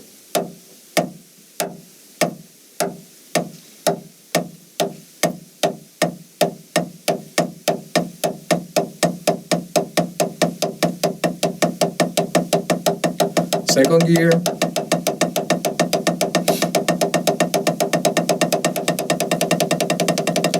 Going toward the third gear. Third gear. Going toward the second gear, so I'm using my hand a little bit more, as you can tell. I always catch the bounce, and I go back to the free stroke. For those of you who saw the first lesson where I mentioned the drop bounce technique, where I said that I just drop the stick and let it bounce. And look what happens. This is the trick in a way. I let the stick open my hand. I don't open it really, but I follow the stick, which is another way of thinking about accepting the rebound. So in order to perform a second stroke, I just close the hand. It's very simple, open and close. At least conceptually simple. Of course, the hand needs to get used to it. Traditional grip, is a bit more involved. We'll need a longer explanation, but what I do is open the finger here, open the index finger here, opening and close. And the index finger reacts to the bounces. Dropping the stick, letting it bounce, reacting to the, you see that my index fingers, I'm not using it. In this case, I'm using it. In this other case, it's the stick that moves my finger. It looks the same, but it's not the same. If I learn to do this and then to perform the last stroke with my closing the hand, with a squeezing motion, and I do it, like this, bounce, catch, all of a sudden you get this, and you get this over here. It should sound open. That's why they call it open roll, as opposed to the closed roll, which is the press roll, but it is an open roll because it was performed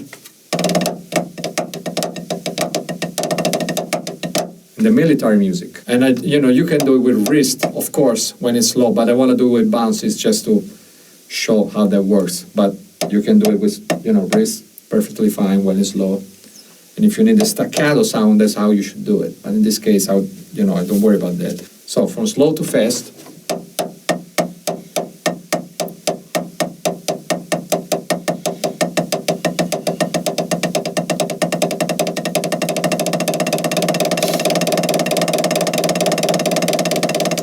So it's fast, but really my hand are doing this.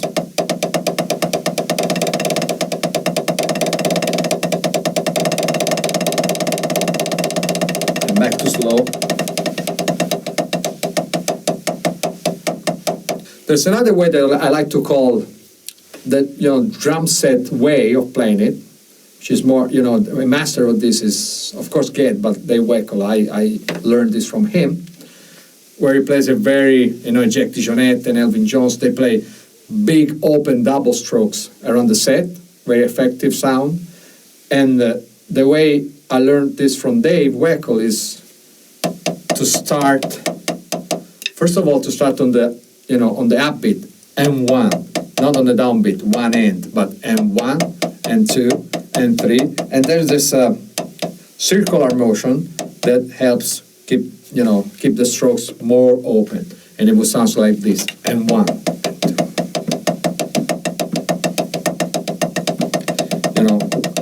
Philly Joe Jones used to have all of these circular motions in his playing.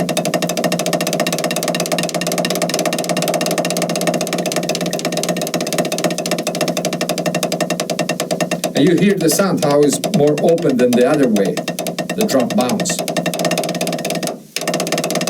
Especially on the tom-toms, floor toms, mounted tom-toms, it sounds much bigger. So the drag is an embellishment of two small notes. And the thing is, you have to play them on the beat, not before the beat, but right on the beat. And it should be very small and at a very low level, but very clear. It can be like a press roll. So I call it a small double stroke. And you see, to do this, I use the same technique that I use for double strokes, with the index finger on the traditional grip and those fingers on the match grip, but is at a very low level. The left side drag will sound like this, from slow to fast. The rate or the speed of the drag never changes. It just occurs more often while you go faster with the main note that you are embellishing.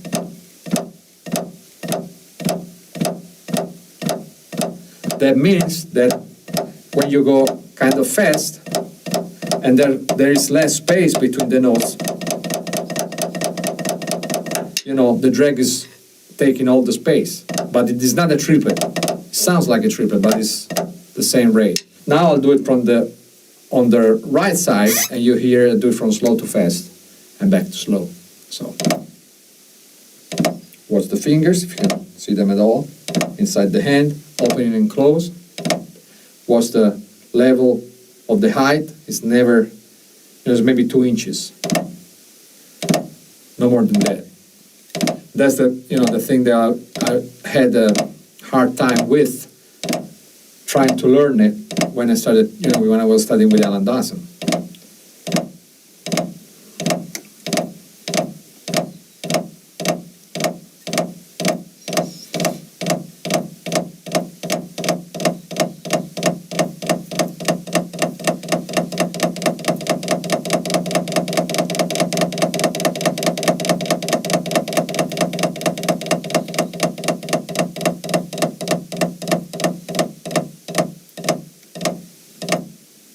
So as you can see, the sticks travel together, but from different heights.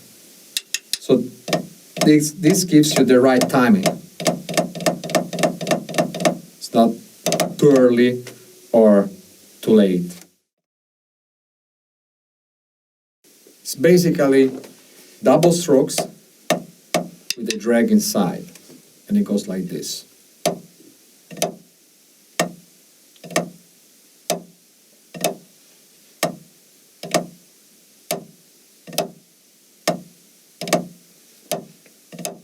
Very important, the stick heights. The full strokes, the downstrokes, and the upstrokes have to be right in place. So, see the full down-up strokes, and the drags, they always stay down to a low position. And this is something that at first is difficult to control. When I start to go a little faster, the double strokes become like swing, they become swung notes. It's not straight notes anymore, but they sound like this. You hear it.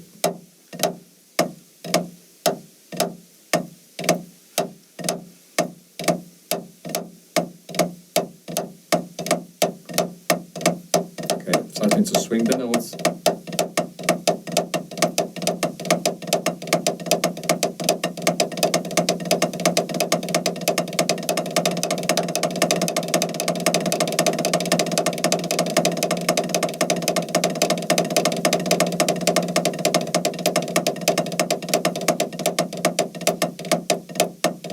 Back to even notes.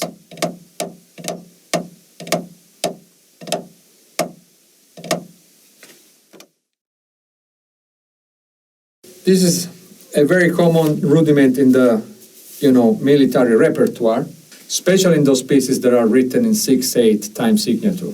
Shangadan dan dan dan dan dan dan.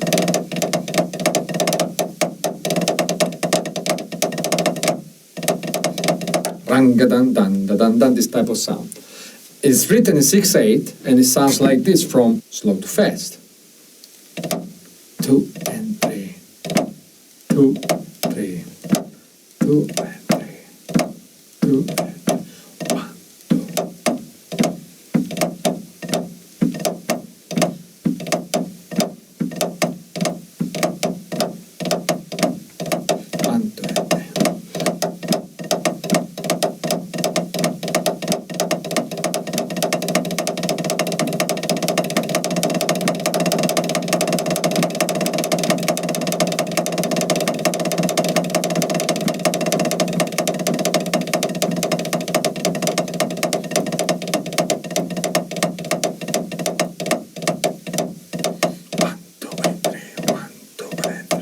1, 2, and 3. Okay, another drag rudiment, which is called the Ratamaku, which I like a lot. I use it quite a bit when I play, more in the bebop style of drumming. His name is after the way it sounds. Shagadadan, ta-ta-ta-ta, Ratamaku, Ratamaku. It's with a triplet. There's a drag at the beginning. I'll do it from slow to fast, and maybe when I get to the faster rate, I'll add some info.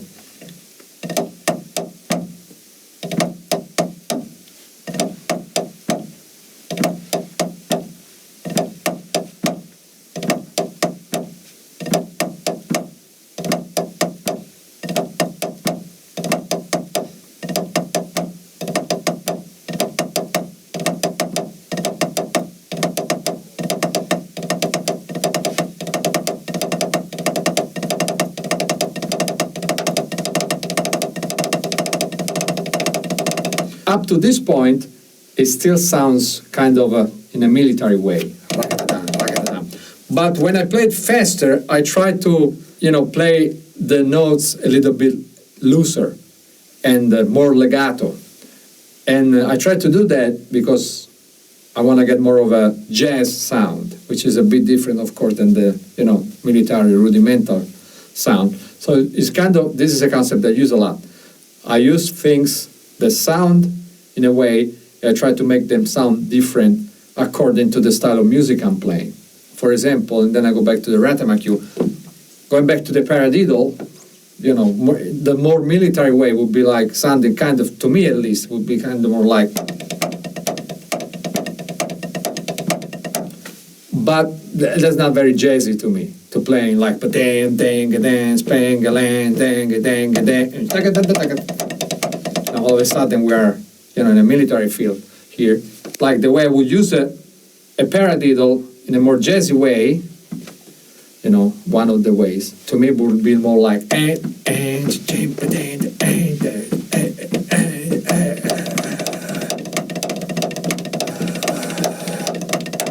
see how the body, motion changes from more vertical kind of to more circular, especially in the traditional, grip.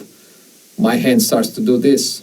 A great example is when, Ged plays his paradiddle-esque stuff between the hi-hat and the snare drum. These paradiddles and double strokes, but it sounds totally different. So having said that, and going back to the Ratamaku, this is my more jazzy, bebop, tribute to Philly Joe Jones version of the Ratamaku. Start slow with the military sound and go to the more jazzy sound. See what happens.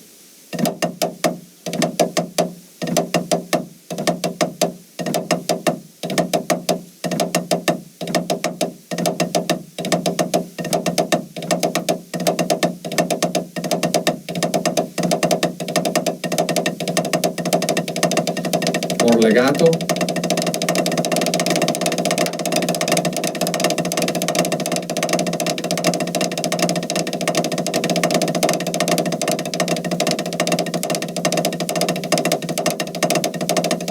Back to more staccato, back to the military way, back home. We all know that there's many, number rolls, 5-stroke roll, 7, 9, 11, so on. I don't think I need to demonstrate them all.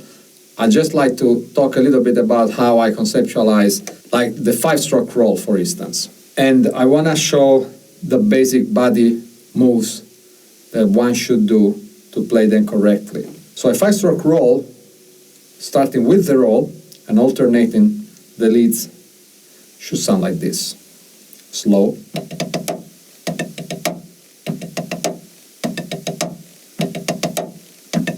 And fast. Let's see what the basic moves would be. So if I don't play the bouncing strokes, I would have only this.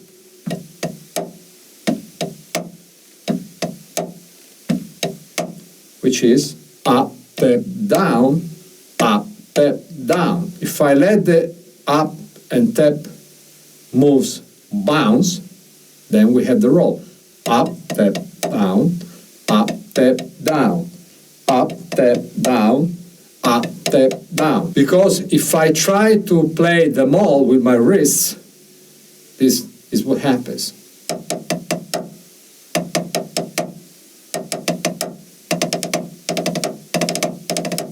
So I can play them to some extent, but I get very stiff. But if I learn to just play the basic body motions and let the stick bounce, I can play much faster,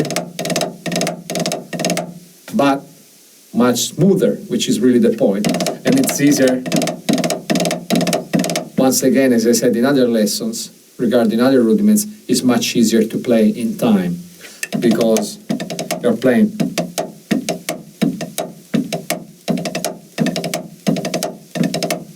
So it's easier, at least, to relate to the basic pulse. Just to demonstrate very quickly another roll, let's see what the 7-stroke roll would sound like. So being 7 strokes, 1, 2, 3, 4, 5, 6, 7, 1, 2, 3, 4, 5, 6, 7. The basic moves would be, so it's step up, step down. If you lead with your right hand.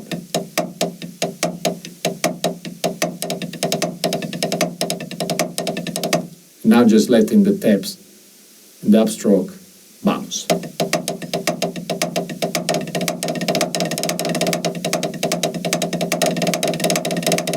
Which is much easier than trying to reach them all. Left hand lead.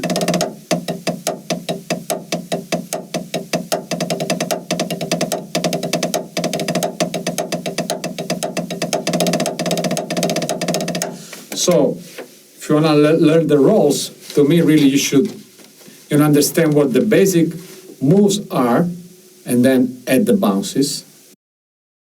The flam is one of the most commonly used rudiments, even if you don't know its name, because many drummers do this, which is basically play 2 strokes very close to each other. But in the rudimental way of thinking about the flam, this is a grace note, it's much lower than the main note, and they should be almost unison, as close as possible. So this is what they call right-hand flam.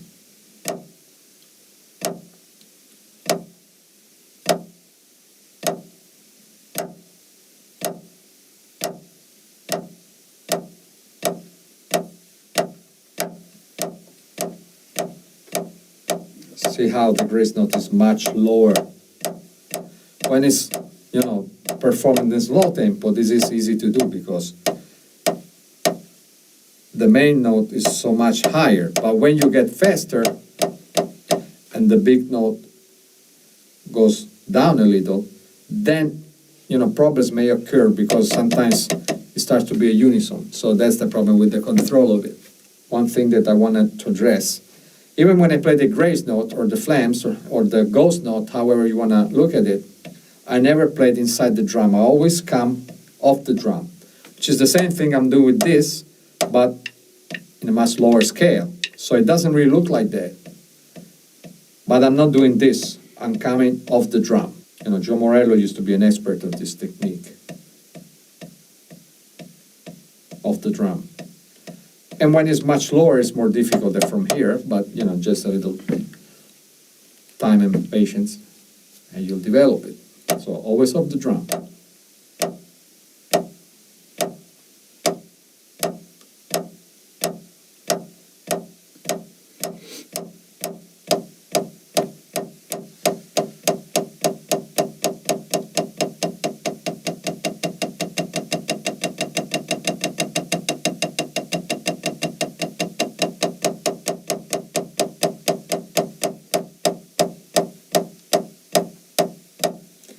We're leading with the left hand is the same. But what I really want to talk about is when you play alternate flams, because there's a different problem here. If I were to play alternate flams and wrist all the notes, which is what you should do when it's really slow, basically is up here and down here, then the opposite. Up, down, up, down. So it's really this.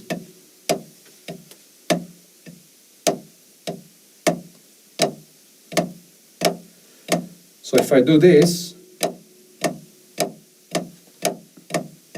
very soon I get to a point where, my hands cannot go any faster.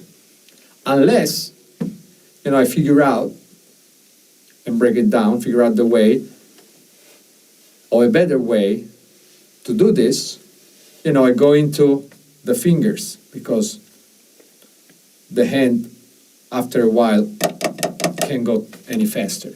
So if I use this, basically, let me show you, let me play the alternate flank fast. What I'm really doing is this and this. So what they call push and pull nowadays, in between each other. So this is one hand, this is the other hand, this is unison, and now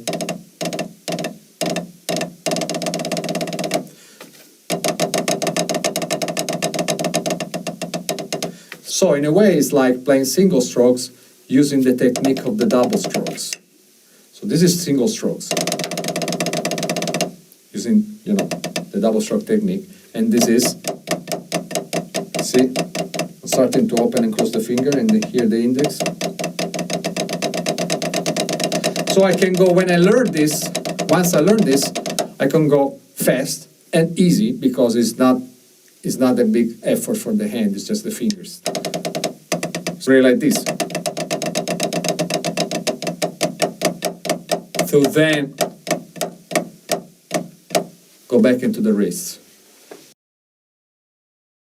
Paradiddle diddle. The paradiddle diddle is one of my favorite rudiments because it has a lot of potential for being used on the drum set. It's very similar to the double paradiddle because it's a paradiddle with 6 strokes. But instead of having 4 singles and a double, it has 2 singles and 2 doubles. So it sounds like this. Right, left, right, right, left, left. I'll play it from slow to fast and then talk about the mechanics.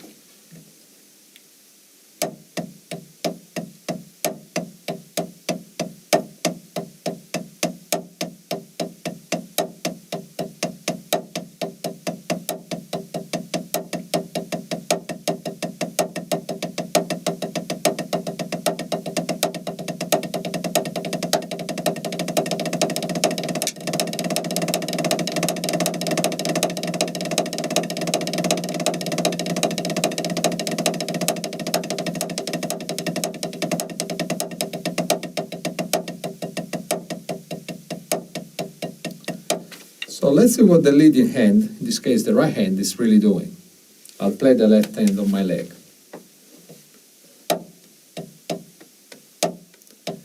So I'm playing a double stroke, and then on the upstroke I have a bounce,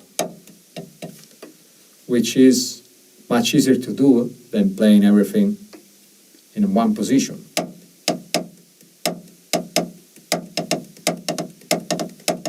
It's making me stiff.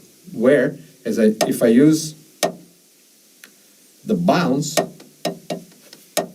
that I get from the downstroke, then I go back up and let the stick bounce again, I'm playing actually the swing pattern. Not only am I playing the swing pattern, but the stick is swinging like a seesaw. So this mechanical concept that I understood, some years ago, really changed my life because it got me to a point where I was playing more like this.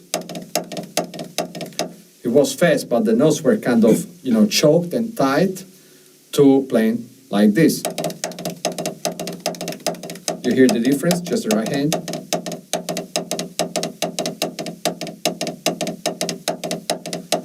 In the first case, which I see many drummers and many students, everything, once again, is played only thinking about this part of the stick, without paying any attention to the backside and to this, pendulum effect. You can clearly see it in the hands of Buddy Rich, for instance.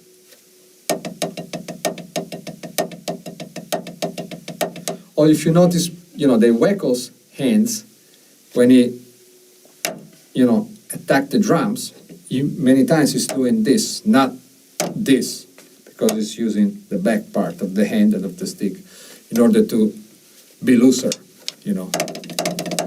When I go real fast, the fingers do what the hand was doing before. They open and close, up, down, open, close. The stick goes up and it goes down. Left hand lead,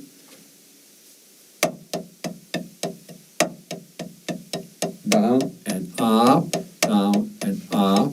See how I go underneath the drum, the pad in this case. It's not, like this parallel all the way through. It has two sides.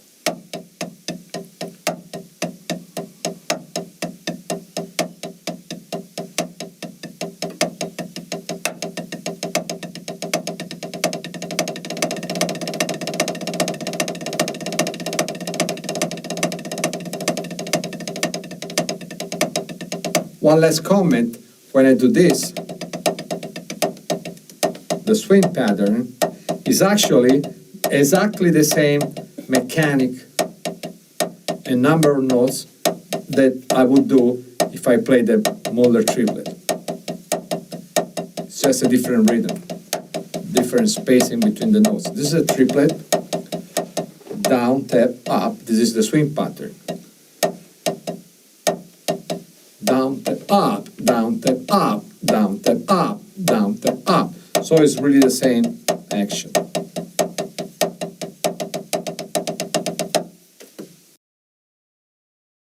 Drag paradiddle diddle. This is a quite difficult rudiment, and it takes a lot of work to really develop it up to speed. And it's basically a paradiddle diddle with a drag, like its name, drag paradiddle diddle. Let's see how it sounds.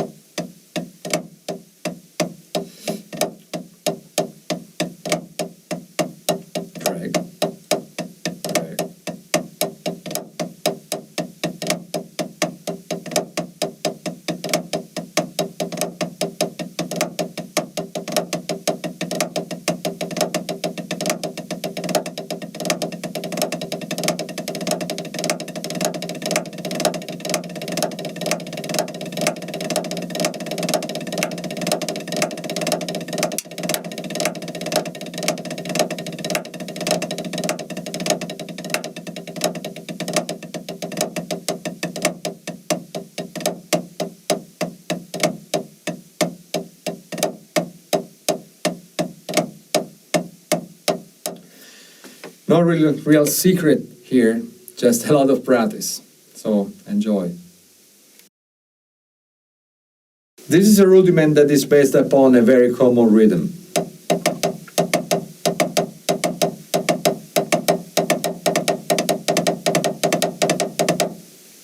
We've been laughing here in the studio because I said that this is like the horse. The problem is that this is a drag rudiment, really, lesson 25, and there's a drag before this big left hand note. So in order to do that, you have to execute the drag while you do an upstroke. I'll do it, I play my right hand here, so this is audible.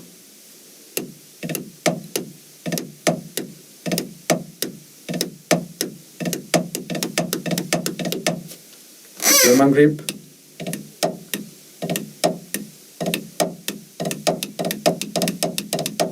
So the only way to do this correctly and with the right sound and with the right ease and comfort is to, like I said in other rudiments, when I was talking about the double strokes, is to use the fingers. For German grip, you open and close with these fingers. With the traditional grip, you open and close with the index finger. Whatever you do with those fingers for the German or match grip, you do with the index finger for the traditional grip. They have the same role, although these are underneath the stick and this is on top of the stick. It's the same thing. The reason for this is because this is the only part of the hand that can react to the multiple bounces of the stick. There's no other way you can do this. You know, now with your arm, with the hand, you have to use the fingers here and this here. So I'm basically bouncing the stick here and playing an upstroke with the drag.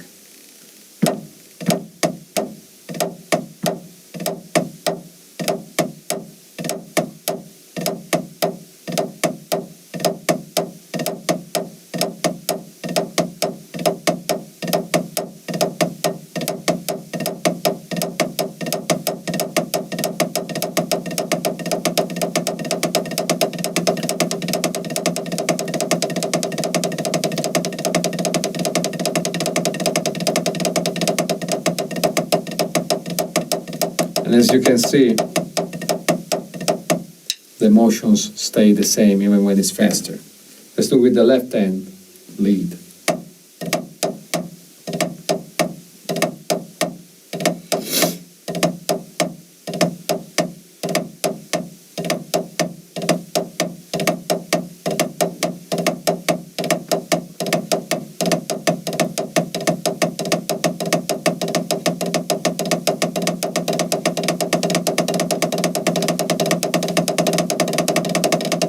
This is a very good horse, goes fast.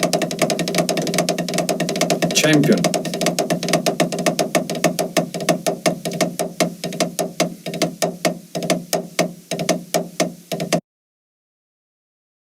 Pataflafla. Swiss rudiment. I really enjoy playing it, especially on the drums. I do it in different ways, and this is how it goes.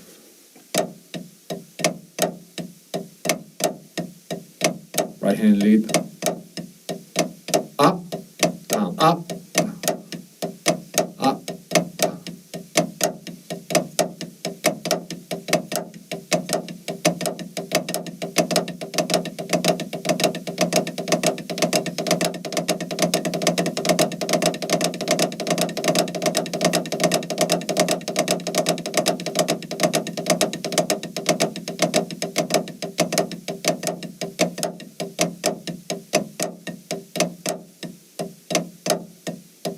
Let's try the left hand lead.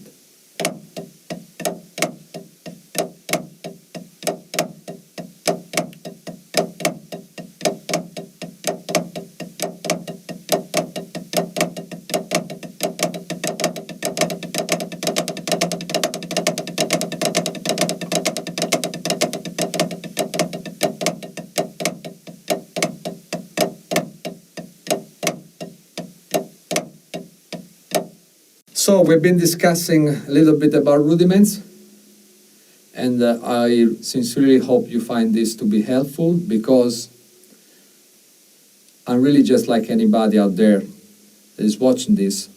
I spend a lot of time trying to seek informations to help me, being a better drummer, a better musician, and a better teacher.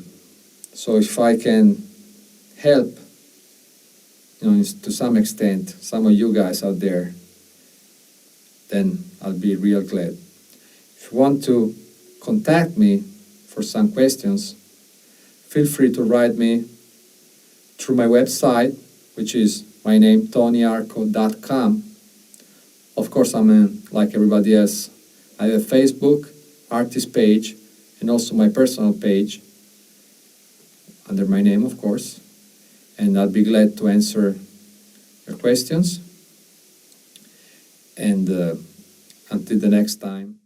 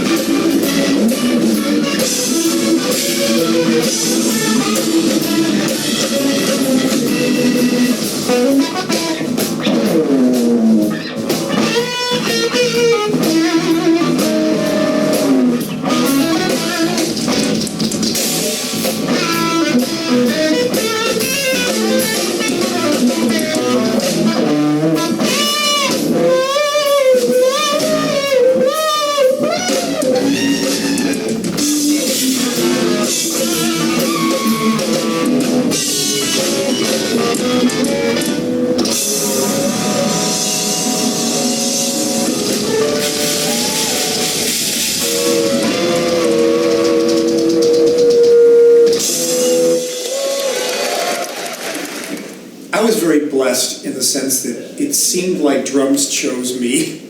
Like I always had an interest as long as I can remember. And that was fueled intensely when I saw the Beatles on Ed Sullivan. When I don't know if I saw the first performance or the second, because I might have been too young to see the very first one, but I saw a performance with my brother and my parents. We were watching the Ed Sullivan Show on TV, and I saw the Beatles, and it just, I know it changed a lot of people's lives. It really, when I just heard and saw the guys, you know, John, George, and Paul, and just the songwriting component, and the excitement and the passion, and then I saw Ringo, and I was so excited.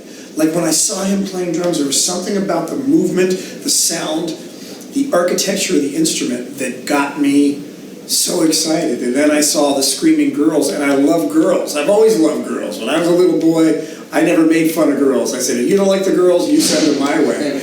And then later on, I remember me and my friend Kurt Diesel, when instead of playing Army, instead of playing all these other things, we would run around his backyard pretending like we were the Beatles being chased by girls.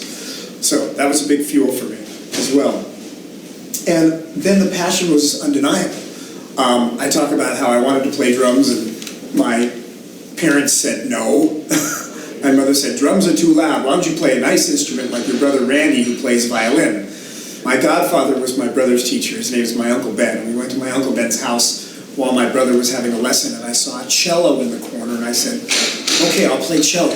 And I cut a deal with my parents that if I practiced cello every day, they would buy me a snare drum and a pair of sticks from, we had what was called the Sears catalog, and close the deal. They didn't have to tell me to practice drums, but I did practice cello.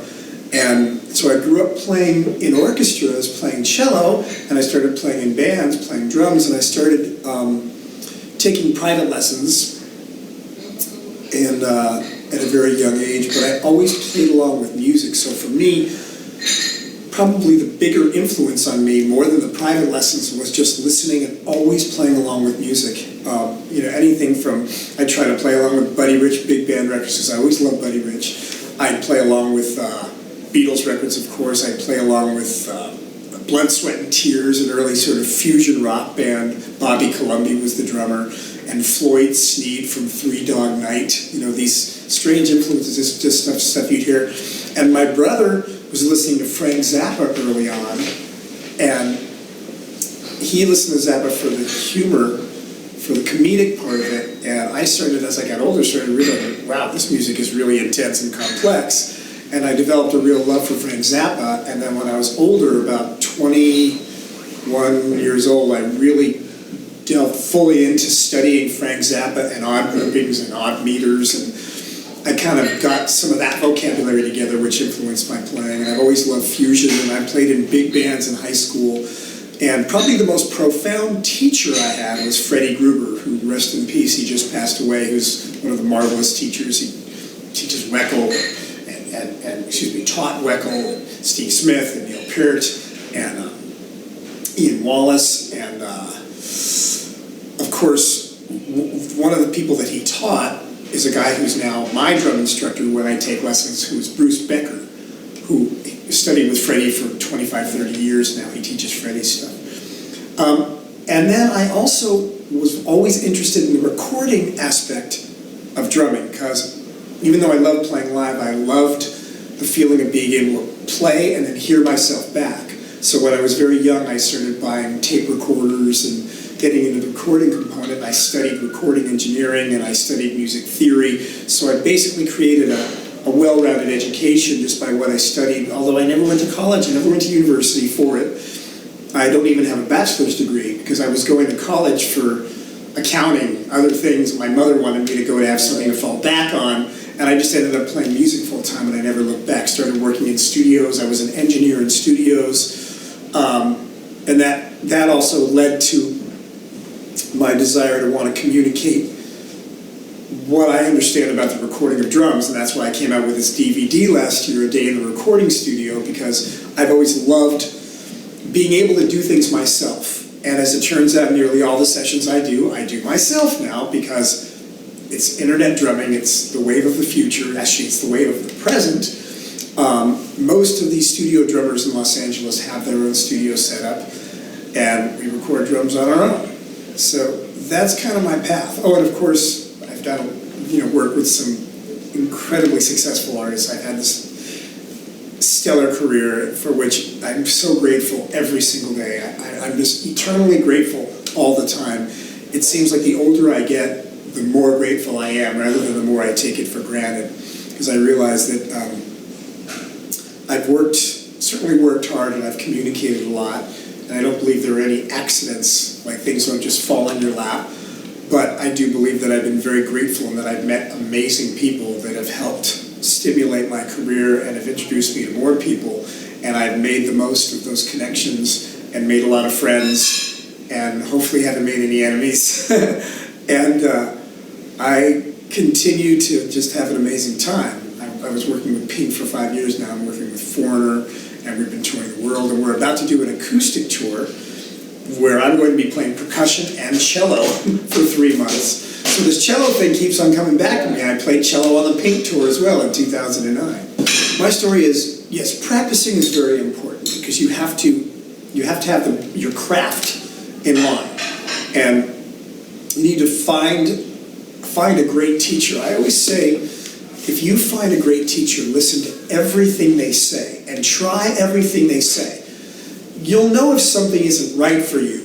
But I find that some people tend to just sort of disregard certain things and do what they want. No, listen to your teacher, not only in drumming, but in language and math. Listen to your teachers and embrace everything, all the information, and then you can disregard, once you've embraced the information, you can disregard what isn't right for you.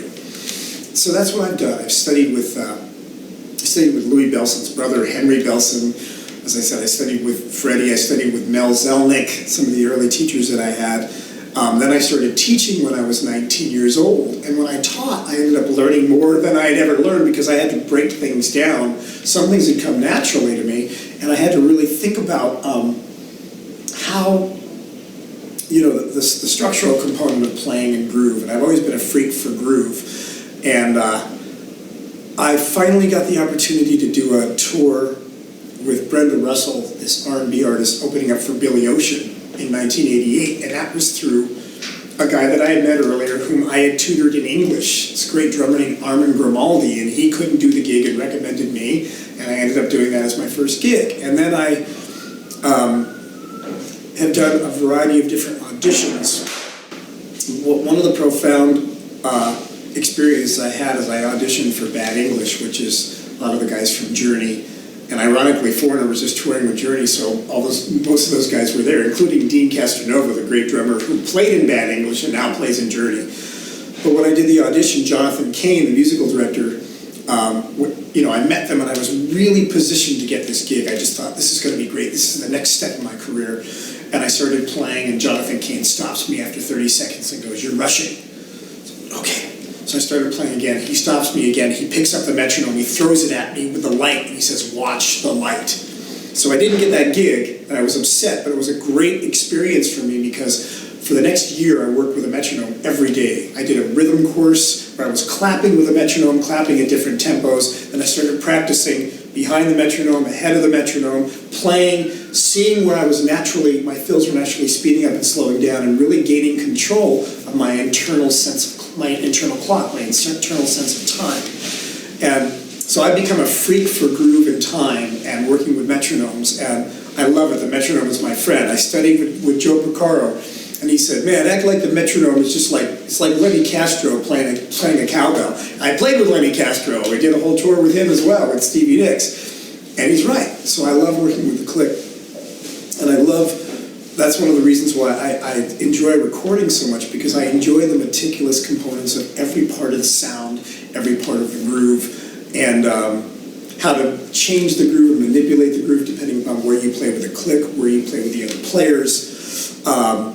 And so that information has served me, because after that experience with Bad English, I swore to myself nobody would ever tell me I was speeding up or slowing down unless I was speeding up or slowing down intentionally. And nobody ever has. I've got two great stories about playing with a click that were definitely life changers for me. A lot of people think that playing with a click, playing with a metronome makes you stiff.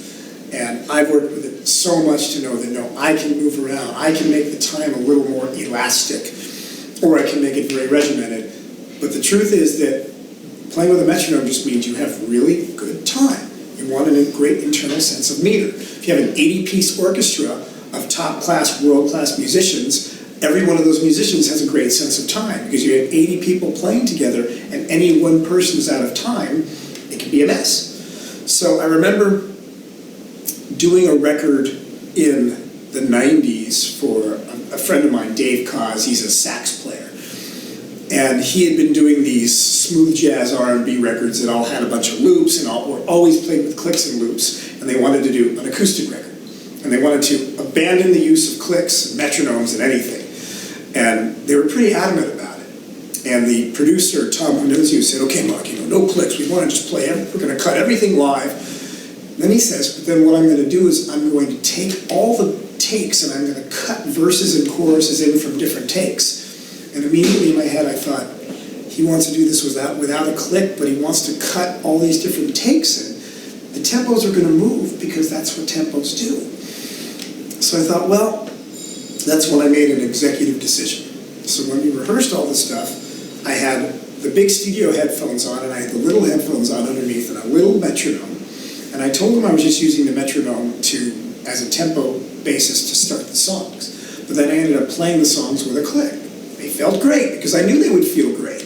And then a week later, after we're done, and Tom Panunzio's cutting all the takes together, he calls me, he goes, "Mark, I gotta tell you, man, your time is perfect. You made it so easy for me. I've been able to cut all these takes together, and there's been no problems at all. You're so great." And he hired me for 4 more records. Cha-ching! So, the click is your friend. Another experience. I got the gig with Stevie Nicks, who sings for Fleetwood Mac, and she's very organic, and she's very old school. She's a wonderful lady, and Waddy Wachtel, very famous guitar player, is the musical director, and Waddy kind of talks like this. He said, "Mark, so Stevie doesn't like to use clicks or anything, make sure that the tempos move and that they're not rigid. She doesn't like clicks and everything." I said, "Okay." So we rehearsed for 5 weeks, and I used a click on every song, because I wanted to, even if I wasn't going to use the click live, because I respect their desires, I wanted to lock in the tempo memory. lock in the muscle memory so everybody was just comfortable. Especially because when you're rehearsing and you get on stage and you have your adrenaline and your perception changes, and how many times have we seen bands, you go see a band and they're playing something too live and it loses the groove because there's only a certain point where things really still groove, how much above a certain tempo you can get, and it's still going to feel good for a specific song. So for all 5 weeks, we played every song with a click, every rehearsal. So it comes to gig time, we play the first couple of shows. After the first show, I said, so how'd you like it, Waddy? He goes, well, you know, it was great, but this song was too fast, this song was too slow, this was too fast. I said, okay. I didn't say anything about the click because it's not about me, it's not about my ego. I just want to make it easy for them. So we play the next show, same thing. One song might be too fast, this one might be too slow. I said, okay, great, I don't care. Third song, third show, the same thing. He said, Waddy, I gotta tell you, I was referencing every song with a click to make sure the tempos were right. He says, oh, really? All right, well, it must have been me then, never mind. And he never bothered me again. And everybody was happy. It was like, you know, Lenny Castro's on the tour. It was just a brilliant tour. So the tempos and the click, everything was really, really locked in. So I do believe that it's okay to play with click tracks, and it's definitely okay to bad tempos. It's also okay to speed up and slow down. Just know that you're doing it. Because sometimes I will kick the band, and sometimes I have a very unique setup when I play live, and a lot of people don't know about this, but I use the TD-20, the Roland unit, as a metronome. I have all of my songs programmed in, and what I do is I start and stop the tempos, the click track, with my left heel. So to the left of my hi-hat, I can be playing and stopping and starting while I'm playing, and I can advance it with my right foot. So I'm always, sometimes I'll turn the click off, because it's okay to play without a click, but I might turn it back on to check the tempo reference. And sometimes the band just wants to go. So I might turn the click off because the band wants to go. Sometimes the band hasn't had enough sleep and they're pulling back. So I'll turn the click off so we can pull back, because I don't want to be rigid about it. But this allows me to start and stop the click and have different tempos set up that I can advance with my right foot, and I never even stop the groove. So that's one little secret that I've been doing in my 23 years of touring that I guess has worked. Yeah, the click. The click. By your side. By my side. And of course when I, playing with Cher, playing with Pink, there are a lot of loops and a lot of samples and such, so we're playing most of those songs with clicks anyway. There's a Pro Tools rig off to the side, and then they're sending me the clicks. But the songs that don't have the clicks and the metronomes, I have on my own for tempo reference. But not every song's going to work with the clicks. I'm the guy that really tries to enjoy every moment. I had cancer, and I've had a few issues in my life that have caused me to realize that every moment is precious, and life is just a series of nows, and the past doesn't exist, and the way you live your life now determines your future. So I feel like, man, I got to embrace this moment, and this moment, and this moment. So, occasionally I might complain or whine, but it's a very rare occurrence, and I'm usually the guy that's kind of making sure, doing my best to endorse that everybody else is happy around me, because if people around me are happy, then it's very easy for me to be happy. So the experiences are generally great. Sometimes you're traveling, more of the experiences around the traveling and being tired. Even on this tour, I did a clinic in Kiev and got done with the clinic, had dinner, went back to the hotel. By the time I got to sleep, I got about 3.5 hours sleep, woke up at 4:30 or 5 in the morning, got on a plane, and then flew to the Czech Republic to do a clinic the next day. So to me, the most challenging thing sometimes is getting sleep. Other times you have all the time in the world. When the tour's on a groove, you can sleep. You can sleep all day if you want. But I like to always get things done and enjoy myself. And try to do some work and see the sights. But the playing experiences have all been incredibly high. I mean, playing, highlights. I played in front of 220,000 people at the Glastonbury Festival with Simple Minds, and I look on the side of the stage and I notice Peter Gabriel standing on the side of the stage watching the show. I thought, this is a moment I'm just going to remember, because I'm looking out at the audience. The audience is on grass, and it's going like this, and I can't even see the end of the audience. It's like it's like a sea of people. And that was magnificent. And Page and Plant played before us. So I used to joke and say, yeah, Led Zeppelin opened up for us, you know. That was a very memorable time. And shooting the DVDs I did with Pink were really memorable. With Pink, we played 57 sold-out arena shows in Australia. She broke every sales and attendance record. You know, so we did 17 shows in Melbourne, and we shot a live DVD in Sydney, and you feel like you're on the height of someone's career. You're just at the top, and it's just really, really brilliant, and I love it. And you know, the first time I ever played the Tonight Show in 1988 with Brenda Russell, and I realized this is going out, and if I screw up, they're not going to stop rolling. It's not exactly live, but it will be live in 3 hours. And I remember sitting behind the drum set going, wow, this is a big deal. You know, 10 million people are going to watch this tonight.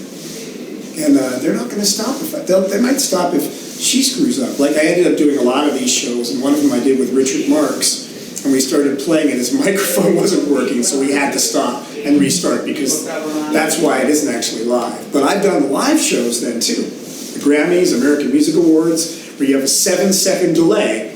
That's all you got. If something messes up, they have 7 seconds to fix it. So you're going to play something that millions of people are going to see live, and then you got to be on your game. That's exciting. That's when the adrenaline's really rushing, and you go, wow, this is fantastic. Especially when you're really playing live. An example, when I did the Grammys with Tina Turner, we had pre-recorded the songs. We were playing along with our own tracks. So she was singing live, and then we were performing with Beyonce. They were both singing the leads live, but we were playing our own tracks. So I could even like flip sticks and do whatever. It didn't really matter because I was playing along with my own track. But played the American Music Awards with Pink, and we were playing live with an orchestra on TV, and you're going, wow, that's heavy duty. That's an amazing amount of fun. So I got to say my experiences have been generally just profoundly wonderful. And the negative experiences I don't even want to talk about.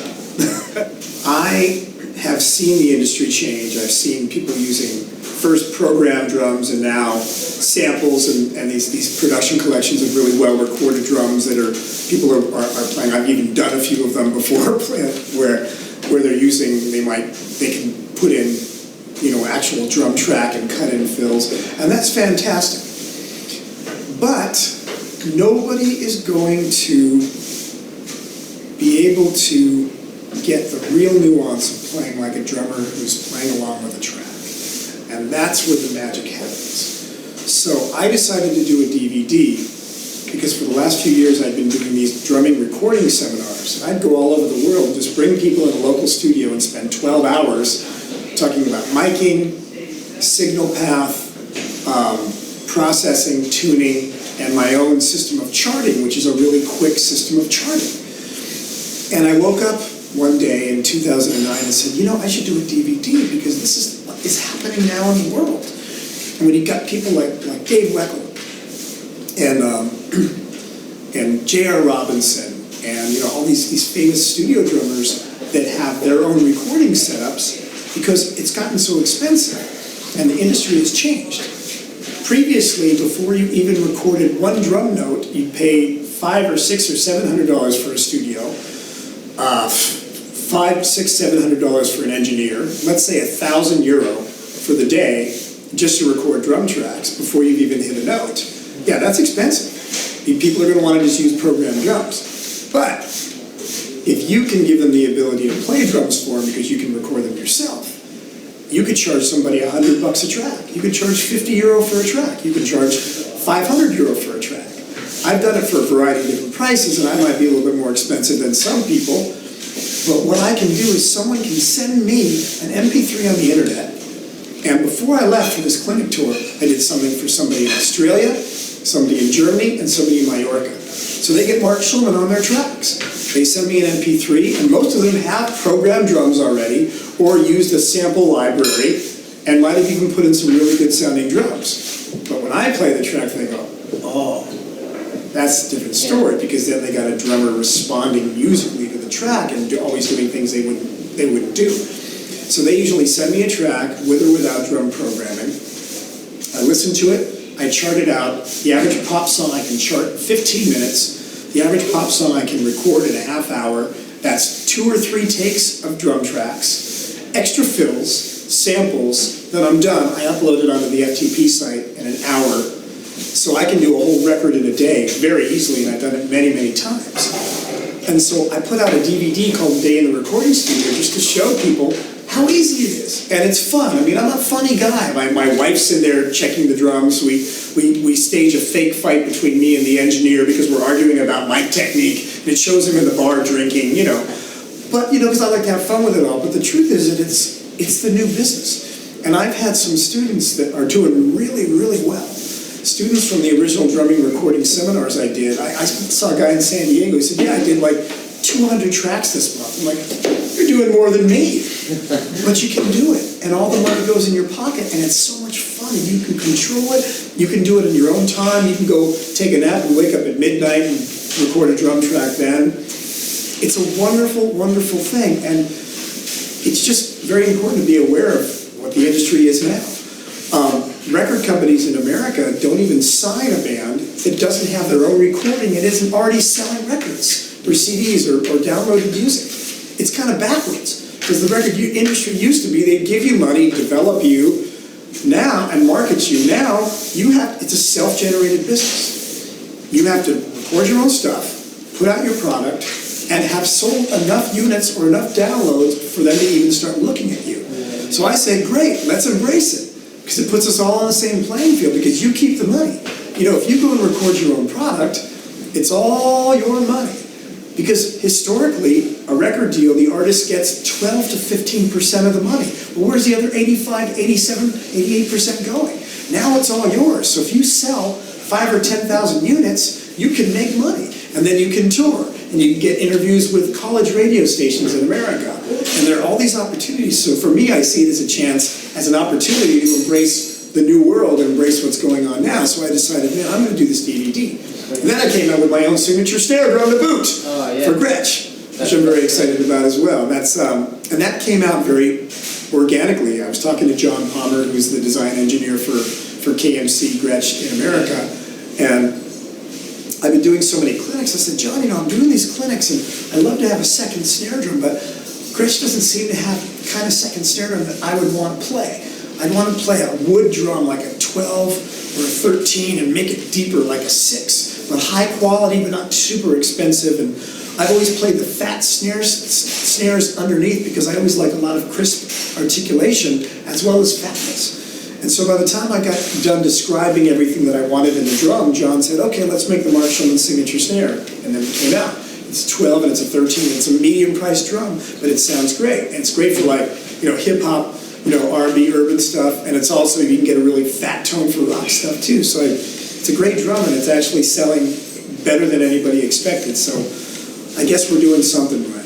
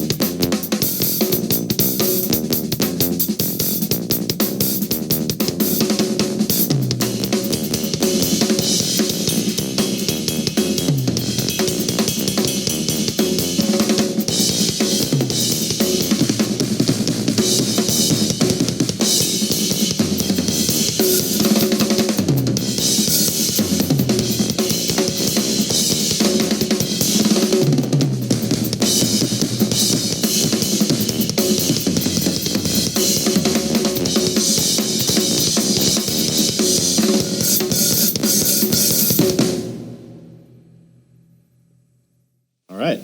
So today, I'm going to share with you some ideas about making odd phrases over 4/4 by grouping two patterns of 2s and 3s.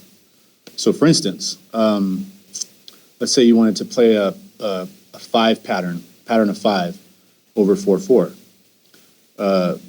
Normally, you would count 5 like this, just straightforward. 1, 2, 3, 4, 5. 1, 2, 3, 4, 5. But what I'm going to show you today is how to break that down into a group of 2 and a group of 3. So you're going to think in your head when you're playing 5, 1, 2, 1, 2, 3, 1, 2, 1, 2, 3, 1, 2, 1, 2, 3. And we're going to use 16 notes. And so let's see how that fits over one bar.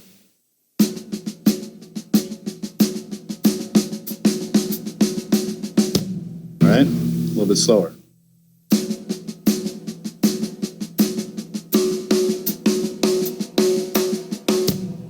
All right, let's extend it 2 bars.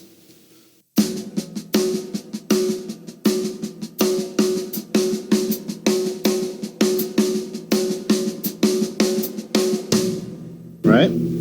So the idea here is that we're basically playing 5 over 4/4. So we're kind of like using what I call sometimes metric modulation to sort of displace a pattern, an odd meter pattern, over a common time.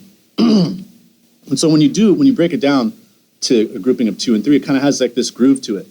And when you're practicing it at home with a metronome, the best thing to do is just to keep looping that 1, 2, 1, 2, 3, 1, 2, 1, 2, 3 pattern over and over again with a metronome over 4/4, and try to keep track of where the bar line ends, or where one happens, so you can get in and out of it. So we'll just let it go for a while.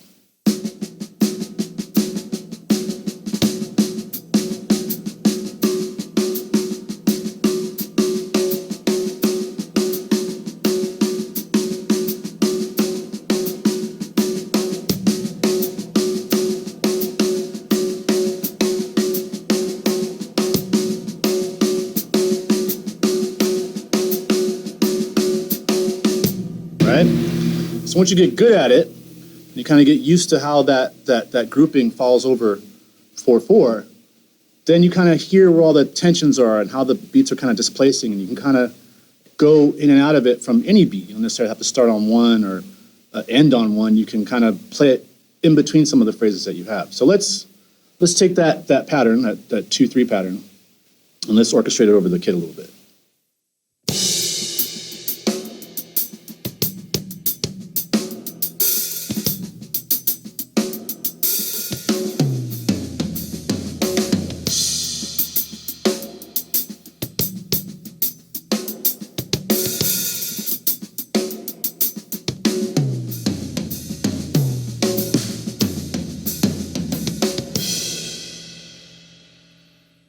All right, so let's speed it up a little bit.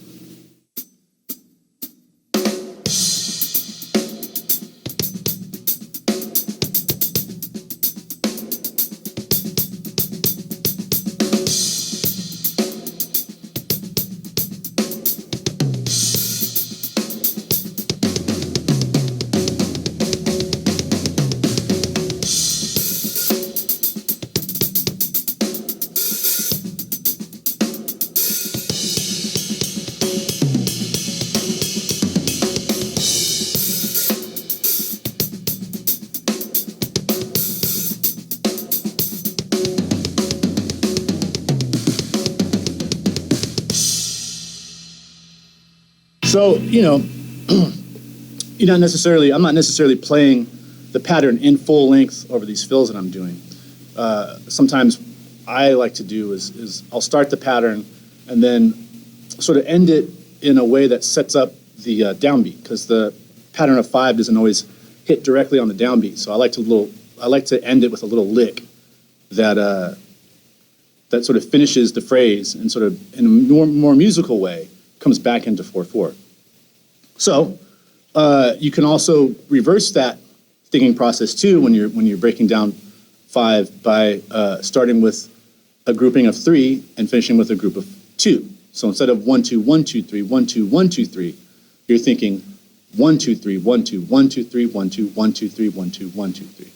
So let's see how that falls over 4/4 as well.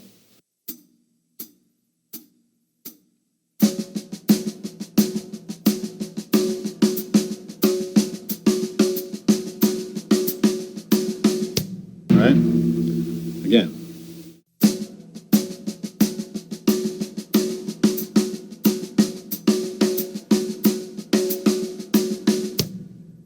So let's play it around. Let's play it around the kit a little bit.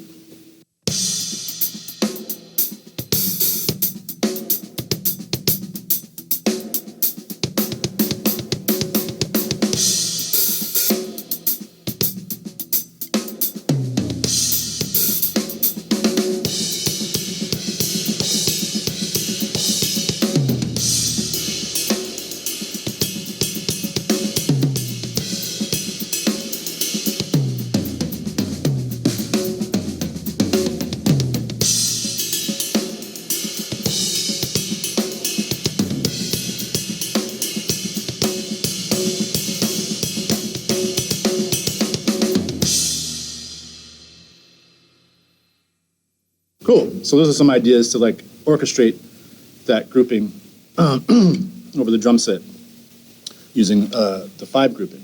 So you can also take that concept of grouping 2s and 3s to play a phrasing that is 7 beats. So using that concept, we're not going to count or think 7 as 1, 2, 3, 4, 5, 6, 7. We're going to break down 7 into 2 groups of 2 and 1 group of 3. So you're going to think of 7 like this: 1, 2, 1, 2, 1, 2, 3, 1, 2, 1, 2, 1, 2, 3, 1, 2, 1, 2, 1, 2, 3, 1, 2, 1, 2, 1, 2, 3. So let's see how that falls over the bar.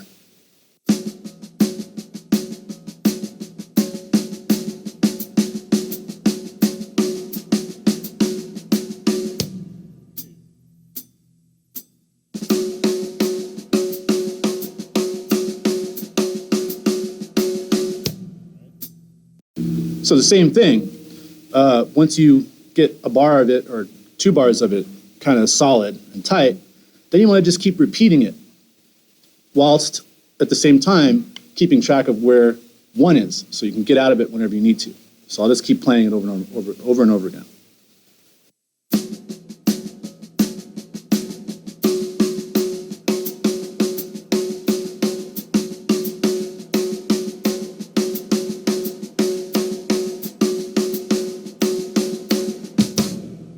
Right? So the best thing to do with this is to get a metronome, hopefully one that has like a different sound for the beat 1, and just, start slow and use that 1, 2, 1, 2, 1, 2, 3 in 16th notes, and just practice, just playing it endless. And what you're going to find, hopefully, what I found when I started practicing this stuff, is that you feel like where the tension is and where it kind of goes over the bar line, and you get more comfortable with coming in and out of it. So let's put that around the kit too and see what that sounds like.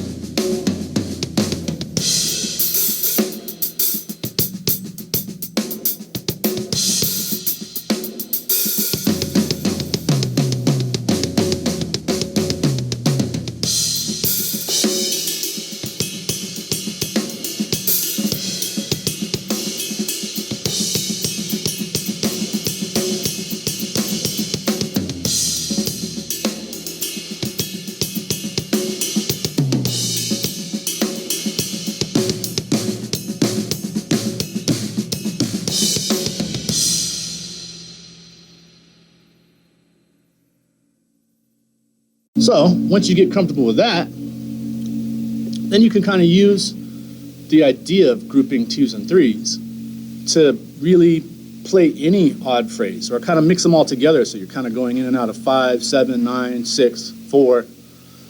And that's where it really gets creative. Here's a little example just using the snare drum.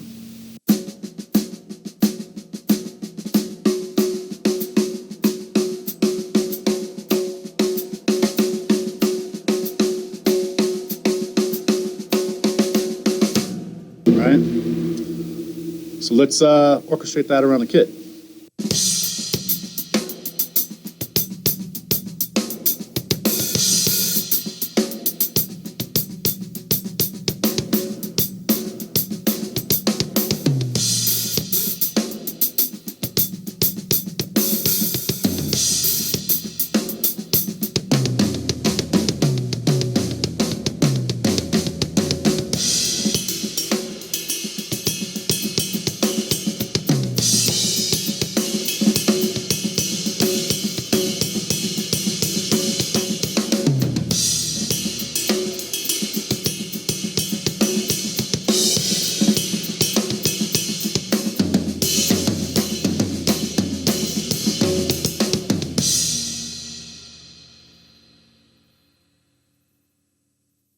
So yeah, those are some ideas to sort of help your phrasing of odd patterns and kind of grouping them over 4/4. Best thing to do is practice this with a metronome, and even better, if you have like a band, a rhythm section, or a bass player or a guitar, is sort of practice this stuff together, and then you can kind of make little musical phrases that kind of utilize these groupings of 2s and 3s. So hopefully this gives you some ideas for some of your phrasing.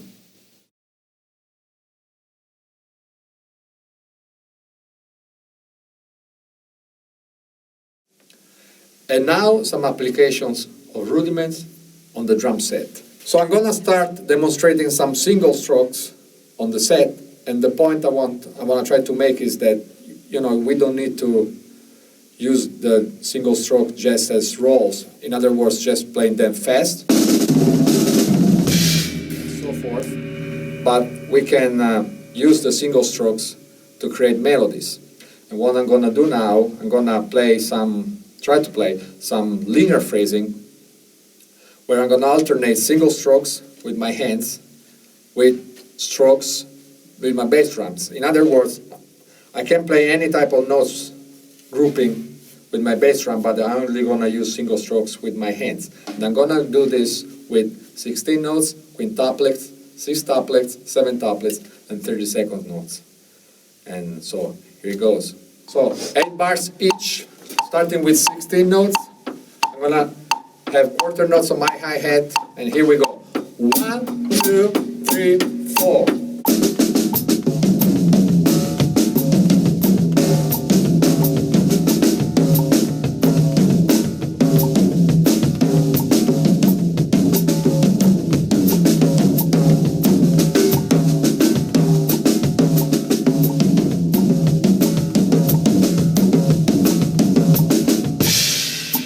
Quintuplets.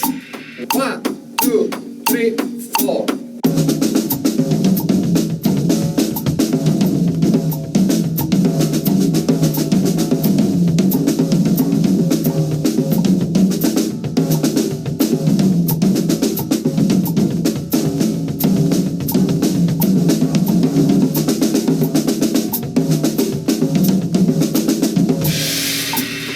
Six tuplets. 1, 2, 3, 4.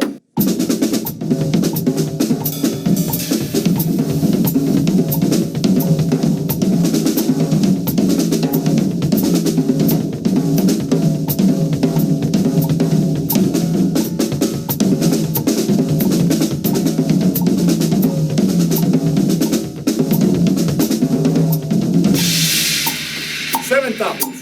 1, 2, 1, 2, 3, 4.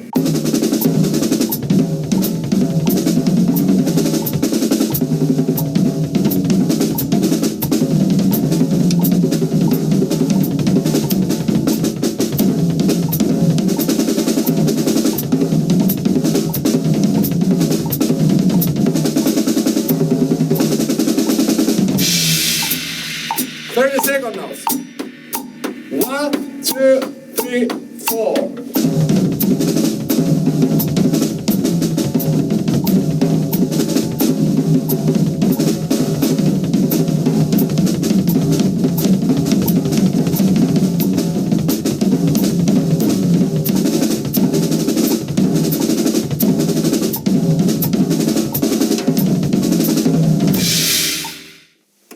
What I like to do now is play some double strokes. And as I said with the single strokes, we don't need to play only fast as for rolls, but the double strokes have a lot of melodic potential.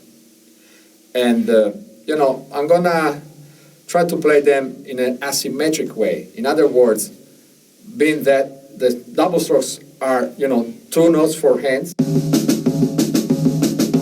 it's basically 4 notes.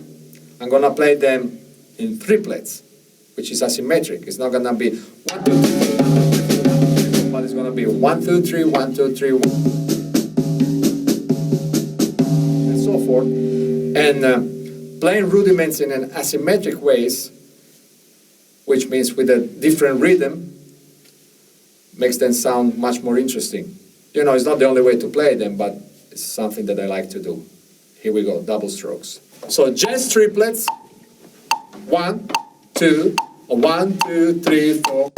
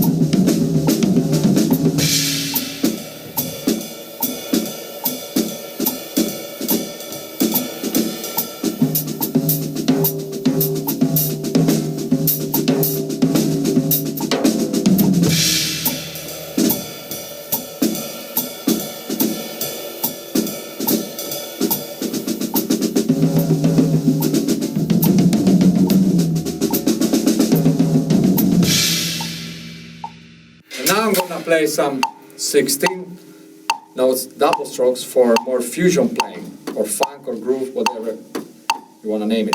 1, 2, 3.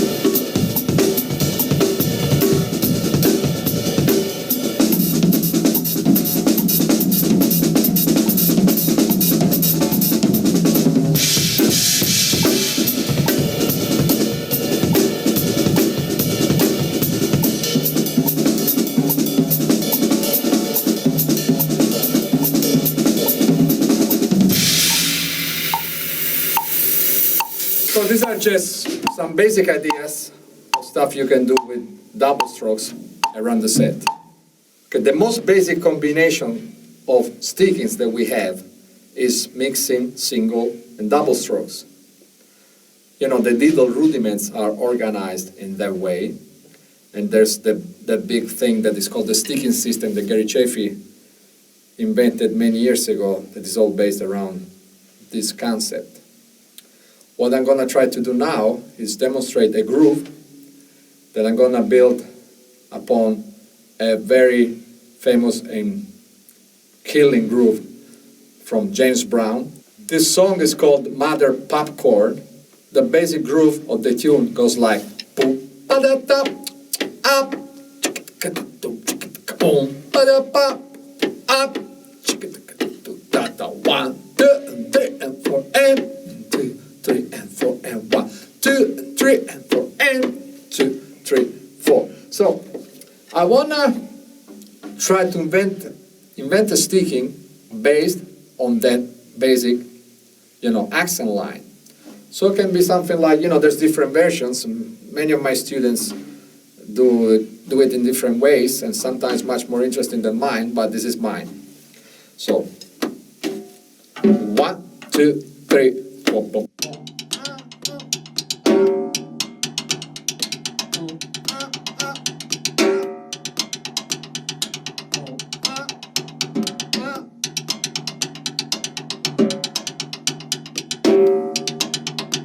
So it's basically all around paradiddles. In a way, it's paradiddle, paradiddle, paradiddle, diddle, paradiddle, paradiddle, and so forth. But you don't need to do mine, it's just an example. So once that you find the line, you can do this with any group, especially the funk groups like Dave Garibaldi stuff, or, Bernard Purdy and all those guys. I'm gonna try to play it on the hi-hat and snare and see how it sounds. 3, 4.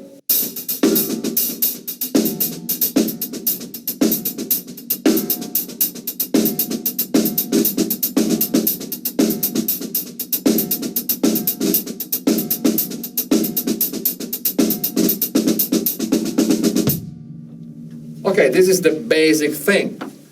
Of course, we need some bass drum. So what I'm gonna do, I'm gonna be playing, some bass drum hits together with my right hand. So this is fairly easy to do because it doesn't need any real independence. It's, it's the same, unison. And again, you can play the bass drum anywhere you want, but this is my choice. 1, 2, 3.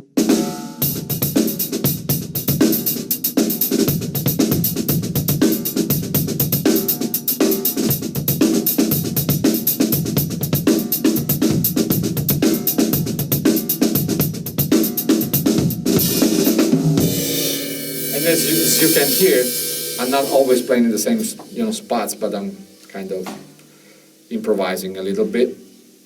So what I'm gonna add now is some embellishment. I can do play 30-second notes. Sometimes I can open the hi-hat some other times and see what happens. This is when I play the tune. This is basically improvised. So what I do, I build a basic, structure for a groove, a basic sticking, and then I use creativity and try to make it sound good, which is the most difficult thing. Remember, the most difficult thing for the musicians, drummers in particular, is to play time. I've been playing 35 years. I'm still struggling to play time. It's really hard to do it very well. And we have, Steve Gadd, people like that we can look up to and get inspired. So, Mother Popcorn. 1, 2.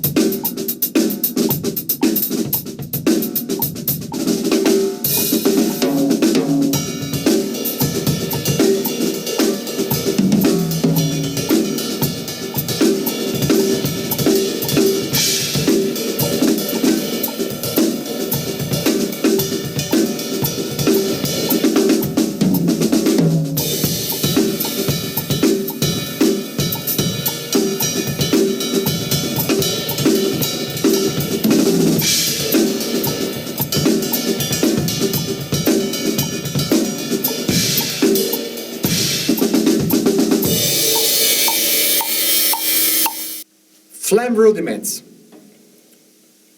As I said in a previous lesson, I like to use rudiments, or to play rudiments in an asymmetric way, which means with a different rhythm. For instance, if I play a pata fla fla, which is in 16 notes, 1, 2, 3, 4, 1, 2, 3, 4. But I played in triplets. 1, 2, 3, 1, 2, 3, 1, 2, 3, 1, 2, 3. You hear how much more interesting it sounds. For instance.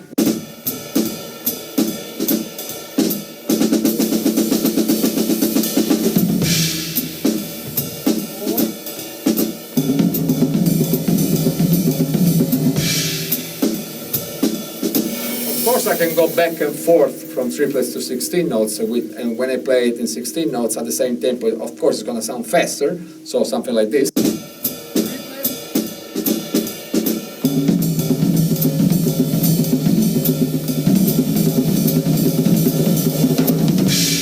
Mixing them up.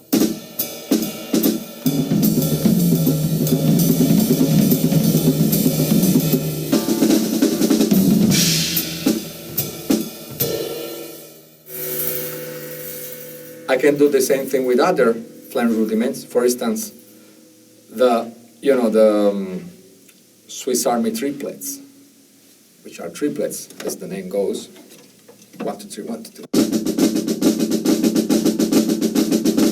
I can play them in 16 notes. 1, 2, 3, 4, 1, 2, 3, 4, 1, 2, 3, 4, 1, 2, 3, 4.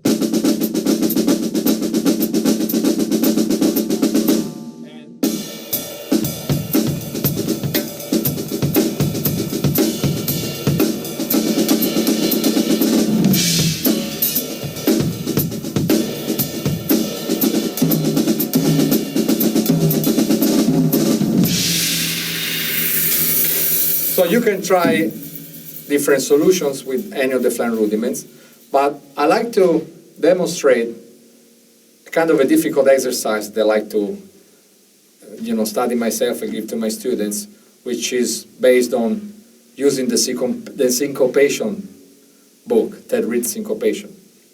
So for the syncopation book is a number of pages with syncopated lines. For instance, page 38, it goes like this, with swung 8 notes. 1, 2, 3, 4.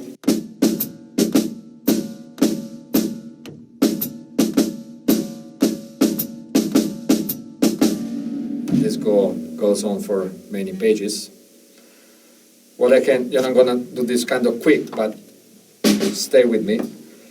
What I'm gonna do is play the same line playing alternate triplets with my hands and accenting the melodies that are written.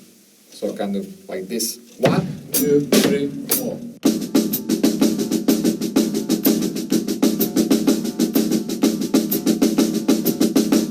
And so forth for 8 pages.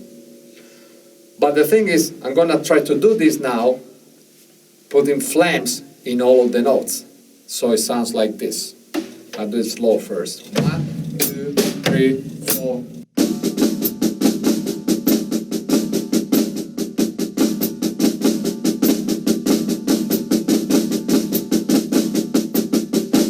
A little faster, and do maybe a couple of lines. 1, 2, 3, 4.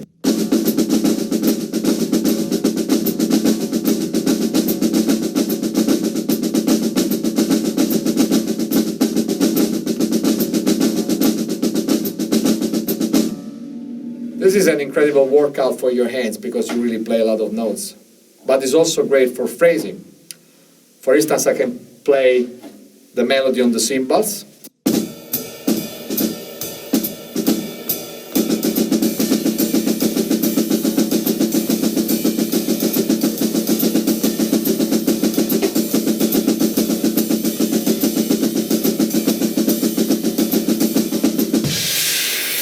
You might hear somebody like Steve Smith playing kind of things like this. A way of orchestrate this system that I really enjoy playing is starting from the toms to the cymbal, and also to challenge myself with some coordination, I play triplets with my feet in this manner. So I'm keeping quarter notes with my hi-hat basically, and then I'm filling in with the bass drum. This is kind of rough at first. And I haven't really done it in a while, so it's not going to sound perfect maybe, but you forgive me.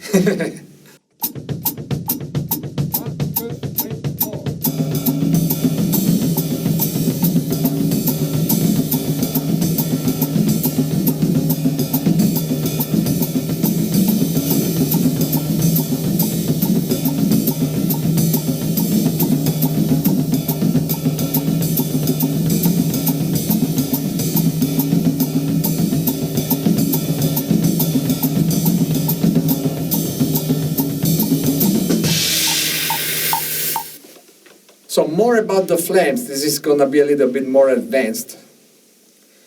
I'm going to still use the syncopation as I did in my previous lesson, but now I'm going to play in 16 notes, using flames, and also using paradiddles. This is kind of rough. So the first line of page 38 in the 10th reed syncopation book goes like this. 1, 2, 3, and 4. Da da da da da da da. Ba ba ba ba ba ba ba ba ba ba, and so forth. I'm gonna play this as accents for my paradiddles. So I start with paradiddles.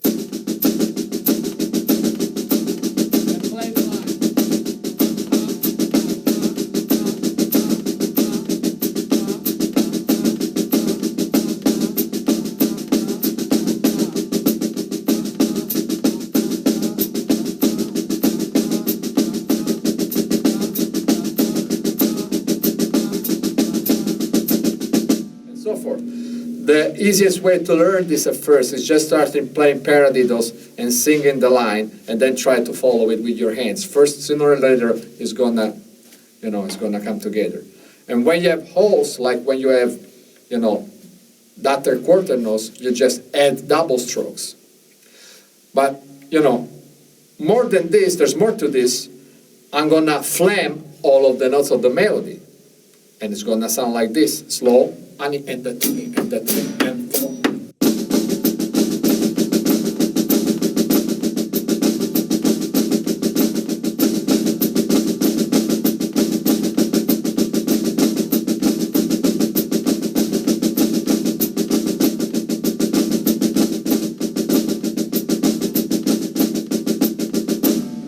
So again, it's very, a lot of work for your hands. It's a very good workout.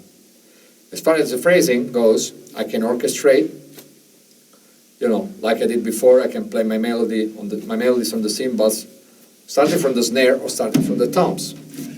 And I can challenge myself with some coordination and playing the same, 3-note melody that I used for triplets before, but played in 16 notes. So it's gonna sound asymmetric. This is 3 16-note phrase. It's gonna be like 1 E and the 2 E and the 3 E and the 4 E and the.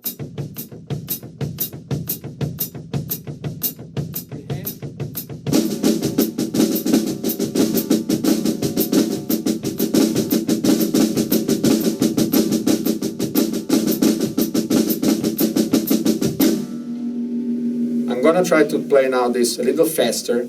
Starting from the toms, going to the cymbal.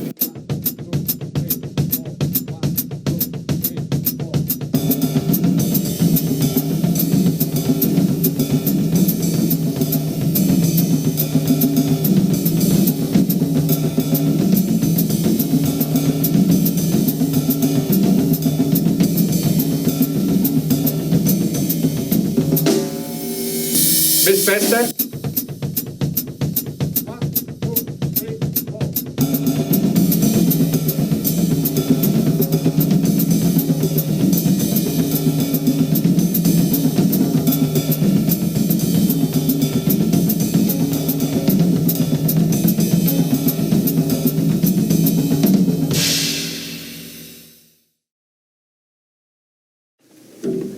Hi, I'm JP Bouvet, and you are watching The Drum Brother.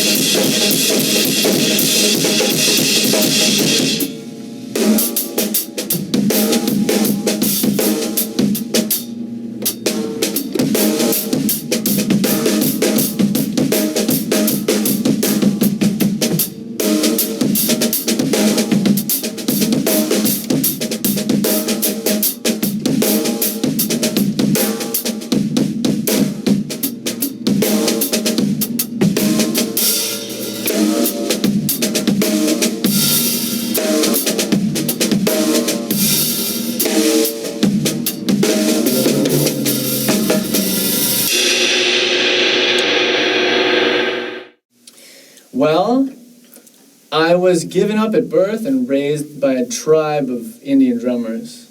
No, that's not true. I don't have a crazy story. My story is very typical, and I like it that way. But I started playing when I was 9. My mom is a bass player. She's super cool. She's like sort of musical, well, the more musical side of the family. My dad plays a little guitar, but I don't remember why I started playing drums. I know I used to play on like pots and pans with chopsticks and stuff, which is so stereotypical, but it's true. And I don't remember what the impetus was, but at some point my mom was like, hey, maybe you should take some lessons. Stop breaking our Tupperware. So I took lessons at Schmidt Music in Burnsville before I had a drum set for about a year, I think, 6 months maybe. And that was enough time for my parents to see, oh, he really likes this. He's very serious about it. So they got me a drum set. And that first teacher I had was very, very important to me, Wade Linkert, because I don't know, he was a great person, a great teacher, and a really well-rounded musician. And that's where, I mean, I don't know if he was doing it purposely or it's just who he was, or if there was a plan, but we studied sort of everything. You know, we did Blink-182, we did some jazzy stuff, we did Prince.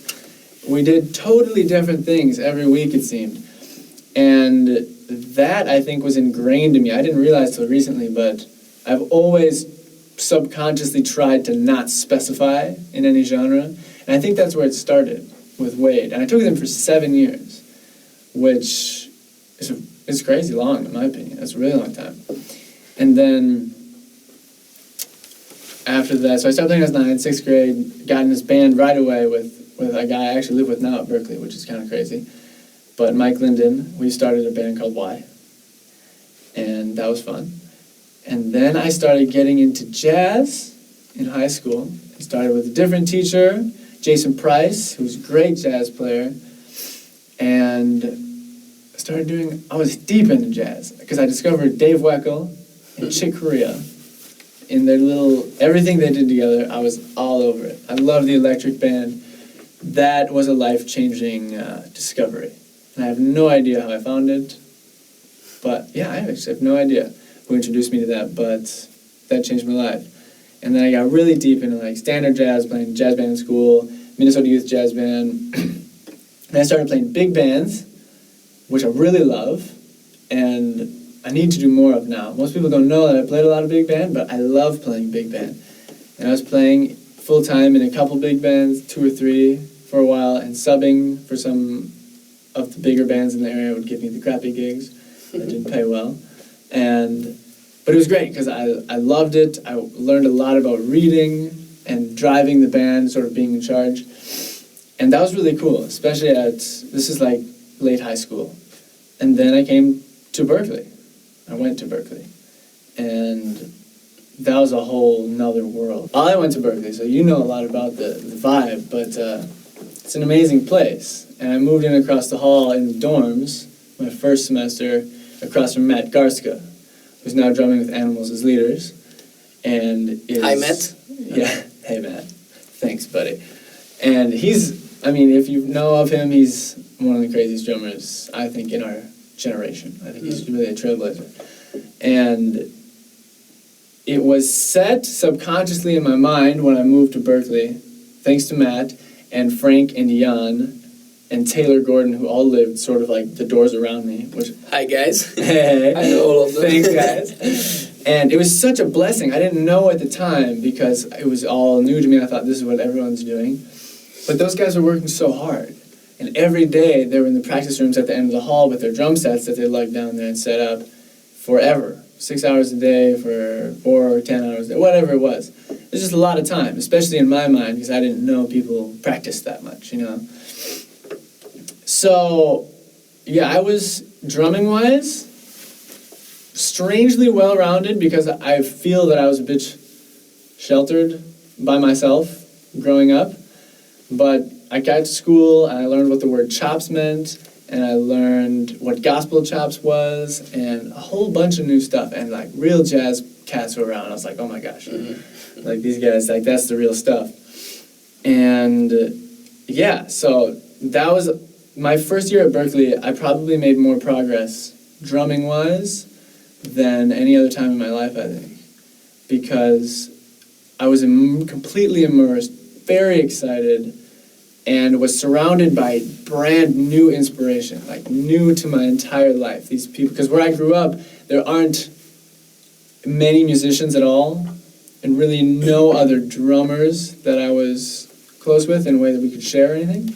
So anything and everything I learned came from listening to like Dave Weckl or being on Drummer World, and I didn't even do that very much. So to come to Berkeley and have all of this new stuff, these new ideas, teachers giving me ideas, was really amazing. Casey Sherrill was the teacher I studied with for all 4 of my semesters at school. He always had great ideas because he thinks outside of the box. And I love the way he teaches because he just plants a seed, you know. He doesn't say, learn this solo and come back and play that solo and then forget that solo. It was like, we'd just hang and talk and he'd be like, check out this idea I thought of. And it'd be super weird, but it'd be super basic in a sense that it could go anywhere. And that's what I really loved about Casey, is that he just gave me these tiny ideas. And before I knew it, a year later, a year had passed, and I was like, man, I don't even know what have we worked on with Casey. But then it dawned on me as I was playing, I was like, oh, like all this stuff that's like just in my playing. Like it found its way into my playing, and it's a big part of that phase of my life. And that was very important. I don't know if he knows that, but thanks, Casey. Berkeley, a lot happened. I got into like the sessions at school, tons of jamming the first year, a whole bunch of bands that sort of came and went, and I was maybe in for a few months here and there. And it was great. I feel blessed to have been able to play with so many wonderful people, so many different genres and stuff. And you know, it's always changing on a day-to-day basis. I'm like, man, I need to get more into jazz. And I'll like go into some jazz phase. And then I'll be like, wait, I don't like jazz anymore. And move on to whatever and work on my double bass or something, right? But that's kind of where I'm at now. And now that I'm out of school, I dropped out. But it's interesting because this is the first time in my life I don't have a teacher. So no one's telling me what to learn. And it's really an interesting experience to think, who am I in this world now that there's a bit more of a spotlight? I have to kind of think, what am I doing? And like, what is my voice? Like, because before I could imitate and I could work on whatever, and it didn't matter because no one really knew what I was doing. No one really cared except me. And that's beautiful as well. And now, what I'm always trying to do is keep that same mentality, as if I'm alone and no one cares what I play, and just be me, even no matter how many people are watching, you know, in the Drum Brother, whether it be on my YouTube channel or on stage or in the practice room, to really just try to be me. And I think as a drummer, I'm an explorer, and that's what I want to be. Just trying new things, trying to find things I haven't heard, and finding like my own voice in a way. I know I've never been one to learn a lot of licks or learn a lot of things from other drummers, but maybe a very small idea that will later stick with me for my whole life, you know? Like I can remember some like very small things that were just like, oh, and then they stuck with me forever, you know.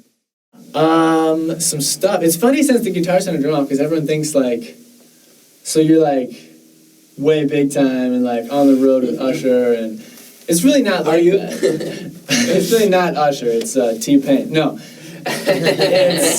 it's funny because I do the same things I did before the drum off, you know. But just more people know about them, which is really beautiful because I think that's really all I need right now. You know, I think to be a successful drummer, you need to be be okay at drums, step one, and then people need to know you exist. And that's what's the biggest gift from the Guitar Center drum off is that my audience is so much wider now, which is really the best thing someone can give you, in my opinion. But what am I doing now? There's a couple avenues I'm just constantly pushing. The first thing is me as a drummer, and because we have this community, as you know, that's really unlike anything else I've ever stumbled upon. But so you can be a drummer in the world of drummers, playing for drummers, and that can be what you do, and it's really exciting. So I'm pushing me as a drummer. I love doing clinics, setting up my second clinic tour in the fall. And I'm hoping to drive through 10 cities through the Midwest and up the East Coast. And I'm launching my website, jpbouvetmusic.com, in probably the next 2 months from when this is filmed, so by September, hopefully, 2012. And the whole idea of the site... Visit the website. Hey! Check it out. Check it out. Thank you. The whole point of the site is going to be... The whole idea is how to be a drummer, not necessarily how to play drums. Because everyone knows, between you guys, between Mike Johnston, like, there's people who are better at teaching than I am. Like, if someone wants to learn drums, there's places to do it online. So really what I'm trying to provide is sort of a behind-the-scenes thing. Like, this is what it's like to have a session. This is what it's like to be on the road. This is how I prepare for a gig that I have to learn 50 songs for. This is what I write in my notebook, you know? It's nice. It's basically just like as real-life, transparent stuff as I can do, as I can film and manage. And it's something that I loved finding, but had a really hard time finding growing up. You know, sort of I know Dave Weckl is like one of the best drummers, well, there's no such thing, one of the most iconic drummers in the world. And he's a legend. But what happened between him being born and him being Dave Weckl now, right? That whole middle ground. So I started blogging right before the Guitar Center drum off because I thought this might be a really cool experience. And a lot of people are going to ask about it, so I'll just document it. And it's been really cool. I've been doing that with sort of all these new things I encounter because they're all the things I would have wanted to know about. And as I feel very lucky to be able to do them, like some bigger sessions and when my band Heliocopter goes on tour or big shows, you know, anything. The clinic tour that I did with Guitar Center, I'm documenting it all because it's like, this is what it's like to do this, you know? And I'm just as excited as anyone else about all this stuff. And it's all new to me as well. So it's a learning experience, which is really fun. And the filming and the blogging and the video editing helps me to really appreciate what I'm doing, you know? Because I watch everything back over a couple times when I'm editing, and it's like, this is pretty cool. Like, you kind of get to relive it, and it helps me appreciate where I'm at. Because where you're at always seems normal. Yeah. But when you can take a step back and think, like, I'm very lucky to be doing these things, even to be here in Europe, hanging a drum brother with you guys, that's crazy, you know? Like, I don't know, it's like, how did I get here, and what was the path? And that's sort of what I'm trying to do, and it's a lot of fun. It's killing, man. I'm a kind of a control freak, so... Just like us. I'm sure you guys know. Like, it takes... you guys know how much time it takes, but it's good worth luck, it in the man. end. Yeah. See you in a year. Good luck to JP. If you haven't seen the blogs, at this point, I have 8 up. And it's like the Guitar Center drum off, some stuff I did with Roland, filming videos. Yeah, that stuff, but also I did a video for them on a new product. So when you buy the product, there's a DVD of how to put it together and how it works, and it's me, which is kind of funny because it's like this little drum set. So I did a blog on that, and like I said, the clinic tour and some recording sessions. So if you Google JP Bouvet blog, you'll find something. I don't know what you'll find. Check it out, guys. that will tell you what the site is. And there's a lot of interviews I'm doing as well, like you guys do. But yeah, it's been cool. And right now I'm in the process of collecting. Yeah. And there'll be a few lessons on there on my theories, but again, the focus isn't how to play drums because you guys are better at that than I. So there's me as a drummer, and the other thing that I'm always pushing is the bands. And the main band is called Helicopria. Helicopria. And if you Google us or if you Google JP, Heli, it'll come up. But we're pushing hard. We've got 2 EPs out. We've been together for like 2.5 years now. We met at Berkeley. And I think we have a really special thing going. This new EP we're doing right now in the summer and fall of 2012 is going to be, I think, pretty groundbreaking because we're sort of going in a new sound direction right now because our bass player Drew of the Drew, has a... What's up, Drew? He's deep in the tone zone, if you know what I mean. Like, dude's deep. So we're going in this sort of electronic rock, bringing dubstep into it, but it's still like really, it's rock in the end. You know, it's not electronic in the sense that it's like, but it's like the Mars Volta meets Paramore meets like the Deer Hunter meets Skrillex. All together. All together. That's cool. And I'm really excited about it. And this EP is going to be really raw in the sense that our last EP was a very concept album. I love it. I think it's a beautiful thing. This one will be a bit more tangible for the average folks. You know what I mean? Which I think will be really fun. I'm really excited for the release show and everything. And that'll be out in late fall. Definitely winter of 2012. You have a website? Yeah, check out Helicopria on our Facebook fan page is the main hub. Okay. So facebook.com/Helicopria, Helicopria. Awesome. And yeah, that's sort of the main focuses that I'm up to now. There's things that come up in studio sessions and gigs here and there, but those are the 2 biggest things that are being pushed. I came all the way to Milan, Italy, just to interview on the Drum Brother. Thank you very much. Thanks a lot, guys. Thanks, man. It was a pleasure.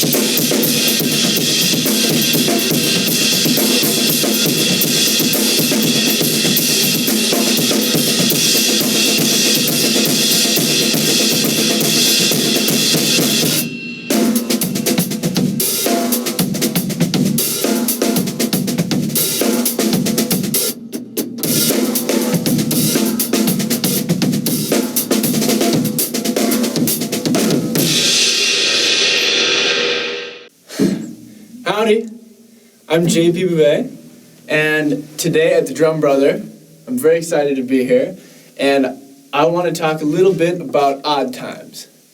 And the first thing we need to dismiss is the fact that they're odd times, because the only reason they're odd, well, they're not odd, they're uncommon. And they're only uncommon because we're not used to playing them. We grew up, we play 4/4, we hear 4/4 99.99999% of the time. But if we grew up playing in 7 or 5, we'd be as comfortable as we are in 4. You know what I mean? So they're not odd, they're uncommon. Once you accept that, then you won't be so afraid to go there. But I want to help you gain some freedom and fluidity in whatever time signature you want to be in. For this lesson, we're going to think in 7/8. So 1, 2, 3, 4, 5, 6, 7, 1, 2, 3, 4, 5, 6, 7, 1, 2, 3, 4, 5, 6, 7, 1, 2, 3, 4, 5, 6, 7, 1, 2, 3, 4, 5, 6, 7, 1. So the first and most important thing, in my opinion, as you're doing any exercises, any playing in 7 or whatever the time signature is that you start to get into counting out loud and in your head. It has to start out loud. You can't jump to straight in your head. That's like skipping the easy stuff and jumping to being pro. You know, to be able to feel it and hear it inside is the goal. But to start, you need to practice counting out loud. So just 1, 2, 3, 4, 5, 6, 7. Some people like to say 1, 2, 3, 4, 5, 6, 7, 1, 2, because 7's a 2-syllable word and it gets a little confusing. But do whatever's comfortable. I say 7. So the first exercise we're going to do is going to be freeing up your right foot to play, to be able to play whatever you want. So the goal is to be able to put your a single or a double on any subdivision within the 7/8. So if we're thinking 1, 2, 3, 4, 5, 6, 7, 1, 2, 3, 4, 5, 6, 7, then we want to think 16th notes. So 1 and 2 and 3 and 4 and 5 and 6 and 7 and 1 and 2 and 3 and 4 and 5 and 6 and 7 and. So we're going to keep the beat going with our hands, hold the hat down with our left foot, and then we're going to work on every single possibility. And it's really systematic, but you'll start to develop this freedom that will allow you to escape the boxes of odd times and really sort of expand your vocabulary. So, if we're going 1, 2, 3, 4, 5, 6, 7, 1, 2, 3, 4, 5, 6, we'll start on 1, and I'll do it 4 times. And then we're going to push it back to the and of 1, so 1 and 2, 3, 4, 5, 6, 7, 1 and 2, and then 2, 1, 2, 3, 4, and so on until we get back to 1. And I'm going to start doing 4 times each, and then I'll probably break it down to 2, just so we can move along. So we go 1, 2, 3, 4, 5, 6, 7, 1, 2, 3, 4, 5, 6, 7, 1, 2, 3, 4, 5, 6, 7, 1, 2, 3, push it back. 1, 2, 3, 4, 5, 6, 7, 1, 2, 3, 4, 5, 6, 7, 1, 2, 3, 4, 5, 6, 7, 1, 2, 3, then to 2. 1, 2, 3, 4, 5, 6, 7, 1, 2, 3, 4, 5, 6, 7, 1, 2, 3, 4, 5, 6, 7, 1, 2, 3, 4, 5, 6. So you can see where this is where the counting comes in handy. Because without counting, it's going to be really hard to know where you are. So the counting has to be practiced right from the beginning with whatever you're doing in this new setting. Because then you'll really start to understand what you're doing. And once you understand what you're doing, it'll allow you to do more. You know, you'll be able to see where you can go. So we were on and the 2. 1, 2, 3, 4, 5, 6, 7, 1, 2, 3, 4, 5, 6, 7, 1, 2, 3, 4, 5, 6, 7, 1, 2.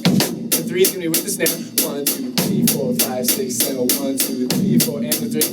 1, 2, 3, and 5, 6, 7, 1, 2, 3, and 4, 5, 6, 7, 1, 2, 3, 4, 5, 6, 7, 1, 2, 3, 4, 5, 6, 1, 2, 3, 4, and 5, 6, 7, 1, 2, 3, 4, and 5, 6, 1, 2, 3, 4. What was that on the end of 4? 1, 2, 3, 4, 5, 6, 7, 1, 2, 3, 4, 5, 6, 1, 2, 3, 4, 5, 6, 7, 1, 2, 3, 4, 5, 6, 7, 1, 2, 3, 4, 5, 6, 1, 2, 3, 4, 5, 6, 7, 1, 2, 3, 4, 5, 6, 1, 2, 3, 4, 5, 6, 1, 2, 3, 4, 5, 6, 7, 1, 2, 3, 4, 5, 6, 1, 2, 3, 4, 5, 6, 7, 1, 2, 3, 4, 5, 6, 7, 1, 2, 3, 5, 6, 7, 1, 2, 3, 4, 5, 6, 7, and then you're back to 1. So in theory, you've just done a single on every subdivision. And if you've gotten really, really comfortable with it, you're basically learning the letters to speak with, because you don't want to be tied to patterns necessarily. You want to be able to put it wherever you feel it, wherever you hear it, or whatever the music calls for. So that's the first step. And the next step is do the same thing with the same idea, counting, same tempo, same everything, but with double. So you're gonna go 1 and 2, 3, 4, 5, 6, 7, 1 and 2, 3, and then you're gonna move it back 1 and 2, 3, 4, 5, until you do all the possibilities again. So I won't do them all because you get the picture, but.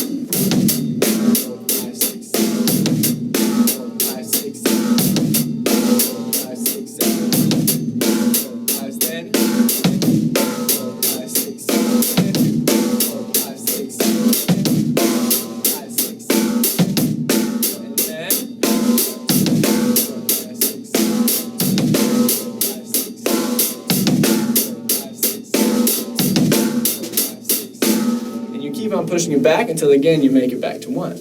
And now you've put a double on every possibility. So the goal is to put a single or a double anywhere your heart desires. And now you're getting comfortable doing that very thing. So when you hear and you're playing and maybe the melody goes ba ba da ba ba ba da ba ba da ba ba ba da, then you've learned all those letters, all those little tiny pieces. So when you hear you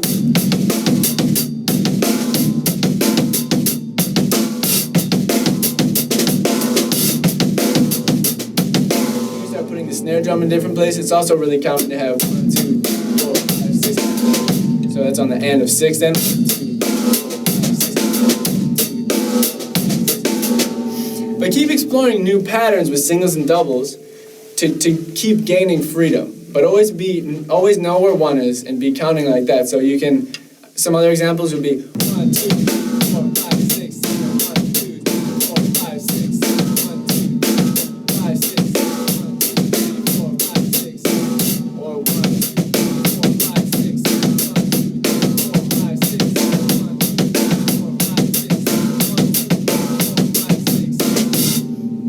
Any example you can think of, keep it looping in 7, because if it's too easy, you're not thinking hard enough because there's more hard stuff to do. Like, if all that was easy, then think 5s. Like, da, da, ba, ba, da, ba, ba. So,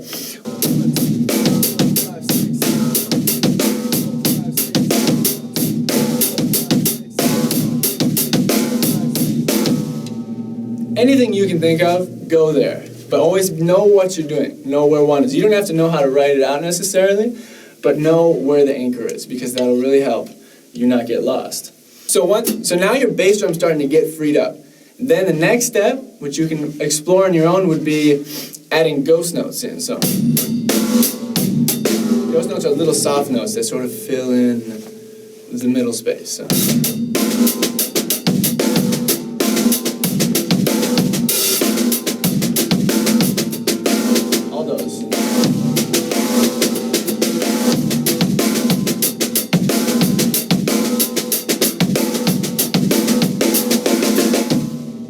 They most comfortably fit between the hi-hats, like, and then you make room for the accents on the 2, well, I guess it'd be the 3 and the 7.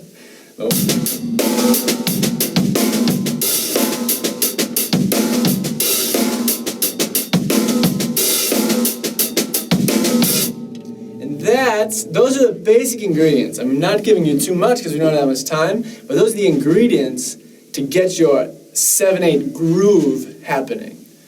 And when you escape the groove section into the world of soloing, it's a whole nother beast. And that's where your counting will really come in handy, because you may not be keeping time, no one might be keeping time, but you still need to know where the 1 is. So if you're soloing in odd times, the first thing to do, I guess, would be to work on some patterns. And in a time like 7, an uncommon time like 7, a lot of them will not repeat when the bar turns over on 1. So for example, singles will. So we have 1, 2, 3, 4, 5, 6, 7. 1, 2, 3, 4, 5, 6, 7. 1, 2, 3, 4, 5, 6. Doubles. 1, 2, 3, 4, 5, 6, 7. 1, 2, 3, 4, 5, 6, 7. 1, 2, 3, 4, 5, 6, 7. 1, 2, 3, 4, 5, 6, 7. And then inverted doubles. 1, 2, 3, 4, 5. see your right hand will land on the downbeat, on 1, and then the next measure, your left hand will land on 1. And to take you to the next level, some cool patterns would be like groups of 3, like right, left, left. But there's 16th notes, so 1, 2, 3, 4, 5, 6, 7, 1, 2, 3, 4, 5, 6, 7, 1, 2, 3, 4, 5, 6, 7, 1. And if you're doing it right, every 3 bars, it'll land on 1 again. And same with the right, right, left.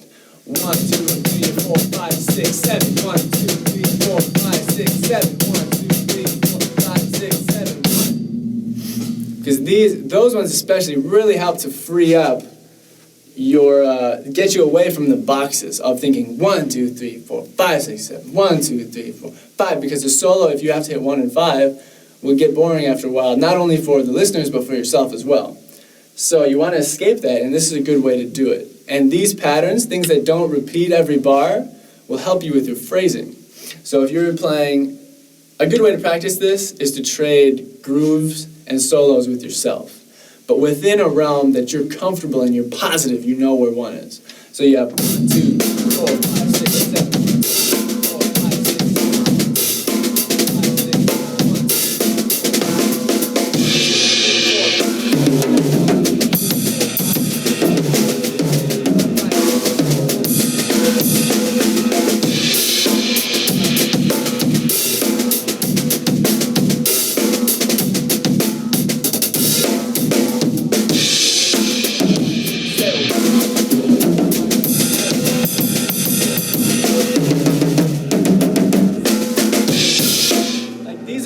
all those solo ideas were just those little patterns we covered, just the right, left, or right, right, left, right, right.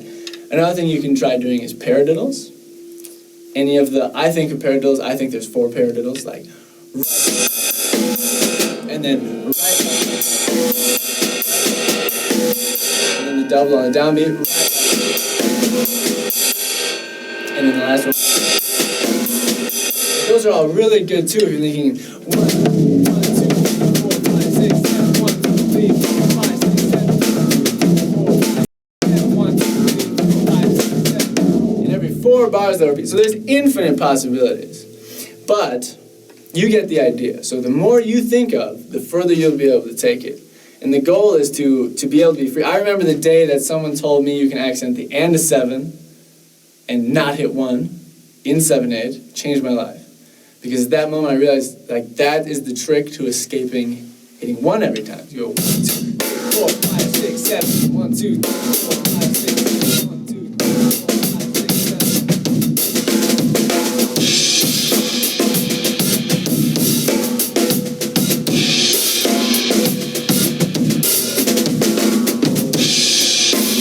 You know what I mean? And it really gives it this space, and it's more lively, less robotic, if you don't always have to hit 1. So the main point I want to make to all you drummers out there is that the boxes that we set for ourselves in odd times, for example, in 7/8, people oftentimes think in 4 and 3. So 1, 2, 3, 4, 1, 2, 3, 1, 2, 3, 4, 1, 2, 3. Those boxes, they are helpful for the beginning to get started, and a lot of times with grooves, with a band, that's kind of how things end up. But always remember that boxes should be to keep the audience in check, not for you to keep yourself in check. You should be able, and I say it like it's easy, but it takes a lot of practice and it takes a lot of time. You should be able to be free without thinking groups of 4 and 3. It should be any accent, any landing, any small and large box you like, with or without hitting 1. That's the goal, to be free like that. But then it's important to realize that most people in the world are not comfortable in these uncommon time signatures like 7. So it's important to be conscious of that so that you can escape the boxes a little bit and take people somewhere else, but then always be able to bring them back and say, hey, this is where we are. And you have to read your audience as well. If you're playing for no one, if you're jamming, then there's no reason you should be feeling the need to mark these boxes, because if you know where it is, then you don't need to show yourself. But it's important to keep the audience in mind, because no one wants to hear what seems like random note lengths and amounts. There needs to be some sort of groove to hold things together. And people need to feel 1.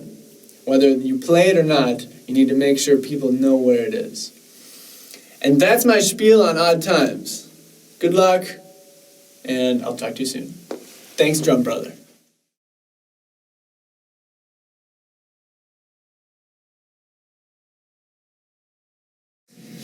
Hello, everybody. We're here today at the Drum Brother with John Ramsey.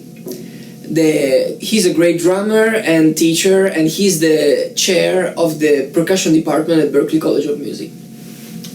That is a big question. Let me say first that I'm still, although I'm in my 4th year as a chair now, at times it still feels like a new role for me and a new job. And there's so much to learn and to know and to do that it's a big job. And you probably know that Berklee has, on average, about 640 to 650 drum students, right, which is the size of some schools in some cases, or music departments. But we, in the percussion department, we have about average 640 students a semester, and a faculty of about 45. That's included both percussion and drum set, right? It includes actually 6 principal instruments, drum set, and that's by far the largest instrument family. Say, we have vibraphone principal, we have a marimba principal, we have a hand percussion principal, we have a total percussion principal, which is like orchestral percussion or classical percussion in a lot of other institutions. And our newest principal instrument is steel pan. I heard about it. Yeah, so there's actually, within that 640 percussion students, there are several always, and I mean, like I say, the majority of those are drum set. So you can imagine with that many students, there's a lot to deal with. Advising, matriculation issues like, what classes should I take? And, even with that now, with those 6 principal instruments, we have 12 majors, right? We've got the performance major, we've got professional music, we've got music education, we've got music business, we've got music therapy is a new major, we got composition, we got writing, production, and CWP, contemporary writing and production. There's electronic production and design. These are all major. So, when you have all that in the mix, everybody's needs are different. Talking about students, everybody's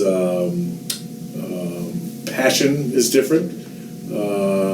Some people are passionate about playing the instrument. Other people are only really playing the instrument because it's required of them to do whatever, music production or engineering. But not always, because in some cases there's guys who are in, say, music production and engineering, but they still want to play and they still want to learn as much as they can about the instrument too. So it's a pretty diverse world. I mean, it's a great job teaching, and I still enjoy it. I still love it. But after about 27 years of doing that same thing, I was thinking like, I'd like to do something different. Change a little bit. Yeah. What else could I do?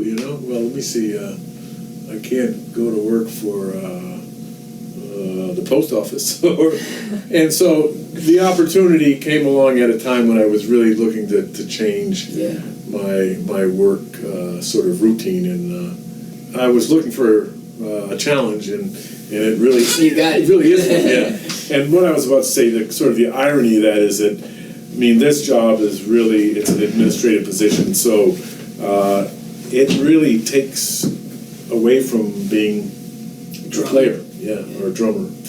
And even teaching did to a degree, because the focus is not just getting up every day and, okay, what do I want to practice today? What do I want to work on? What do I need to work on? But the focus becomes something else other than just being a player. So that's a hard balance to find. And the only way really that I try to balance it now is that I come in here most days. I was going to say every day, but that wouldn't be true. I come in here most days at between 8 and 8:30, and I practice. And up until about 10 o'clock. But at 10 o'clock, I feel like, okay, the day job starts. So at 10 o'clock, we're or 10:10 or 10:15. Start emails. I come over to the desk and I turn on the computer. But if I tried to practice at the end of the day, it wouldn't work because after a day of constant emails and meetings and all the stuff. When I get out of here at 5, well, today's a good day because I won't get out of here at 5. I'll go to a rehearsal after. So that's good actually. Yeah. But I mean, I know that if I don't get my practice in early in the day, I'm not going to have the energy to do it later. So that's the challenge of being an administrator or even a faculty person. If your sort of prime directive is to play, it's difficult to do that. But I think that's also the reality of being a musician these days. To be able to live off just playing is sometimes not easy. Okay. Well, you have long-ended questions that really have long answers, but my time with Art Blakey was split between kind of two capacities. When I first started with Art Blakey, I was the second drummer in a big band. That was 1980, and the big band was really a small big band. It was 11 pieces, but it was Art and I both playing drum set. Most people would say, "Yeah, you At the same time too? Yeah, at the same time. Yeah. Most people say, "Hey, you play percussion?" No, it's 2 drum sets. And Art would always say when people ask him, "Hey, why do you have 2 drummers?" And he would say, "If 2 horn players can play together, 2 drummers can play together." And see, that concept is, it's only unusual in Western music, because African music, Afro-Cuban music, there's 3, 4, or more, 5, 10 percussionists. But that was my first role with him in the big band that consisted of was Billy Pierce on tenor. It had 2 sets of brothers in the band, Winton and Branford Marcellus. And Winton, of course, played trumpet. Branford played alto and baritone. And then Bobby Watson was the other alto player. And then Kevin and Robin Eubanks. So Kevin played guitar and Robin played trombone. And then there was the trumpet player from Art's small band prior to the big band, Valery Ponomarev. He was a Russian guy, a trumpet player from Russia. And then James Williams played piano. Charles Fambro was the bass player. And like I said, Art and myself. So my time in the big band was a little bit short-lived because we did like a tour of Europe that lasted for, I don't know, maybe 3 or 4 weeks or something like that. We started in Sweden and we did all over Scandinavia, Norway, Sweden. Then we probably went to your country, to Italy. We did like, Bari and Ravenna and Brindisi and a bunch of little towns actually, where they just, they're like little olive villages, There was one town, I can't even remember the name, where our dressing room was the police station. No way. Yeah, because it was like in the town square, right? Wow. And there was one government building, and then the stage was right outside the building, right? God. So inside where our dressing room was the police department. Yeah. But we played a lot of those little towns in Italy. I remember it was, there was a guy who did booking, Alberto Alberti. He was like a legendary booking agent in Italy. So, and then we would go to Germany and do, several cities or dates in Germany, Belgium. So it was great because it was my first time seeing Europe, and I was playing with Art Blakey. It was a time actually we played in Torino, in a big soccer stadium. Wow. And for Jazz Festival. Yes, I don't remember the name of it, but it was. I remember it was in Torino in a big soccer festival. Because that day we were in the hotel having lunch, and I came down to the restaurant and saw Art at a table with a guy, So I went over to the table. And he said in his Art Blakey voice, he said, "John, you know who this is?" And I said, "No." I said, "It's Kenny Clark." Wow. It's Kenny Clark. So I'm sitting there with Art Blakey and Kenny Clark, and Art said, "Hey, Kenny, you want to sit in with us tonight? You want to play with us tonight?" Kenny Clark's like, "Sure, why not?" So that night, the big band was Art Blakey on drums, Kenny Clark on drums, and me on drums in the back. And I'm sitting there, I'm going like, that's Art Blakey. That's Kenny Clark. I better swing. No, I'm like, what am I doing here? And that same night, that was a big festival, so Max Roach's group, M Boom, was playing the next night. So as I'm up there with those two guys, right, I look over and through the stage back entrance, I see Max Roach walking across the soccer field. And then like Omar Clay and Roy Brooks and Freddie Waits. These were all the guys in Max's percussion ensemble. And Warren Smith. And so I'm like, oh man, this is like crazy. And then Roy Haynes was there that night too, because I think he played before us. So, and that's the way it was. And you know, in Europe with all those jazz festivals, they're always, you know, if you go to Montreux or North Sea, and there's actually a recording of that big band, Art Blakey and the Jazz Messengers big band live at Montreux and North Sea Jazz Festival. So that was pretty, you know, a pretty special experience and time. And like I said, we did maybe 4 weeks tour of Europe, and then we came back to the States, and Art went back to a small group. And I don't know, maybe 2 or 3 months after that, I get this call from him, and he wants me to be his road manager. Wow. Of course, he didn't put it that way. He just said, hey, I need you to go down south with me. And I was like, well, for how long? You know, I don't know. You got to call the manager. Were you teaching already? No. Well, I was doing some part-time teaching at the University of Mass in Amherst, which is my school, and where I lived. I still lived in Northampton, Mass, which is a little town of western Massachusetts. And so, anyways, what transpired was I went on this one trip of like the Caribbean. We went to like Martinique and Guadeloupe, which are the French Caribbean, and then I think we played Fort Lauderdale. Maybe we went out to Houston or something like that. And at any rate, it led to my becoming his road manager, which lasted for about 2.5 years. So I was watching him. You know, Art Blakey worked 50 weeks out of the year if he could, or 48 or whatever. He was always traveling, always working because he had to.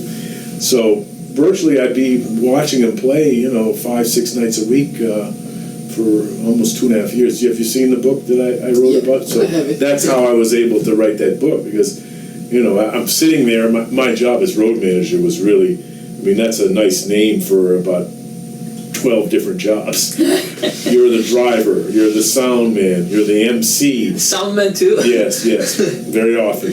I even co-produced a couple of his records because, you know, I heard the band every night, so if I'm in the studio with the engineer, but that's another story. I mean, you know, I was physician. Yeah, sometimes I was bookkeeper. I was, you know, I mean, that job was, it's kind of like this job. You know, it was 24 hours a day, because when he called you up and said, hey, I need you to take me over here or whatever, it was really, I came to Berkeley in 1982, and the faculty were teaching 30 hours a week. And I was like, man, that's a relief. I've been doing like 60 hours or 80 hours a week as a road manager. So it was like, I get to stay in the place. So that was really the bulk of my time with Art Blakey, was those 2+ years as road manager. So, and I mean, of course, I learned a lot about music and drumming, but I mean, there was so much that you learn from being around Art about life too, you know, and about the music business, about you know, the history of jazz. It was really, it was a special time.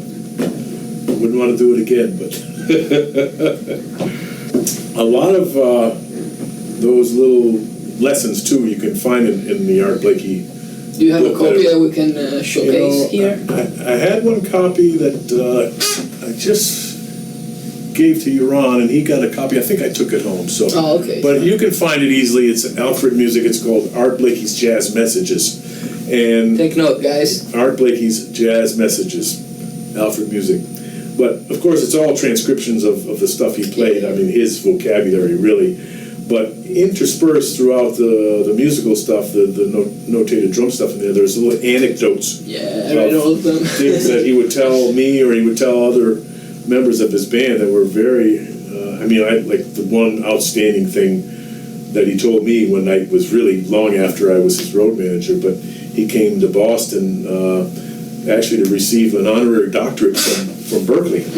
And so, you know, Art Blakey being Art Blakey, when he got here, you know, Billy Pierce and I were both in the band together, so we were around him when he came. And so I said, okay, where do you guys want to go tonight? I want to hang out. So we took him over to a jazz club that used to be in Cambridge. It's gone now. It's called 1369 Jazz Club. And so we took him over there, and of course we ended up down in the office with the owners of the club, sitting around having a drink, talking, whatever, you know. And at some point, I decided I would go upstairs and go to the bar and get a beer, you know. And so I came up, and when you came up out of the basement of the 1369, the stage was right here, and so you had to go by the stage. So as I'm walking by the stage, the drummer, his name is Grover Mooney, was a Boston drummer, good jazz drummer. He said, "Hey, Ramsey, you want to sit in?" And I said, "Okay, yeah, sure, why not?" So I sat and I played a couple of tunes, right? And then I went back downstairs where Art Blakey was, and I didn't know it at the time, but Billy Pierce told me later. He said, when I was playing, Art leaned over to him and said, "Billy, who's that playing up there? Sounds like John." And so I didn't know that, but when I came back down, I sat down next to Art, and he leans over to me, he goes, "John, you know, when you play, you don't have to prove nothing. All you got to do is swing." And that just hit me like boom, because he heard something. He heard me. Probably I'm up there thinking, "Oh, Art's downstairs. I got to really play something," right? But it was just a general sort of, approach that probably, whenever I played, I probably felt that way. You know, like I got to really. And he just. That's what I do too. He just heard that, and he just said, you know, when you play, and it was a huge lesson. You know, when you play, you don't have to prove anything. All you got to do is swing. And that kind of, if you think about his style, you know, that was his thing, man. He would swing you into bad health, so to speak. So the lessons from Art were sometimes like that, you know. They weren't like, "Hey, play this way." There were plenty of those too, but sometimes they were bigger. So I think those are the best ones, though. yeah, because they have an impact and they stay with you usually. So you gotta try to remember that, though. He was my principal teacher. I studied with Alan over a 10-year period. Yeah, I mean, not 10 years, you know, consistently, but what would happen is I would study for some months and I would go on the road, or there was a period where I lived in Florida for a couple of years. But from around 1972 and up to and through when I started at Berkeley, which I said a minute ago was 1982. So I really studied with him beyond when I came here to teach. I actually went back to study with him, say, between 82 through 84, 85 or something like that. So it was really over more than a 10-year period, 72 to somewhere around 85, 86 maybe. Okay, I'll give you another good story of one of those moments of revelation that, you know, came from Alan this time. And, you know, when I started to study with him, your listeners or your watchers might not know, but I started as a rock drummer. I was a self-taught rock drummer because I grew up in the 60s, right? And so where I grew up was a very rural part of Massachusetts. It was actually on the Vermont border. And I lived next door to a dairy farm. So if I looked out my window, I saw cows. There weren't jazz clubs out there. There was just cows. Those are really rocks. Yeah. So, I mean, I'm mentioning that because there was no jazz music in my community. And then again, being the 60s and being, you know, like 12 years old in 1962 when I started, I naturally gravitated towards the music of the time, which was rock. And so I basically started by playing in a rock band. I was actually invited to be in the band before I even owned drums. Oh, really? Yeah. So I had to say, "Hey, Dad, if you buy me drums, I can be in a band." That's awesome. which is another story. But by the time I went to study with Alan, who, by the way, it was suggested to me to study with him by Max Roach. Wow. Because Max was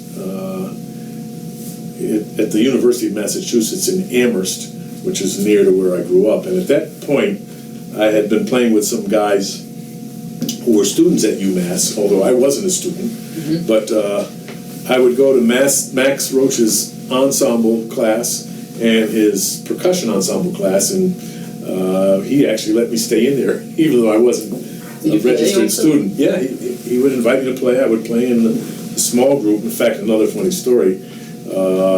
One time I was playing in Max Roach's ensemble, and he came up behind me and he said, "No, don't play it like that." He said, "Play it more like Art Blakey would play it." And I had to turn around and go, "I've never heard Art Blakey." And he was like, "What?" He said, "You better get busy, man." And it was, here we are like 5 years later or whatever, playing Art, but that was before, and it was true, I had never heard Art Blakey. But anyways, what led to me studying with Alan was that when Max was at the University of Mass, he was a full-time teacher there. He lived in Amherst, and this is probably now, I guess it had to be the early 70s. At any rate, I asked Max, I said, "Do you give private lessons? I want to take private lessons with you." He said, "No, I don't teach private lessons." And he didn't actually for the school as well. He had no private students. Really? Yeah, I kind of have my theories about why that is, but I don't know. Probably didn't want a lot of Max Roach, little Max Roaches running around. But at any rate, he said, "No, I don't give private lessons, but you should go to Boston and find this guy, Alan Dawson. He's a good teacher. He'd be a good teacher for you." And so I came to this building that we're in now. So this is early 70s, right? And Alan Dawson was teaching here, up on the second floor. It's the woodwind department now, right? Yeah. But then it was a percussion department. So I found my way to this building. I went up on the second floor. I found the door. It said Alan Dawson. I knocked on the door. This guy came to the door. He wore like very distinguished, he used to wear these corduroy jumpsuits, not jumpsuits, but jacket suits. Yeah. And so this guy answered the door, a very distinguished guy, very well-mannered. So, "Are you Mr. Dawson?" "Yeah." I said, "Well, do you give private lessons outside of Berkeley?" He said, "Well, you've come at the right time." He said, "Because I'm going to be leaving Berkeley in another few months." And he said, I'll have a private teaching practice at my home in Lexington. Wow. And so it's the house I live in now, by the way. So you told me that you... So I said, "Great, give me your number, I'll call you." And so that's what actually led to me studying with Alan was kind of Max Roach not teaching lessons. So, but the story I was actually getting around to telling you was that after about 3 lessons with Alan, remember now I'm self-taught rock drummer. I've been playing for about 10 years, but maybe 1 lesson from the guy that played at the bar across from my house, right? And so after about 3 or 4 lessons with Alan, I said, "So could you give me an evaluation of my playing?" And of course I wanted to say, "Oh yeah, man, you're the next great. Tony Williams, you're going to be just like Harvey Mason." So in his very polite and honest way, he said, "Well, you're a proficient drummer. You've been playing for about 10 years. He said, but you're really a beginner." "What?" I said, "What do you mean?" He said, "Well, you don't know any rudiments." "Yeah." He said, "You don't know how to read." "Yeah." He said, "You really only know one style of music, right?" And I said, "Yeah." He said, "So for all intents and purposes, you're really a beginner." And that was exactly what I needed to hear, in that moment. It was the truth, and it was only then that it set me on the path to say, okay, I got to really I got to get busy. I really got to do some work and learn, so that you did, apparently. Yeah, I mean, it took me a while, but I mean, that's the most, again, it's like one of those lessons, like the one I mentioned about art, but I mean, it was really important for me to hear, I think, as a young drummer, that kind of honesty, So that began my 10-plus year association with Alan. Now, the thing about Alan is, I mean, I don't know how many people realize this, but he was a tremendous player first. I mean, Max Roach even said, you know, when we knew that we'd have to go to Boston and deal with Alan Dawson, we would be worried. Wow. That's from Max Roach, right? Because, I mean, if you go on probably YouTube, you can find some of the stuff with him, with Sonny Rollins. But, I mean, just amazing technique and facility but musicality. Yeah. But the thing about Alan as a teacher was he could come up with the most creative and ingenious exercises and methods for teaching particular concepts. Like you mentioned the rudimental ritual. Yeah. And if you think about that as a composition, really, it's genius the way he put together almost 90 rudiments in 4 and 8 bar phrases, right, over a bossa nova foot pattern. It's pretty amazing that someone would conceive of that. And of course, everybody knows that he was known for developing 40 different ways of interpreting the syncopation book using 4-way coordination. So he was a very thoughtful guy, you know, and that's why he was such a great teacher, I think. How do I reinforce this method, or how do I, you know, what exercises can I do to teach this concept? And they were real winners. So, which leads me to what I wanted to play for you today. And this is one of the things in the Alan Dawson book that isn't on the audio disc. And it's something I constantly wish I had done a version of, so that, because it's a little bit involved, and if you're just reading the text, you may or you may not get the exercise. So this will be for any of your listeners who want to look at the part of the Alan Dawson book that's the chapter called Soloing Over Song Form, or Soloing Over an AABA tune. In the Alan Dawson book in the back, I think it's page 48, maybe 48 and 49, there's the exercise about soloing over an AABA song form. And this was a big part of Alan's teaching, because you would use a stick control book interpreting rights and lefts for the drum set, which I'll explain in a minute. But in stick control, you would play the first column, exercises 1 through 12, with an AABA 32 bar form. So it's an 8 bar A melody, another 8 bar A melody repeated, an 8 bar B or a bridge, and then an 8 bar A melody for the last A of the what we call the chorus. So AABA 32 bar song form. Then you would, once you had this AABA form down, you would go to the second column on page 5 in stick control and play an ABAC tune, another 32 bar form. The next page 6, column 1, you would do with an ABAB song form. So ABAC tunes are like on Green Dolphin Street, My Romance, Sweet Georgia Brown. Page 6, column 1, ABAB form. Those are tunes like Sunny, or Summertime is an ABAB. Blue Boss says ABAB form. Still 32 bars. Blue Boss you would do as a swing, though. And then you would do page 6, column 2 with a 12 bar tune. And then page 7, column 1 with a 48 bar tune. And after you've done all of those most common song forms, he would have you continue in the stick control book, page 7, column 2, picking any tune. So it could be any of those forms, or it could be some form that you didn't cover. So back to page 5 in stick control exercises 1 through 12, the first column. The way that Alan would put that in the context of an AABA tune, and this is what's spelled out on page 49 of the book, is page 48 actually, this part of it. All the right strokes from stick control. So you know, exercise number 1 is right, left, right, left, right, left, right, left. Number 2 is left, right, left, right, left. Number 3 is right, right, left, left, right, right, left, left. Number 4, left, left, right, right, left, left, right, right. Number 5, you're going to put the page up, right? Okay, so all the right strokes equal alternating hands on the snare drum. All the left strokes equal the bass drum. And of course, we're using jazz 8th note or swung 8th note interpretation. And the hi-hat's playing on beats 2 and 4. So number 1, right, left, is going to be interpreted like 1, 2. Number 2, left, right would be 1.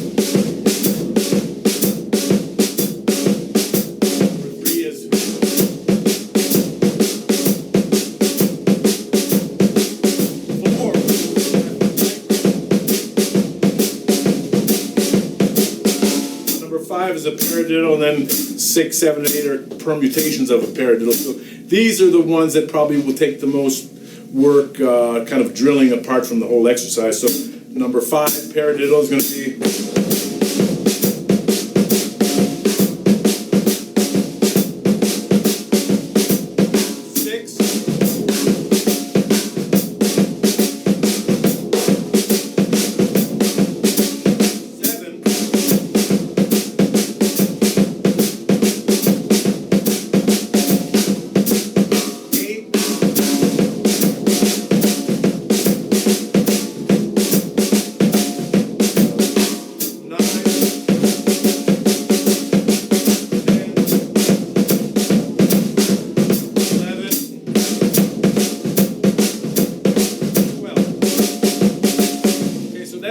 interpretation of the stickings, and you need to spend time on just that alone.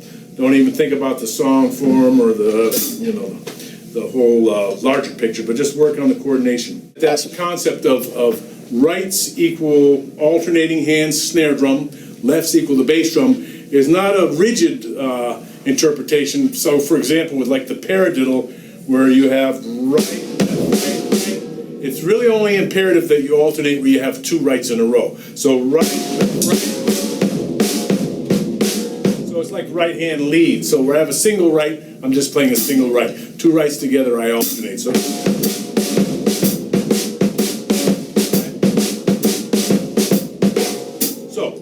putting it all together, on page 49, you're going to see that little boxed in square there where it says, after the text of explanation, the way that Alan had you put this in the context of the AABA 32-bar form was you play 4 bars a time, plus 4 bars of the exercise, that equals 8 bars, that equals the first A of the tune, right? So 4 bars a time, 4 bars of exercise number 1, first A of the tune, 4 bars of time again, 4 bars of exercise number 2 equals the second A. 4 bars of time again, plus 4 bars of exercise number 3 equals the B or the bridge, right? 4 bars of time again, plus 4 bars of exercise number 4, that equals the last A of the first chorus, right? So with exercises 1 through 12, you'd have a total of 3 choruses. AABA, AABA, AABA. 3 choruses. Now, the challenge to all of this is that while you're doing all that, you would have to sing the melody of the tune aloud. So what tune? Any AABA tune.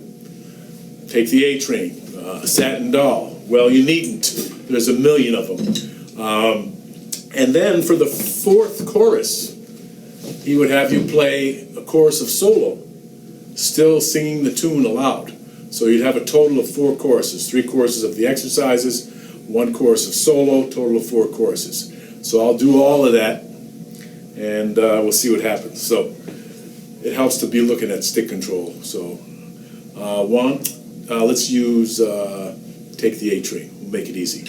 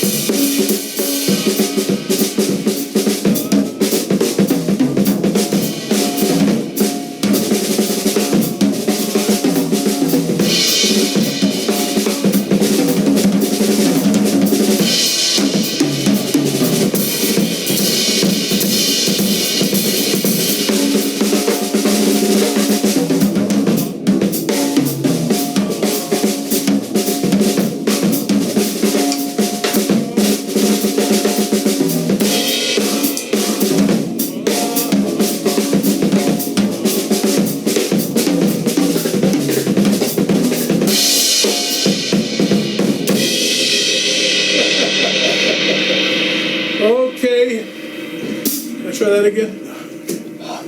Okay, so you get that down, and one other suggestion, while you're working on the hand and foot coordination, right, that's one part of it, do that, and then in the meantime, while you're away from the drums, work on the melody. Get the CD, make sure most people are real good on the A section, they get to the bridge and they kind of, it gets a little vague. So work on the tune apart from the exercises before you try to put the two things together. And then with a little work, you'll be there. Okay, so you mentioned the rudimental ritual, and I just wanted to talk about a couple of things that have to do with that. And this is, again, was Alan's teaching method, that two things about the ritual. One is, well, it's more than two things, but the first thing is you would go through all those individual rudiments with Alan, basically 3 of those per lesson.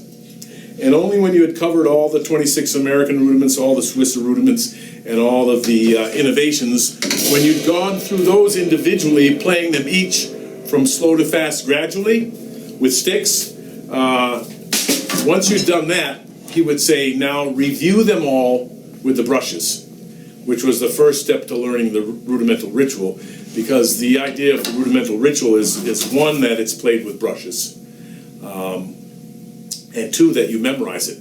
So that idea of reviewing all the rudiments with the brushes, you would do them the same way you would with sticks. Like, let's take a single drag, for example. You'd play it from slow to fast gradually. So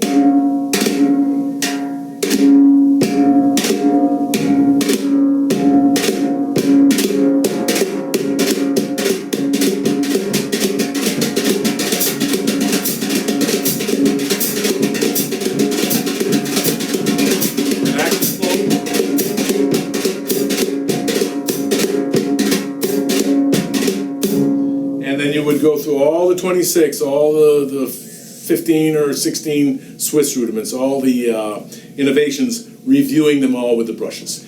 Now, once you had done that, and only when you had done that, Alan would say, okay, now begin to memorize the rudimental ritual. And in those days, there was no book there was no written version. So the way that it would work is he would play it for you in your lesson, and you would record it on a cassette player. Remember those? Probably not. I do. and then you would take the tape home and memorize it or learn it by ear. So he had some suggestions of how to best accomplish that, and it basically was that you remember they're all 4 and 8 bar phrases, so you kind of memorize it 4 bar phrase by 4 bar phrase. So the first 8 bars is easy because it's 4 bars of the right rough and then 4 bars of the left rough. So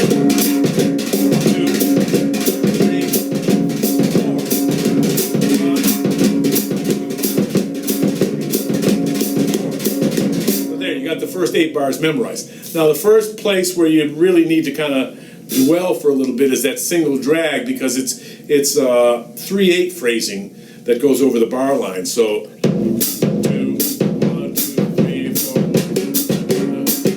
That's the rhythm. So you would just play that larger shape without the grace notes, and just keep playing that over and over again, until you could kind of feel that 3/8 figure. So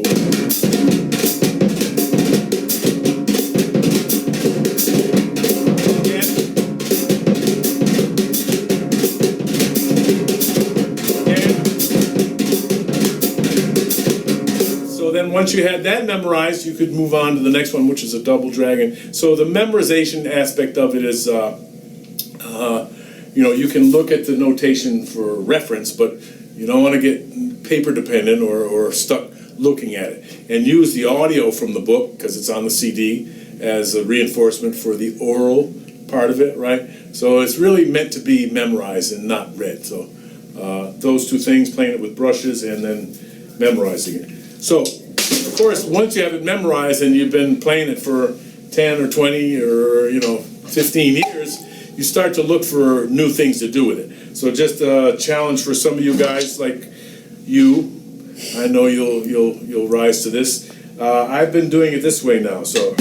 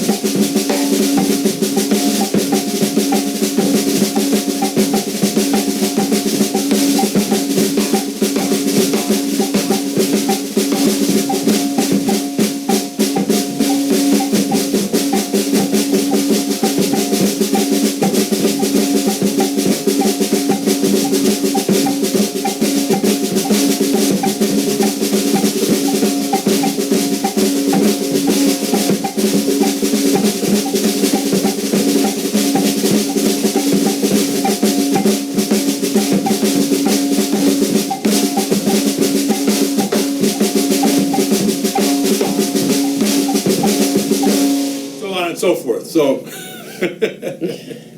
don't do that when you're not warmed up. So, I mean, you would think of, other bass drum hi-hat type of ostinatos maybe.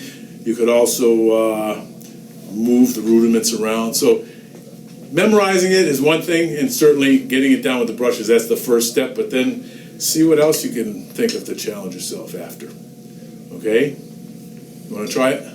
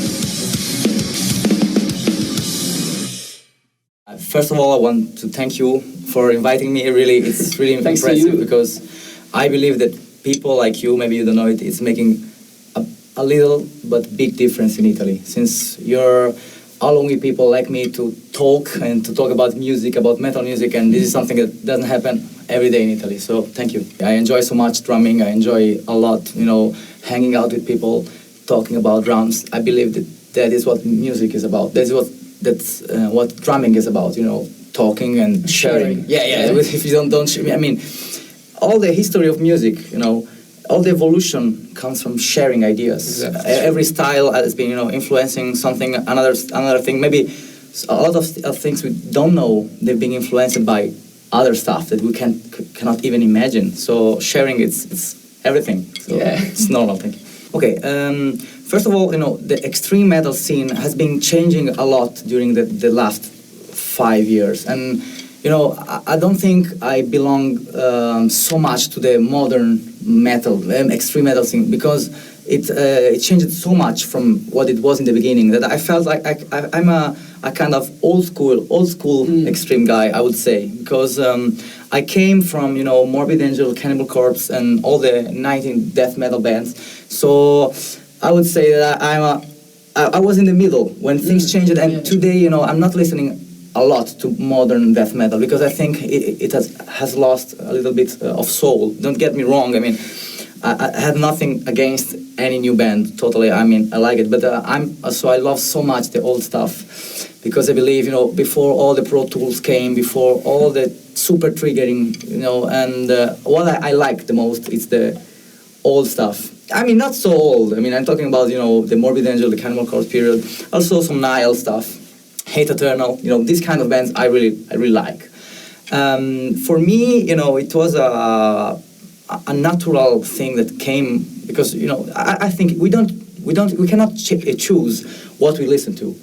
I mean, it's like music one day just comes up. Yeah. It's like I still remember my first extreme things. For example, it was the Guns N' Roses. You would say what?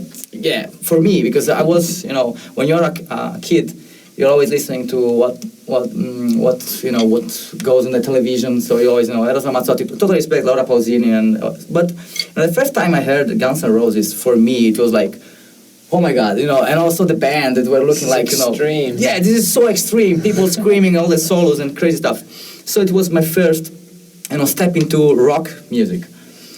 After a couple of months, I started, to love rock music. I was, going to the CD store, and when we used to go in the CD store, and going and search for, CDs without knowing actually the bands, just, the cover. The picture. Yeah, and that's how I got into the Sepultura, and this was something that... It's a big step from Guns N' Roses. Yeah, it was. But, I remember that the guy from the store, it was like, I was born in São Paulo in Brazil, and he was like, dude, I have a band. Maybe he wanted just to sell the CD, of course. It was like, dude, you have to check this Brazilian band out. I mean, this Sepultura. I was like, yeah, come on, let me see the cover, a Chaos AD. So it was like all weird. I was like, yeah, I want to buy this.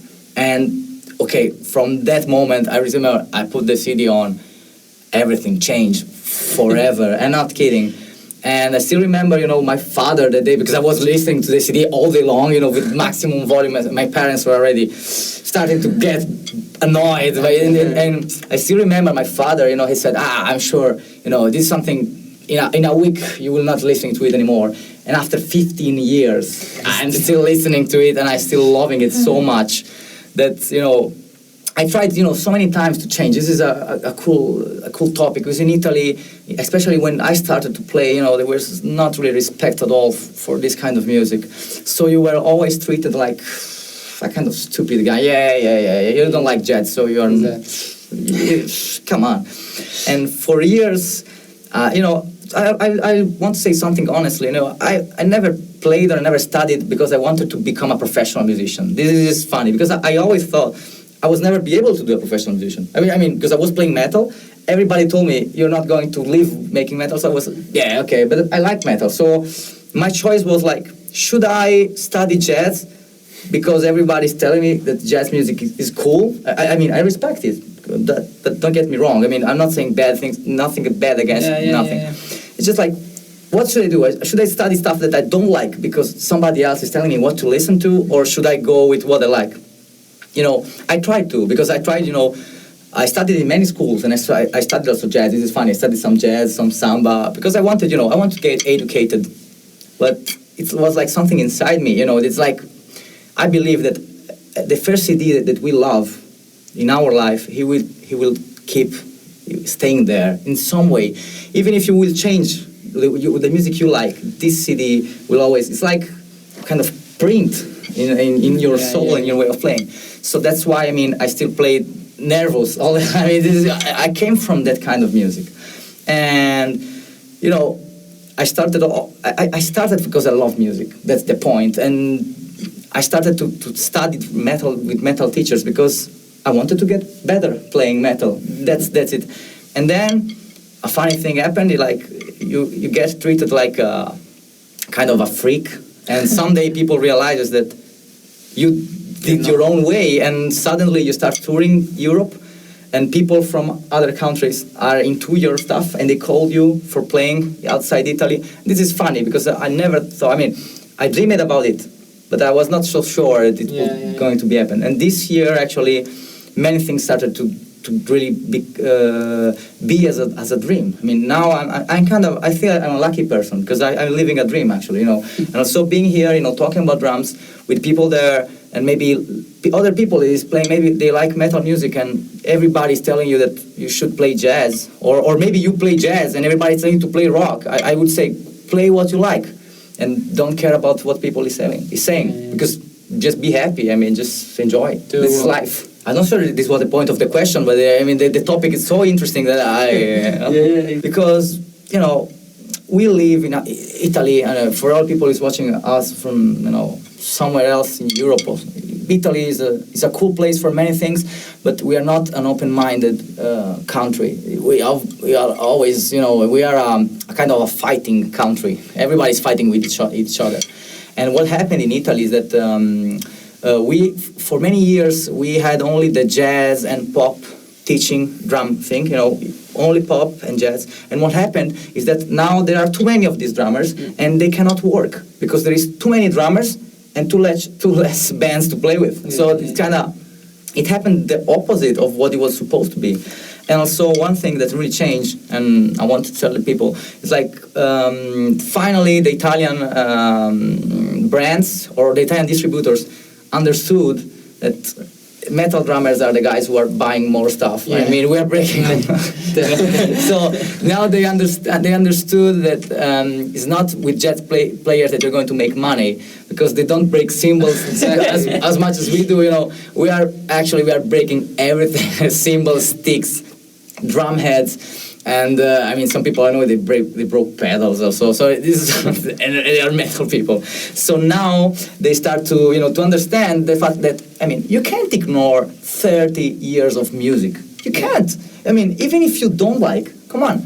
And this was also funny because like 10 years ago, even with 20 years of history, they were like, yeah, this kind of music, for kids. Just underground. Yeah, 20 years. I mean, can you imagine now 30 years of music constantly growing and constantly pushing? I mean, metal music, you can like it or not, but the fact is that metal people is the only people that are really inventing something now. I mean, if you see so many bands like Periphery, I don't know if you know the band Periphery, or Meshuggah, or Animals of Cities. yeah, absolutely. Bands that are playing metal with fusion, and they are now playing old times. I mean, come on.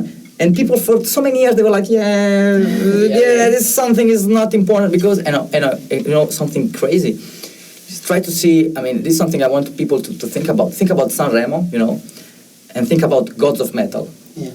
I mean, they try to ignore some music that thousands of people are going there and paying a lot of money.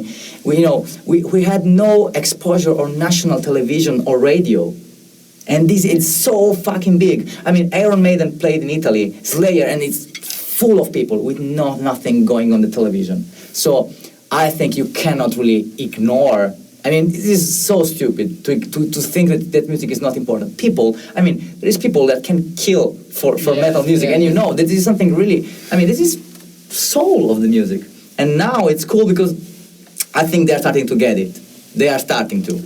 They still don't respect really the music because maybe they don't know actually why the music came, and it's something they never understood why Iron Maiden came, why all the Napalm Death, the grindcore scene came, the death metal scene. They just think it's noise, but they know we can make money go.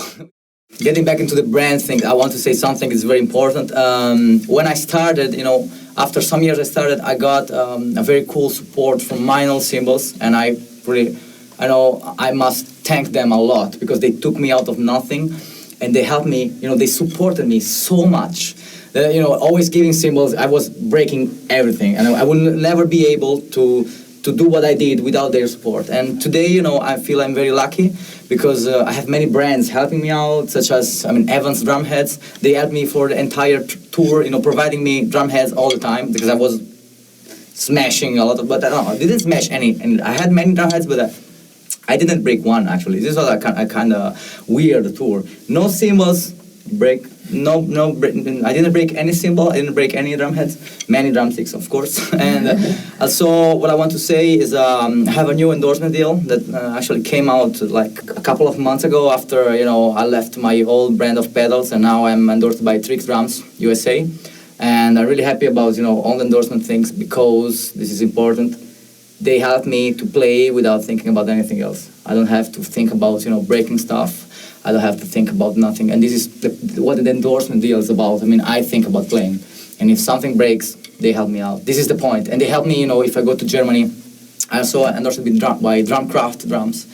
And if I go to Germany, I have a drum set there, for the tour. And this is important. I mean, this is something the guys should also understand. Having an endorsement deal is not only about having your picture somewhere. I know this is cool. And when I was younger, this is also for me, very cool. But it's about, having something for you to play better or to have the chance to live, because I would never be able to do tourings without the support of those companies, because if I have to pay by myself and ship all the stuff to another country, it would be too expensive.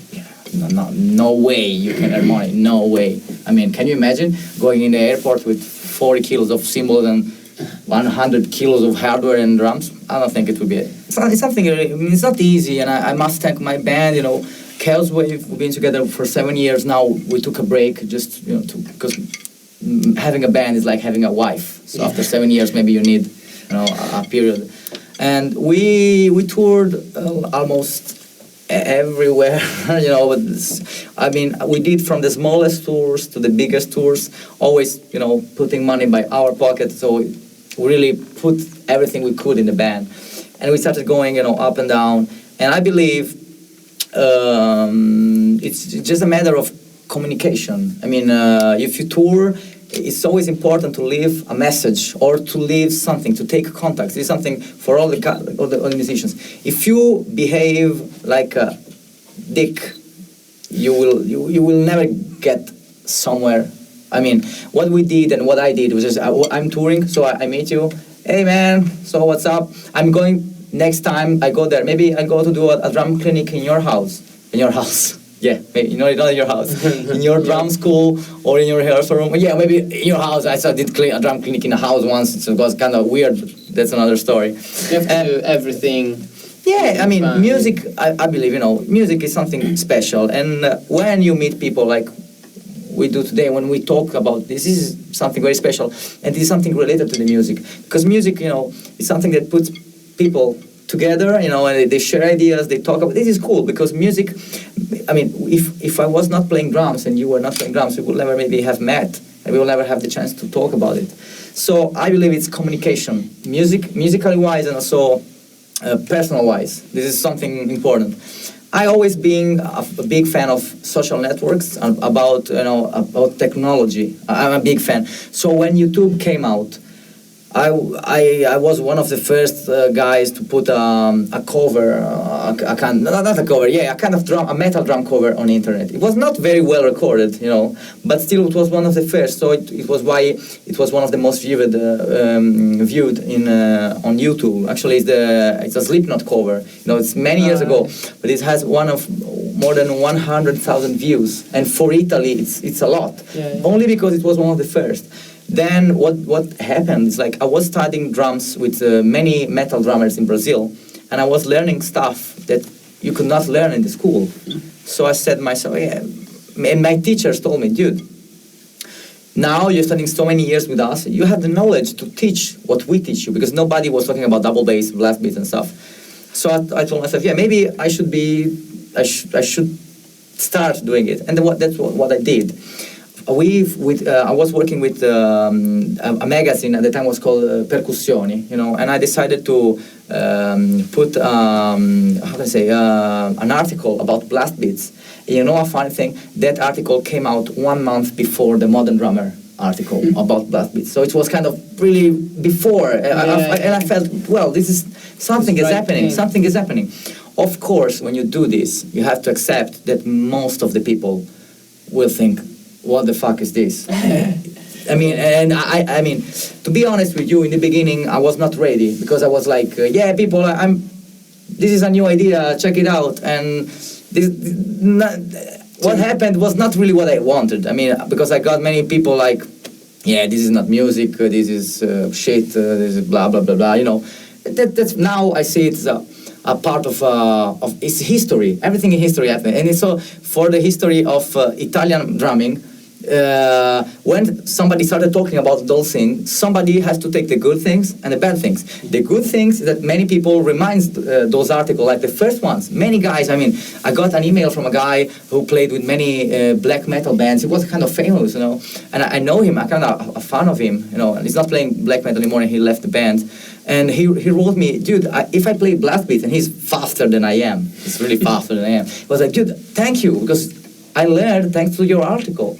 So I was like, fuck, well, somebody was reading those articles actually, because in the beginning the feedback was not very, but after years later, I know that many people that were too young to write a letter to Percussioni saying thank you, they were practicing. So it was an honor for me, to people is learning from what I did, because when when I was learning drums, maybe it in blast beat before YouTube.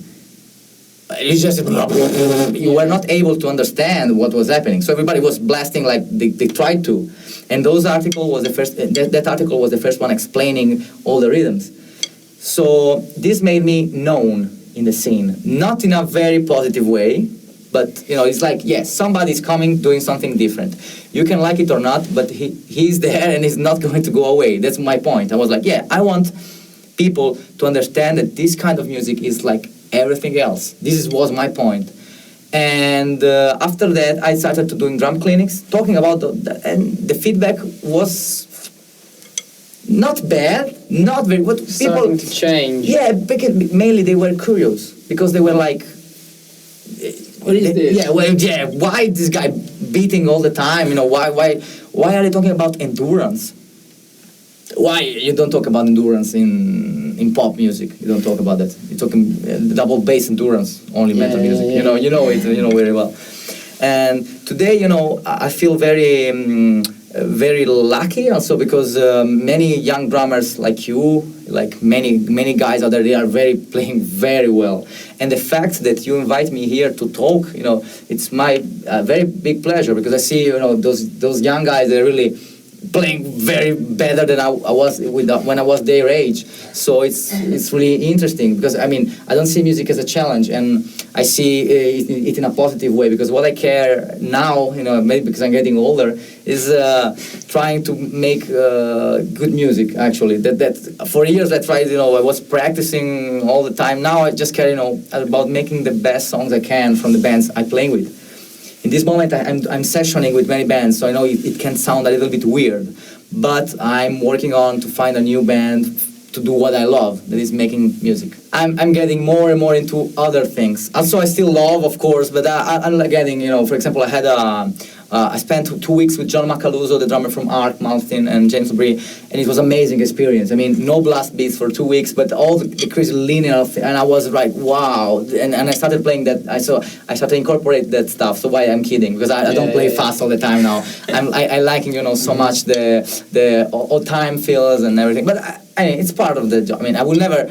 If you see me playing in a kind of a very sellout band, you can kick my ass, but I will try to stay as honest as possible with the people that like this kind of music also. The first thing I try to understand is what is needed for a tour. Endurance, power, speed, because I've been doing really different kind of stuff. For example, in February I was touring with Visions of Atlantis. It's a symphonic band from Austria. It's basically just hitting as hard as you can. Basically it's really hitting hard. So yeah, actually what I do is I learn the song, I chart the song actually. I write everything down. This is really important because I don't have enough memory to learn 15 songs from one day to another. So I write everything down. And yeah, if the tour needs hard hitting, okay, I will go there and every day play the songs. Like I would play the set 3, 4, 5, 6 times until I'm just dead. And I try to play every song like it's in a show. So it's funny because I try and I practice everything I would play in a show. If in a show I will play twirling, I will practice doing the twirling. I will try to practice with a drum set that is similar of the one that I will use on tour. I'm just trying to get into. So when I will play, I do something. I'll do things that I did already. I don't leave anything. If I will play some changes, before, in the years ago, I was always changing drum parts, but now not anymore because not every people like the fusion kind of thing happening all the time. So if the things have to be simple, I will stick with it. If, for example, I'm going to play the new Abomination tour in November, the European tour, this is interesting because the CD was recorded in 1992, I guess, and I was 10 years old when they recorded the CD. So it's funny to be in the reunion. And the CD, the drummer at the time, actually, it was is kind of a pioneer. It's interesting because at that time they were trying to play some things without really knowing what was happening because there was no really way to learn. Maybe I don't know if you felt this in the beginning. Where to learn. Exactly. So he was trying some cool rhythms, but it wasn't really. What I had to do is learn the songs and try to understand what he wanted to play and play them now in time. because some parts are not really no metronome, so some fields are like you don't get what's happening. So what I had to do is learn what he wanted to do and try to play it my way, but still respecting the original part.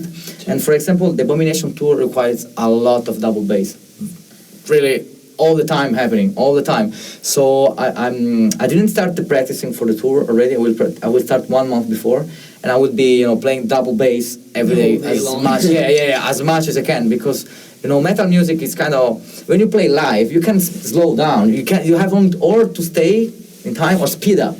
Live performances, metal or hardcore music, it's like people want blood. They want they want to hit all the time. So it will be very, very how can I say? It would be exhausting. And I want to say something. The funny thing is that recently I've been, I had a call from a band playing, folk music, other stuff, and they call me, because they know I can read music, so I could learn 16 songs in 2 days. The point is, I got much more money doing this kind of music, but still I keep all the tours, even if I earn less. I don't care.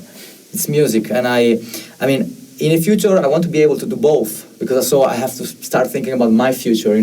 If I want to be able to have a family or so, and I want to earn money playing drums, and I want to be able to do both. I would like to keep playing the stuff that I like, even if I don't earn as much money as I do with other stuff. But I don't care, really. I care about playing, and sometimes there's nothing wrong with finding a way between the two extremes, like selling out or just doing your way and be poor. So what I want to do is I want to keep doing what I love and balance it with making also other gigs, because what I was thinking lately is that if somebody wants to pay me doing this kind of music, why should I say no? It's 1 gig, 2 gigs or some gigs, or maybe even a tour, I don't know. If I can do it, it's a challenge for me, and it's a way for me to prove that I am able to play other things. Maybe, I will not play them in the same way as I play metal, because it's in my blood, but I will make a good job. So I want to keep that way. I will do also other, for example, I'm going to record also a CD of a rock band this month, but I want to do also the death metal gigs. So I will try to balance it, and we'll see what will happen, because to be honest with you, I have no idea of what I will do in the future. I want to keep things, interesting for me and for people who's listening to me. So we'll see, really, I don't know what will happen in the future. I'm just happy about, all the things that are happening with me. Yeah. So guys, welcome to the lesson of today. What I want to talk is about blast beats, but in a different way. What I want to talk about is the differences of the blast beats and why and where did they came from. It can really sound weird for so many people to understand why this blah, blah, blah, blah, blah is happening. And I want to explain you, why and what happened exactly, and what is a blast beat and when it started. Okay, first of all, we have to understand the period. We are talking about the grindcore craft scene in the middle of the 80s, okay? So at this bands like Napalm Death and Carcass from England, they were trying to shock the world, with lyrics about, autopsy, about politics, about, all the weird stuff happening in the world. So they were, actually screaming like nobody else. They were trying to make the most noise possible out of the music. So in the beginning, the blast beat was a kind of I would say a kind of expression of noise. They didn't know what to do. They didn't know how to do it. They wanted to make noise. This is interesting because it's music made for a revolution. It's not music made for people, hanging out and drinking cocktails. It's music made for people, going at the show and killing themselves for the music. So in the beginning, the first kind of blast beats, they were nothing really in time. They just tried to do more notes in less time possible. That's the point. I don't know what you're going to do. Just go fast and especially with the China. This is the beginning. I don't care about We are talking about, this kind of really extreme music. What happened? People started to do this all over. Before the blast beat, there was the revolution of the skank beat. The skank beat is like this beat comes from the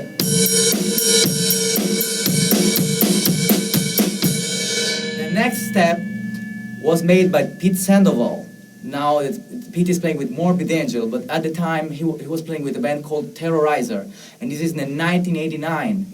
The band Terrorizer made out a CD called World Downfall, and for the first time you can hear a blast beat that has a metrical sense. Pete's blast beat was this, actually, slowly.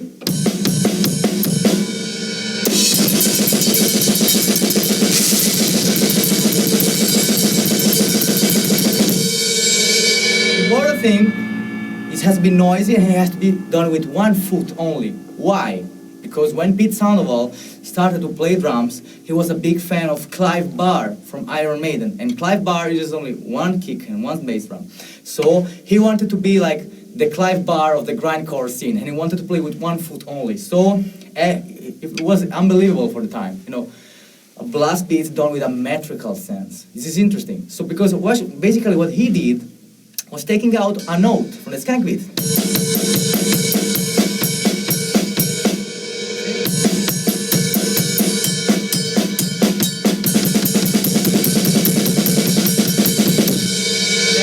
Doubling it, okay? This is very cool because suddenly everybody started to play this way. And it was a very big revolution. So the blast beat became a rhythm and not a kind of a senseless noise. We must say something before because there is a big argumentation about who was the first guy who made a blast beat. Some people say that Charlie Benante did. Charlie Benante is a drummer from Anthrax who was playing with a band called SOD, Stormtroopers of Death. It's a band with Billy Milano. It's a very crazy band. And actually, he was also doing a kind of a blast beat in a song. Very weird. You can hear it. I'm not sure about the name of the song. You will read it here when I be back home and check it, so I'll be sure. And Charlie was playing a kind of a blast beat. It was very noisy. I would say like, it looks in the CD, you can hear really a messy, not like in the Napalm Death stuff, but it's kind of something like that. Also, metrical, not so much, but also not such noisy. This thing inspired, this is very funny, a song of SOD 10 years later or 20 years later. The song is called Charlie Don't Cheat. And this song talks about Charlie Benante, who was the first guy playing a blast beat with a wrist.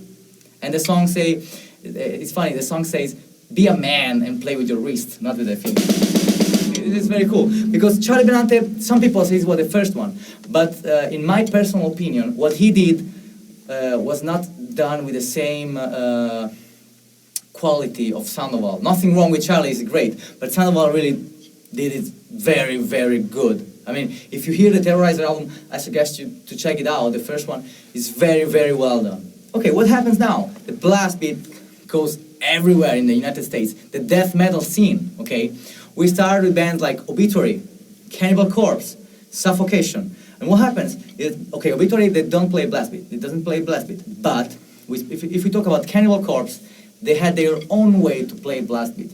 This is really curious because, especially for the guys like me, when I was hearing the CD, you could hear like a nuclear war happening, okay? Because what Paul does is playing 16 notes between the hands, with the hands and with the feet. And it sounds like,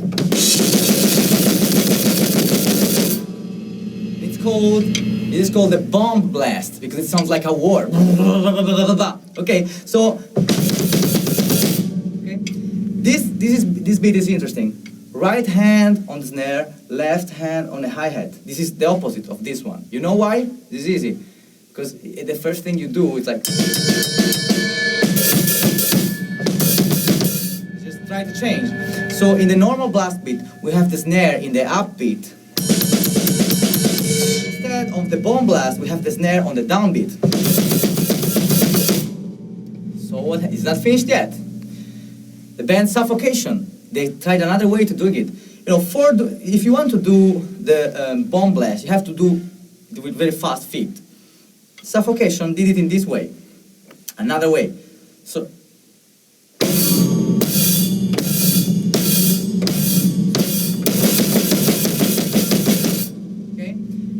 Funny thing, this was called for many years the suffoblast, like suffocation, and this one.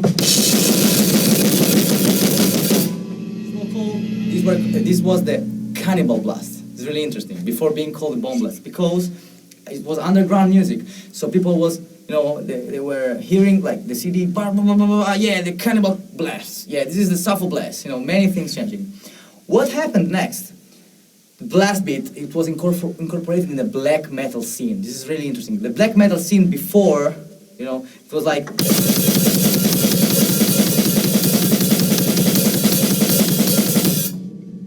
They wanted to speed it up.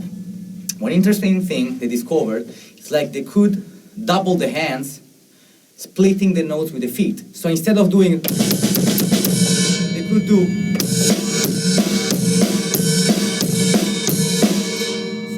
This one you can last much longer. So for example, this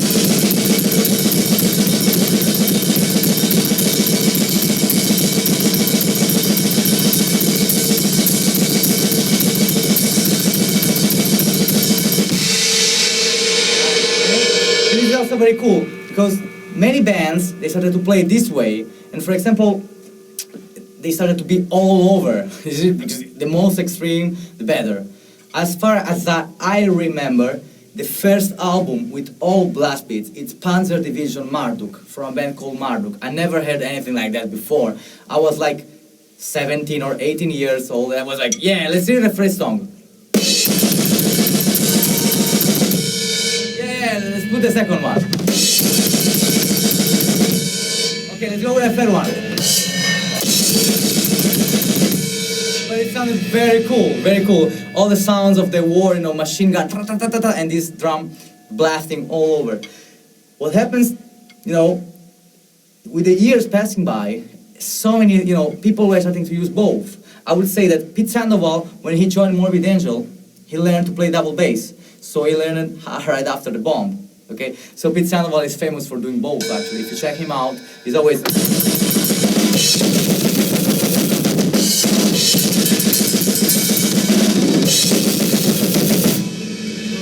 Switching over and over. Instead, Paul from Cannibal Corpse is doing only this. And also, if you want to check somebody, for example, Inferno from Behemoth, he's playing the two-footed blast. Also, this is something cool.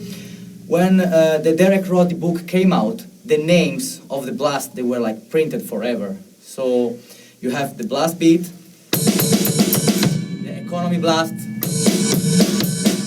the bomb blast. So we have something really cool. It's called the gravity blast. I'm not a big fan of it, but don't know really. I'm not playing it at all, but I want to show you. It's done with the trick of the rim in the head. It's like the one-handed roll. Without the kick, so you can hear it. It's very low, so people when do it.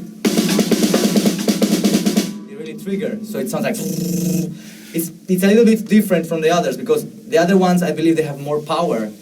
That's why I say I'm old school guy because I like the blast beats done in that way. What else? Yeah, also bands like Dillinger Escape Plan, they invented those kind of blasts. For example, Chris Penny is doing this one. Very, very fast. So there are many ways to play the blast beats. What I still like, is the kind of a grindcore blast beat. So you can say, what? The grindcore blast beat is this.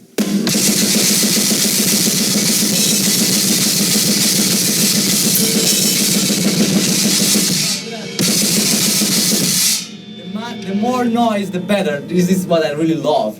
I mean, I'm a big fan of bands like Napalm Death. I love it. And I believe, I love it when maybe it's slower, but I believe it's heavier. So, what I want to tell you also is that today we have many kinds of blasts. Another thing I want to show you is a kind of a slower blast beat in triplets. We do it this way. 1, 2, 3. when you are tired.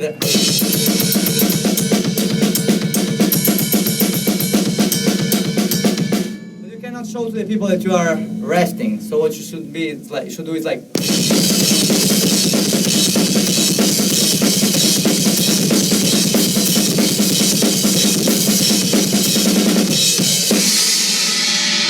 So this one is.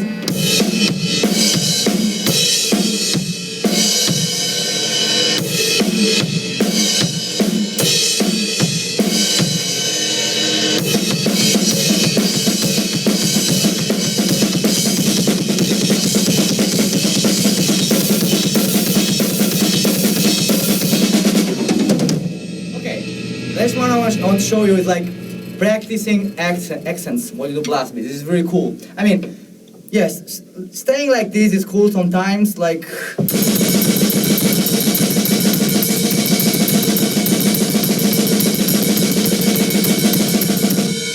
I feel that you lose, the balls of playing grindcore. I mean, I'm a grindcore fan, sorry guys.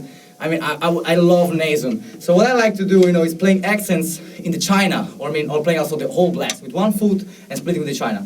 So it sounds like this.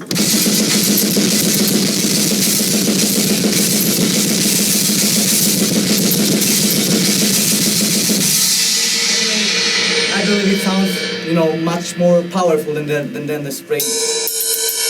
Of course, you can play it also with the bell and with the 2 foot.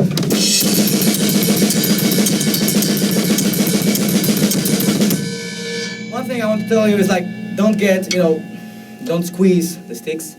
Don't try to stay relaxed, even if you're playing, with, I guess, with Satyricon. try to relax. And something else, I want just to give you 2 advices, blast beats. The very important thing is the volume of the snare, because if you play it too low, it will sound like this. Nothing, so. We can play with the wrist, we can play with the finger, no problems. Also, I will give you an exercise for making it clean. It's very hard. It's like this. Practice before the bass drum and the right hand.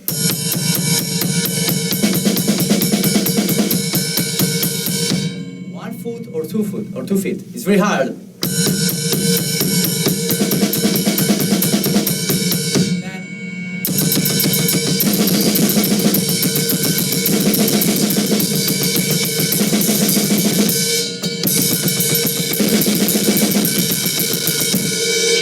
Be able to play 1 foot or 2 feet. It's about you. Also, what you can do when you do the bomb blast beat, it's like doing a bomb and taking the hands out and see how it sounds with the feet. Like.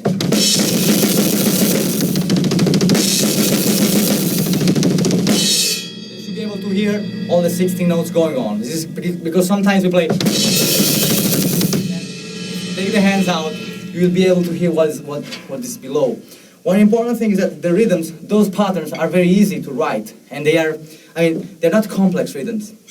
The complex things is to play them tight and in a musical situation. This is important. I mean, this is what music is about. I want to talk about another blast beat. It's a variation. I want to talk about 2 blast beats that I've been using with my band Chaos Wave. The first one is using the song 10 Years of Denial, and it sounds like this.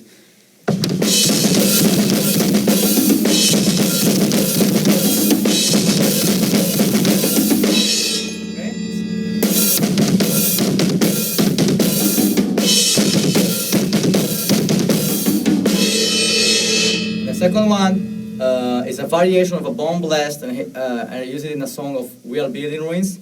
Actually, it's really interesting because that song never came out in any CD or LP, but you can see me playing in many videos on the YouTube. And yeah, basically, it follows the guitar rhythm. This sounds like da da da da da da no no no da da da da da no no no.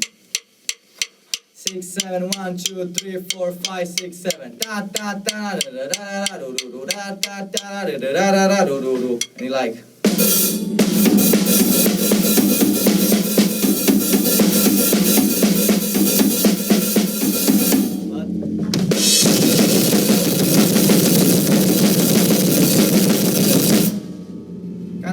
You can see see me in many videos playing it.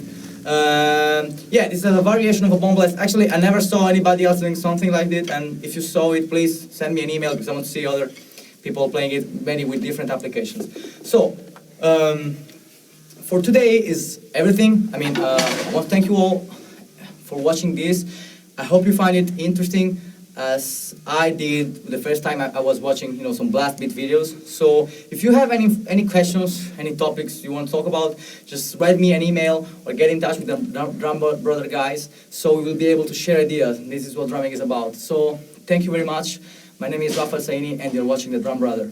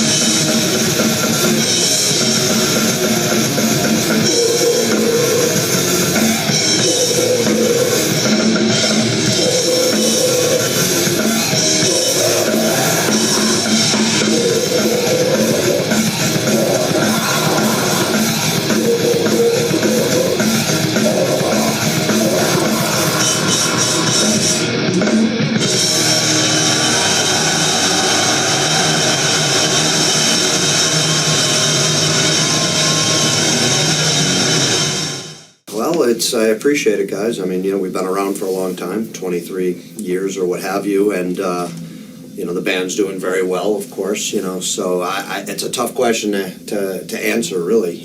We just do our thing. I just do my thing. I don't feel I'm some renowned drummer, that's better than anybody else. I'm not. I do my thing. I do my thing with But you Cannibal do it Corpse. Well, I appreciate that.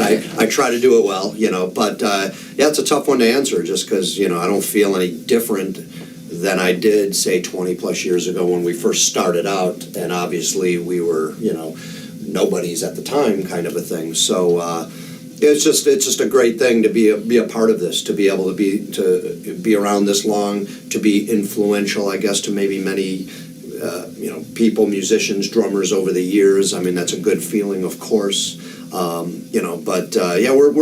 just also very fortunate to be in this position. Maybe a little luck being at the right place at the right time, some hard work, but I can't complain. Of course, we're living our dream. So, we said we're just happy to still be around 20 plus years and to be going strong and to make music that's relevant, I guess, at this point. So I'm pretty pleased.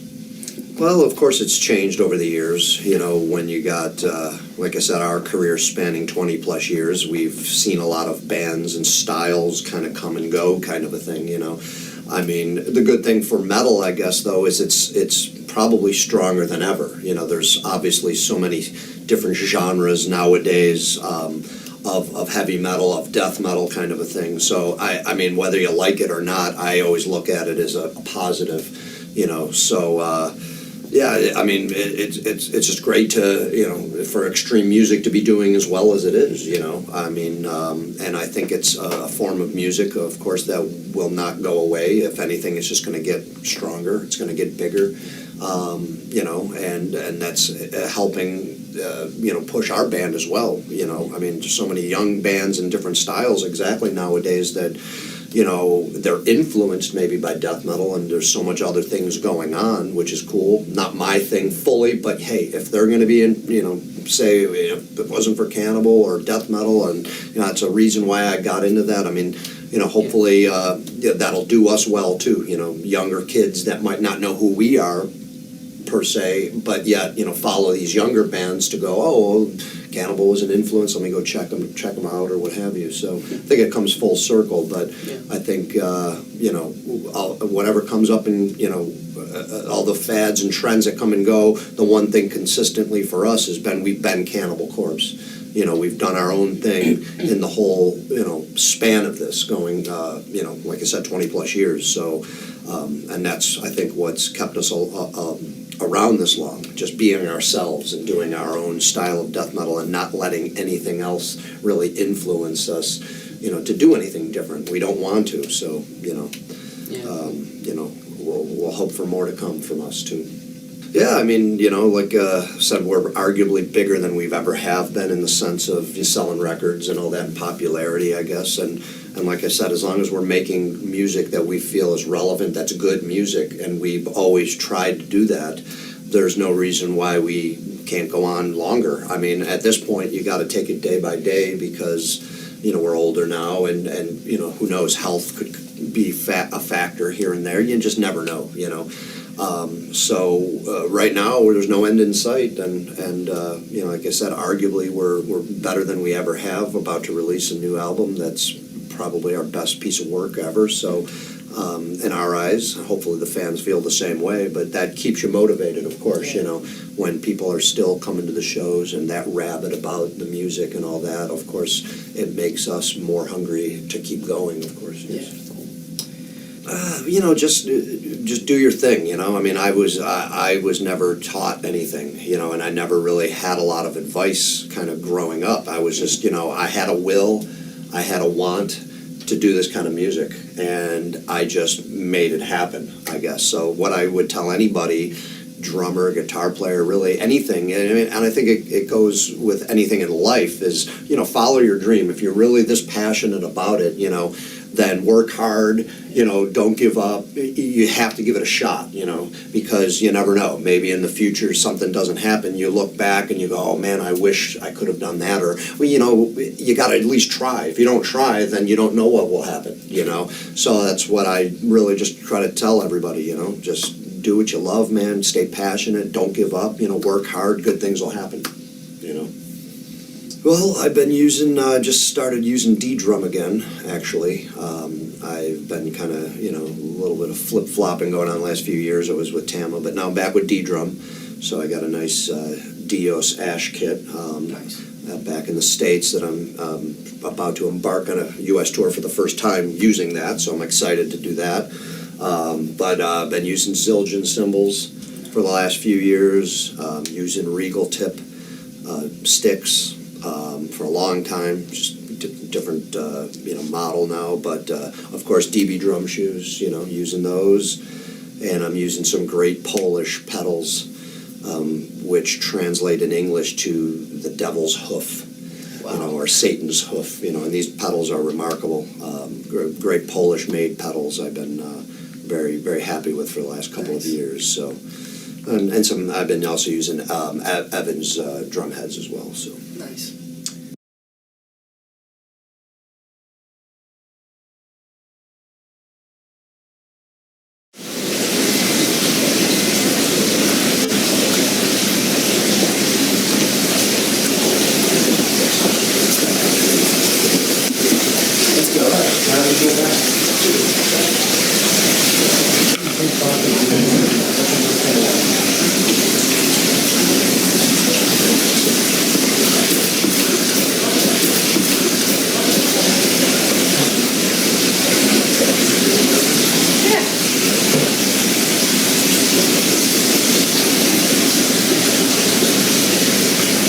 Yeah, this is the hall, the entrance hall, which almost appears to be a museum now because we have lots of celebrity stars, These drum sets,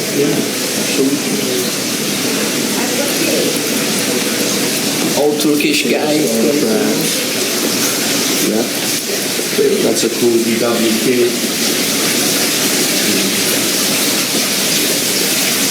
There's a fountain too. Right, but I would say this really, from what I understand, Zildjian started to be open at night when the Beatles were so popular.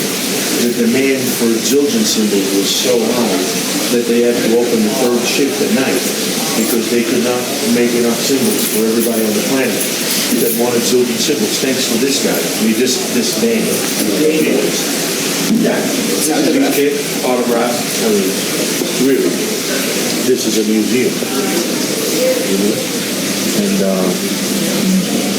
pretty amazing. Then on the walls, you could see all the ancient and historical stuff, tracing back the family back to 1623, I believe, in Turkey. Yeah, when it all started. Pretty old, isn't it? Yeah. Also, what a cool company to name a conference room the G. Krupa conference room. I think that's amazing. This is where they make meetings, where they have meetings for time of G. Krupa. Very, very good. Jazz legacy. Absolutely. And sculptures also. Yeah. Pretty nice. Yeah, and then we can go to the artist. Yeah, let's go there.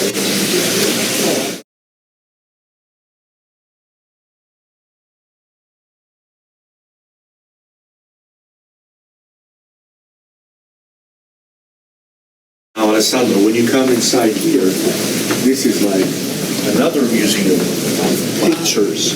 I mean, literally everybody is pictured here. Elvin Jones. And with, taking different moments of their career, they're involved with Zildjian. And you could spend, I know I did, hours just looking at each photograph. It's crazy, man. What equipment they were using and just some stuff that it's hard to imagine all in one place. Treco, Armand Zildjian and Steve Gadd, and Tommy Lee. Look at this. Dennis Chambers in 1996. This is 1993. I mean, Simon Phillips with a huge yellow kid, Steve Smith, Billy Cosby, you know, which some people don't know, but he loves drums and he's a drummer also. Look at this beautiful shot of Alex Acuna. I mean, it's incredible. I could spend hours here just to look at this stuff. Yeah. Right, you can comment on different haircuts. Really, like Facebook is doing the timeline feature now. This is really the timeline of the, I would say of the drum industry, because everybody has been touched by Zildjian, or Zildjian has touched pretty much anybody in the music industry one way or another. So I don't even think this is only about their company. This is really about music and the drumming in general. So pretty amazing. I mean, this is Steve Gadd autograph, Ringo.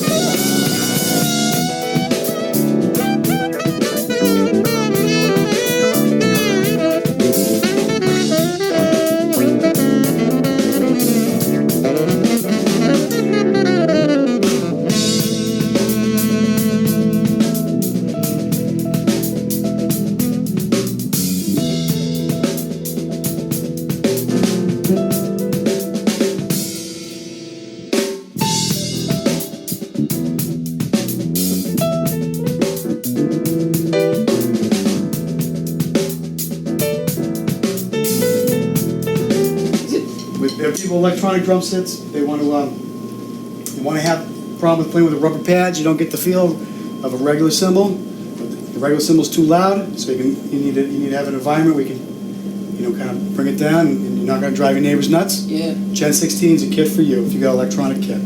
So the way it kind of works here is that the Gen 16 system, it's not a trigger, It's not playing a preset sample, and it's no MIDI or anything like that. It's actually a microphone cymbal, or AE cymbal, which is called acoustic electric. Okay. So it's actually what the microphone system's picking up is the core sound of this cymbal, and then putting it through a digital effects processor, which will kind of tone shape cymbals, whether you add some pitch shifting or some phase distortion or reverb to the system.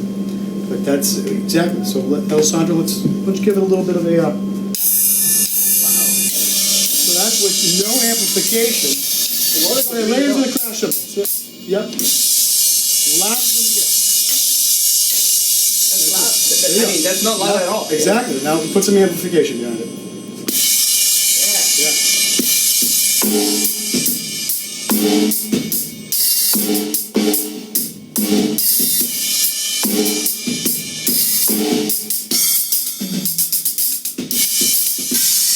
There you go.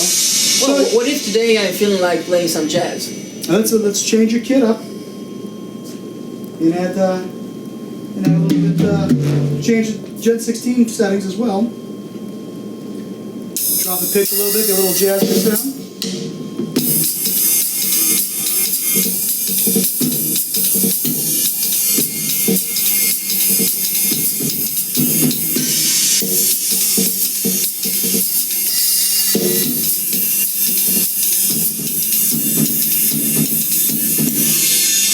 That's so nice, man. There you go. No more playing the pizza slices on the old padded kits. And you can get different sounds, and they're not loud volume, and it's awesome. The Gen 16 DCP module, which we call the Digital Cymbal Processor module, has 20 patches per channels. The module has 5 channels, so you have up to 5 different cymbals to play with and tweak. So Nice, that man. is the Gen 16 system. Thanks for helping me out with this, man. It's awesome. Thank you, man. Hey, Keith. Yeah. What is this room here? I call this the room that is the secret symbols. The secret secret symbols, because people always say these are great. Do you have a room where like you hide the old symbols? And I say I said no, we sell all the old. We don't have old symbols, but this room actually is old symbols, and there's about a little under 10,000 symbols in there. 10,000 symbols in this room, and this room is these symbols are owned by the family members, the Zildjian family, and they are symbols that Vitas Zildjian had, and he collected, and he with his collaboration with Gene Kruger. And so actually there's a nice explanation of it, and maybe we'll take a look at that.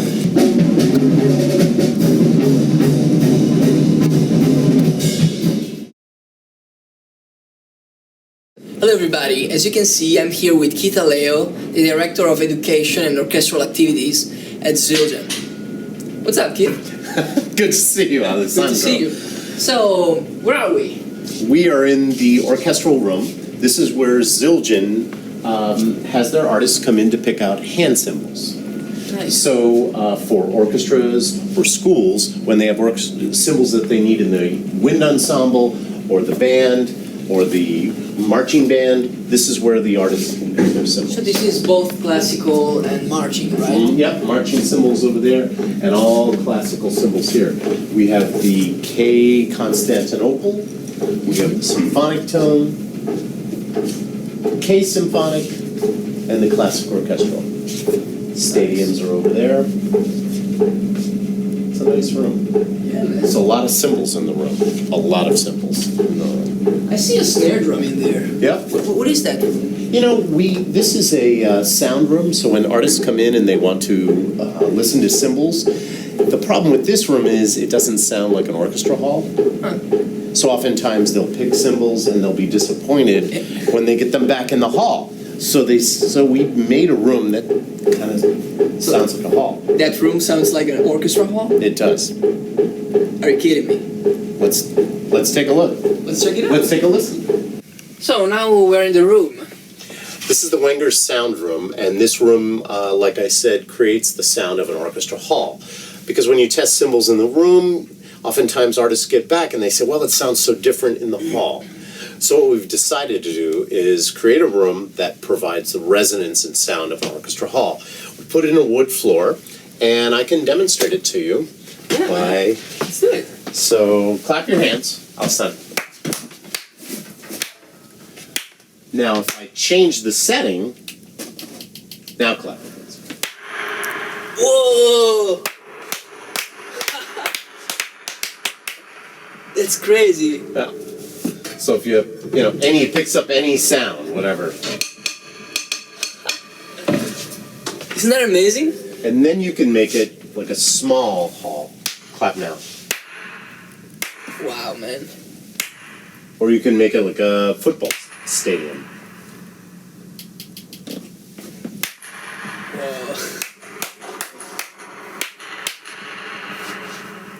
That's amazing, man. It's a great room. Yeah. Some players put it there just because they don't want too much resonance and they really want to hear it, and it sounds like their hall. You are the Director of Education and Orchestral Activities at Zildjian. What exactly is the job of the Director of Education? Yeah. Well, I have an interesting background in that I used to play in a symphony orchestra, and I was a full-time member of the Florida Philharmonic for almost 20 years, and I taught at the University of Miami. Now you are teaching at Boston Conservatory, right? I am. I teach at Boston Conservatory as well as working at Zildjian. So what happened was in 2003, like many orchestras, there was a financial crisis and the orchestra went through hard times. This job at the Zildjian company opened up, and I thought, this is a wonderful opportunity. So I took the interview, which I had never taken an interview in my life. You are taking one now too? Yeah, I am. But I took the interview, and I said, I'm not sure if I'm qualified for a business position, but they said, we really want someone that's a player, performer, and a teacher. And so I was given the position, and I showed up. I said, well, so they helped me along in the first year because I didn't know some of the business stuff. And so what happened was they said, look, don't worry about that. You can teach someone business, but you can't teach someone how to love music and to teach music. So I was very fortunate, and I got the position. The position is several areas. Artist relations is a big part of it. So I work with all the top orchestras and schools in the world, including Berkeley, the Royal Conservatory in London and Amsterdam, Juilliard, Eastman, all the schools. That's awesome. And my job is also marketing, so I do all the trade shows, educational trade shows like the Midwest Band Convention, the new Gen Show, Percussive Art Society Convention, so I also do advertising and all the magazines. It's a pretty big job. I can just go on and on. That's awesome, man. Yeah, it's a good job. I get about 100 to 150 emails a day, so I do a lot of. So you spend your free time checking your emails. That's right. I work with a lot of the artists that come in, and it's good because I have experience as a player. So when they pick cymbals, I'm able to help them. Yeah, you know how to advise them. Maybe the sound you're looking, this cymbal is more appropriate. Exactly. The Zildjian scholarship is primarily through Craigie Zildjian, and Craigie feels very strongly about education and what the company's responsibility to give back to the community and the students. So we provide scholarships to, I think it's 26 schools, and we give money to the schools. Some of the schools we endow. Again, Berkeley's a school we do, and we provide money, and that money is then given to students within the school for a scholarship.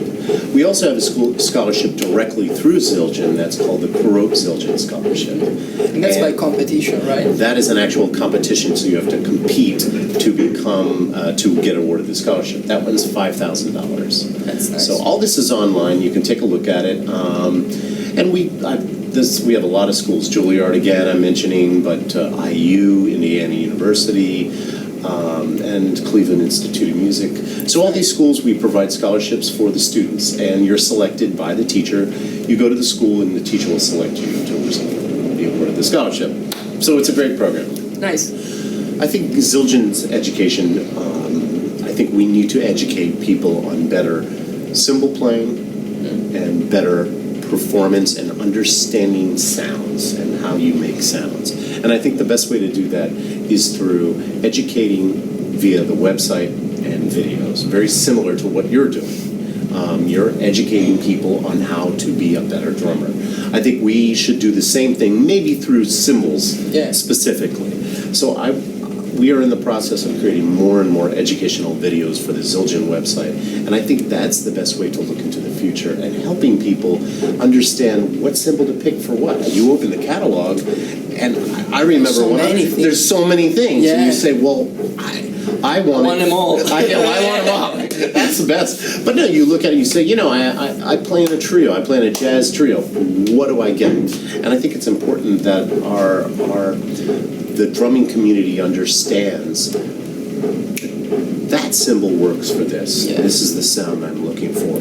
Or in this room, when you look for hand cymbals, what do I want to do some really delicate playing? What do I pick? How do I pick that? And I think that's important, and we've been putting more and more videos online. So that's where my commitment is. Sure. Well, the job, artist relations, has a few different definitions, but I guess first and foremost is I'm one of the people here. There are a number of us that do this job, but we're the contact person for the artist when they need support, whether they're on the road, in the studio, want to try some new cymbals, maybe have some ideas. It's myself and my team are the people here at Zildjian that work with them. And artist relations actually started with Armin Zildjian back in the 1940s and 1950s when he was working for his dad, Avidus, and he was going out to see Buddy Rich and Louis Bellson and Gene Krupa and all those great drummers from that period. And the whole idea of artist relations was born then, and I was lucky enough to start working here in 1989 with a great program to work with, and I'm just sort of the guy that's running it right now, and there'll be somebody after me and somebody after that and someone after that. So, well, it's sometimes, I have to sort of step back. I still, there are times, even though I've been doing this for a long time, and somebody like Steve, who's my good friend, I'm sort of past the idea of being starstruck, as it were, because it's a job, it really is, it's a job. But I do have to step back sometimes and remind myself and think, wow, this is pretty heavy. It's pretty cool, but it's also pretty heavy to be the person that they depend on too, because they really do. I mean, someone like Steve especially, where he's not someone that I won't say he's not easy to get close to, because he's a very, very, he's a great guy, but Steve is a busy guy that really depends on me as when he needs something. He wants to know that it's going to get taken care of, and those kinds of things. So it's a big responsibility, I guess, is what I'm trying to say, and something that I don't take lightly. And I think you have to get past, when you do this job, you have to get past the idea that it's all about hanging around and schmoozing, and it's work, and people depend on you. That's a good question. I'm glad you asked that. I'll start by saying that the program for us, the artist relations program, is a big part of our business. We're very supportive of our artists, and I'm lucky that I work for a company that has such a solid program and sees the value of what the artists bring to the brand. Because in a perfect situation, the artists are out there representing the Zildjian brand, and ultimately they're promoting our products and exposing them to drummers who see Peter Erskine or yourself or Steve Gadd or someone, and that leads to them buying the products. I mean, it's very simple when you think about it, and I think not enough people really stop and think about what an endorsement program means. And I can be very long-winded about this, so I'll try to be very concise in my definition here. But I think what's sort of happened over the years, when I started doing this, I started working in artist relations actually in 1985. My first job, I was only 5 years old, of course, at that time, but my first job in the industry was, I lived out in Los Angeles, and I was working for Simmons Electronic Drums, which at that time was the big electronic drum company. And I was first exposed to what this job is, and then later at Drum Workshop. And it's very different from the way it was then, in the sense that there are way more artists, like on everybody's roster. There are lots more companies, but it was a very special thing back then to be signed as an artist with a company.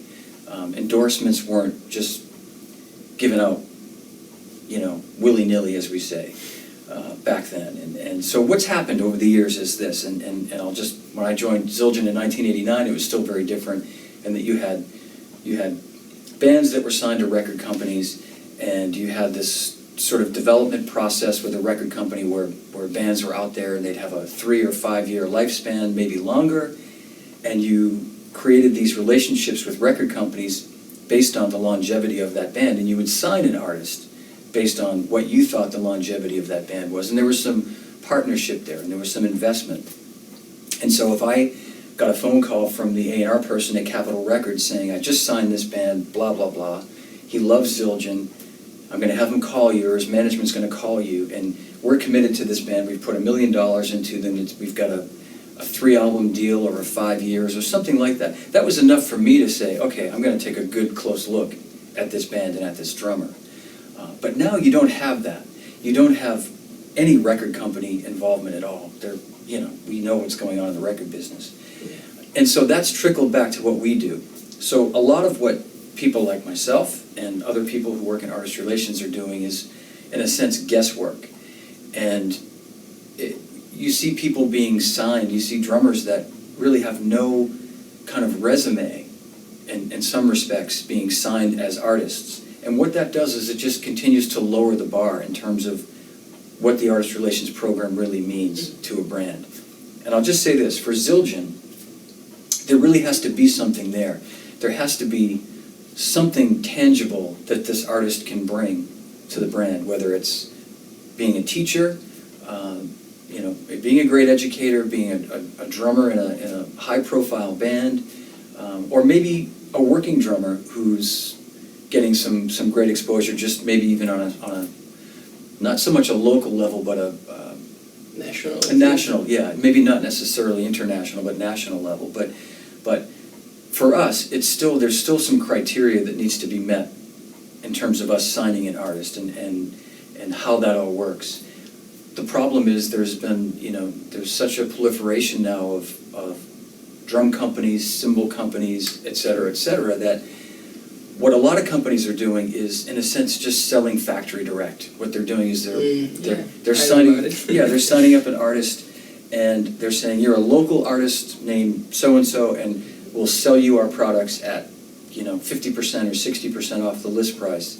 And it makes the guy feel special, and that's great. But at the end of the day, he really should be going to his local drum shop to buy those products for probably the same price anyway. And so what all this has done is led to helping put drum shops out of business. We don't want to put drum shops out of business. We want to keep those drum shops thriving. So I hope that explains kind of where we're coming from and why we're much more selective about the artists that we sign. At the end of the day, again, I could look at our artist roster and, we already have a great number of artists on the roster right now.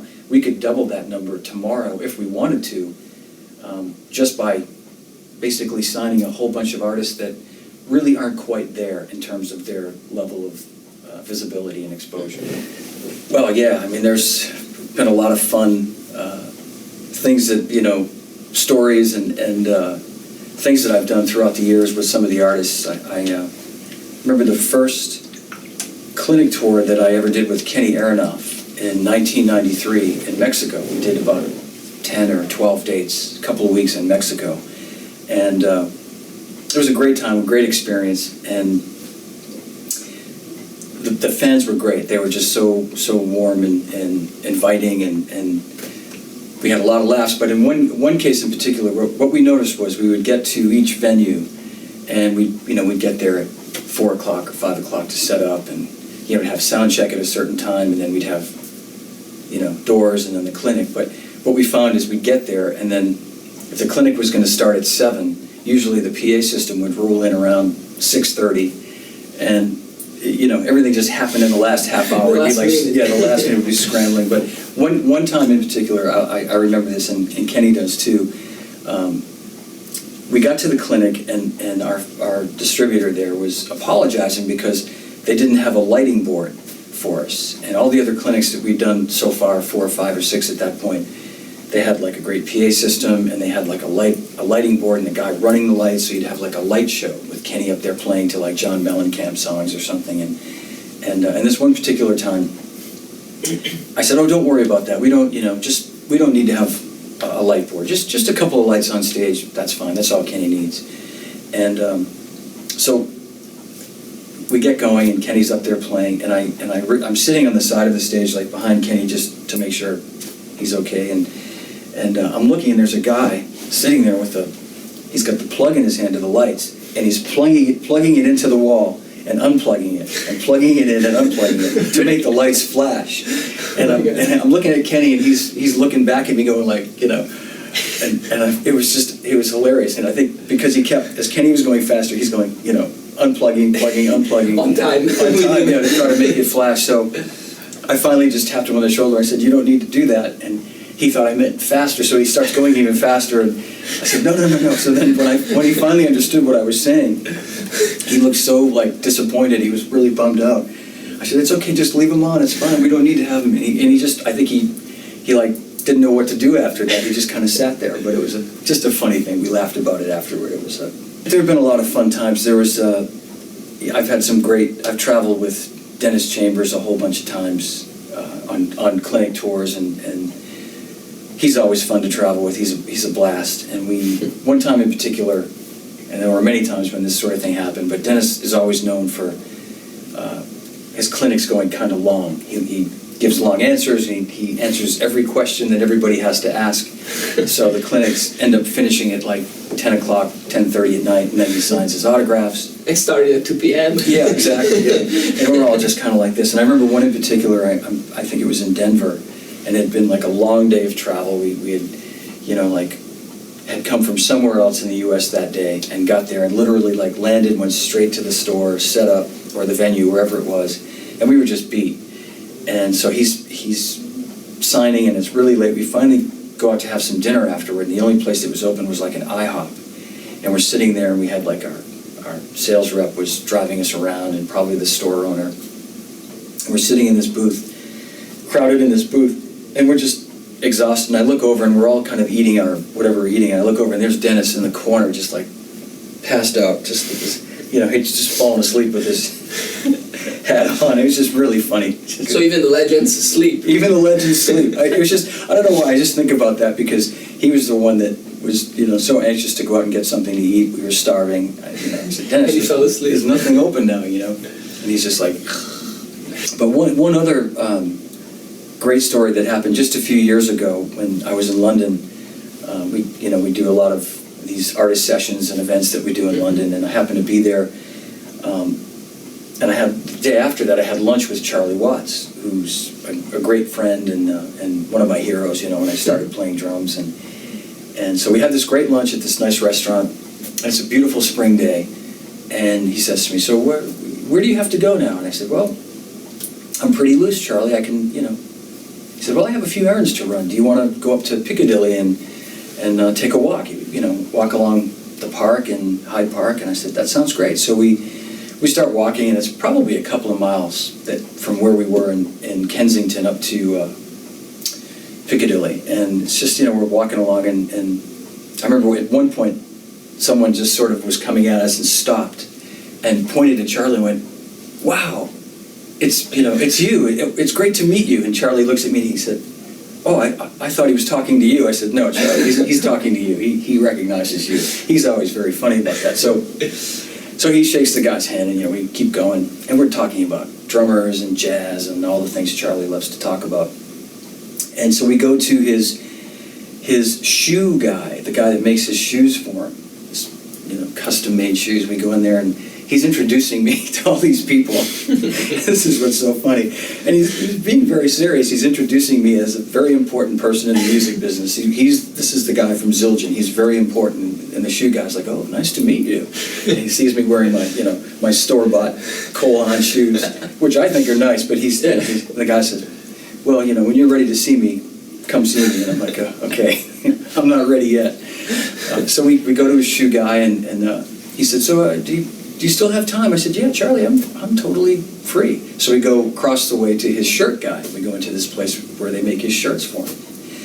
And I think he took one in a box with him, and then the others were sent, but he was, visiting his shirt guy. And I'm just walking along, and I'm just taking it all in, going like, this is amazing. These beautiful shops in London that make all these fine clothing, And so finally, it's about 4:30 in the afternoon, and he said, so, are you still good for time? I said, yeah, I'm great. Do you want to get a coffee or something? He said, yeah, that sounds good. And we look, and there's like a Starbucks ahead, and we went, well, I don't know about a Starbucks. And earlier, as we were walking along, he pointed out this restaurant along the way called the Wolseley, which is, I guess, a very, very famous, very nice restaurant in London. So he said, I know, let's have tea at the Wolseley. And I said, that's a great idea. It was just up ahead. So we walk over there. And it's, as I say, about 4:30 on a Friday afternoon.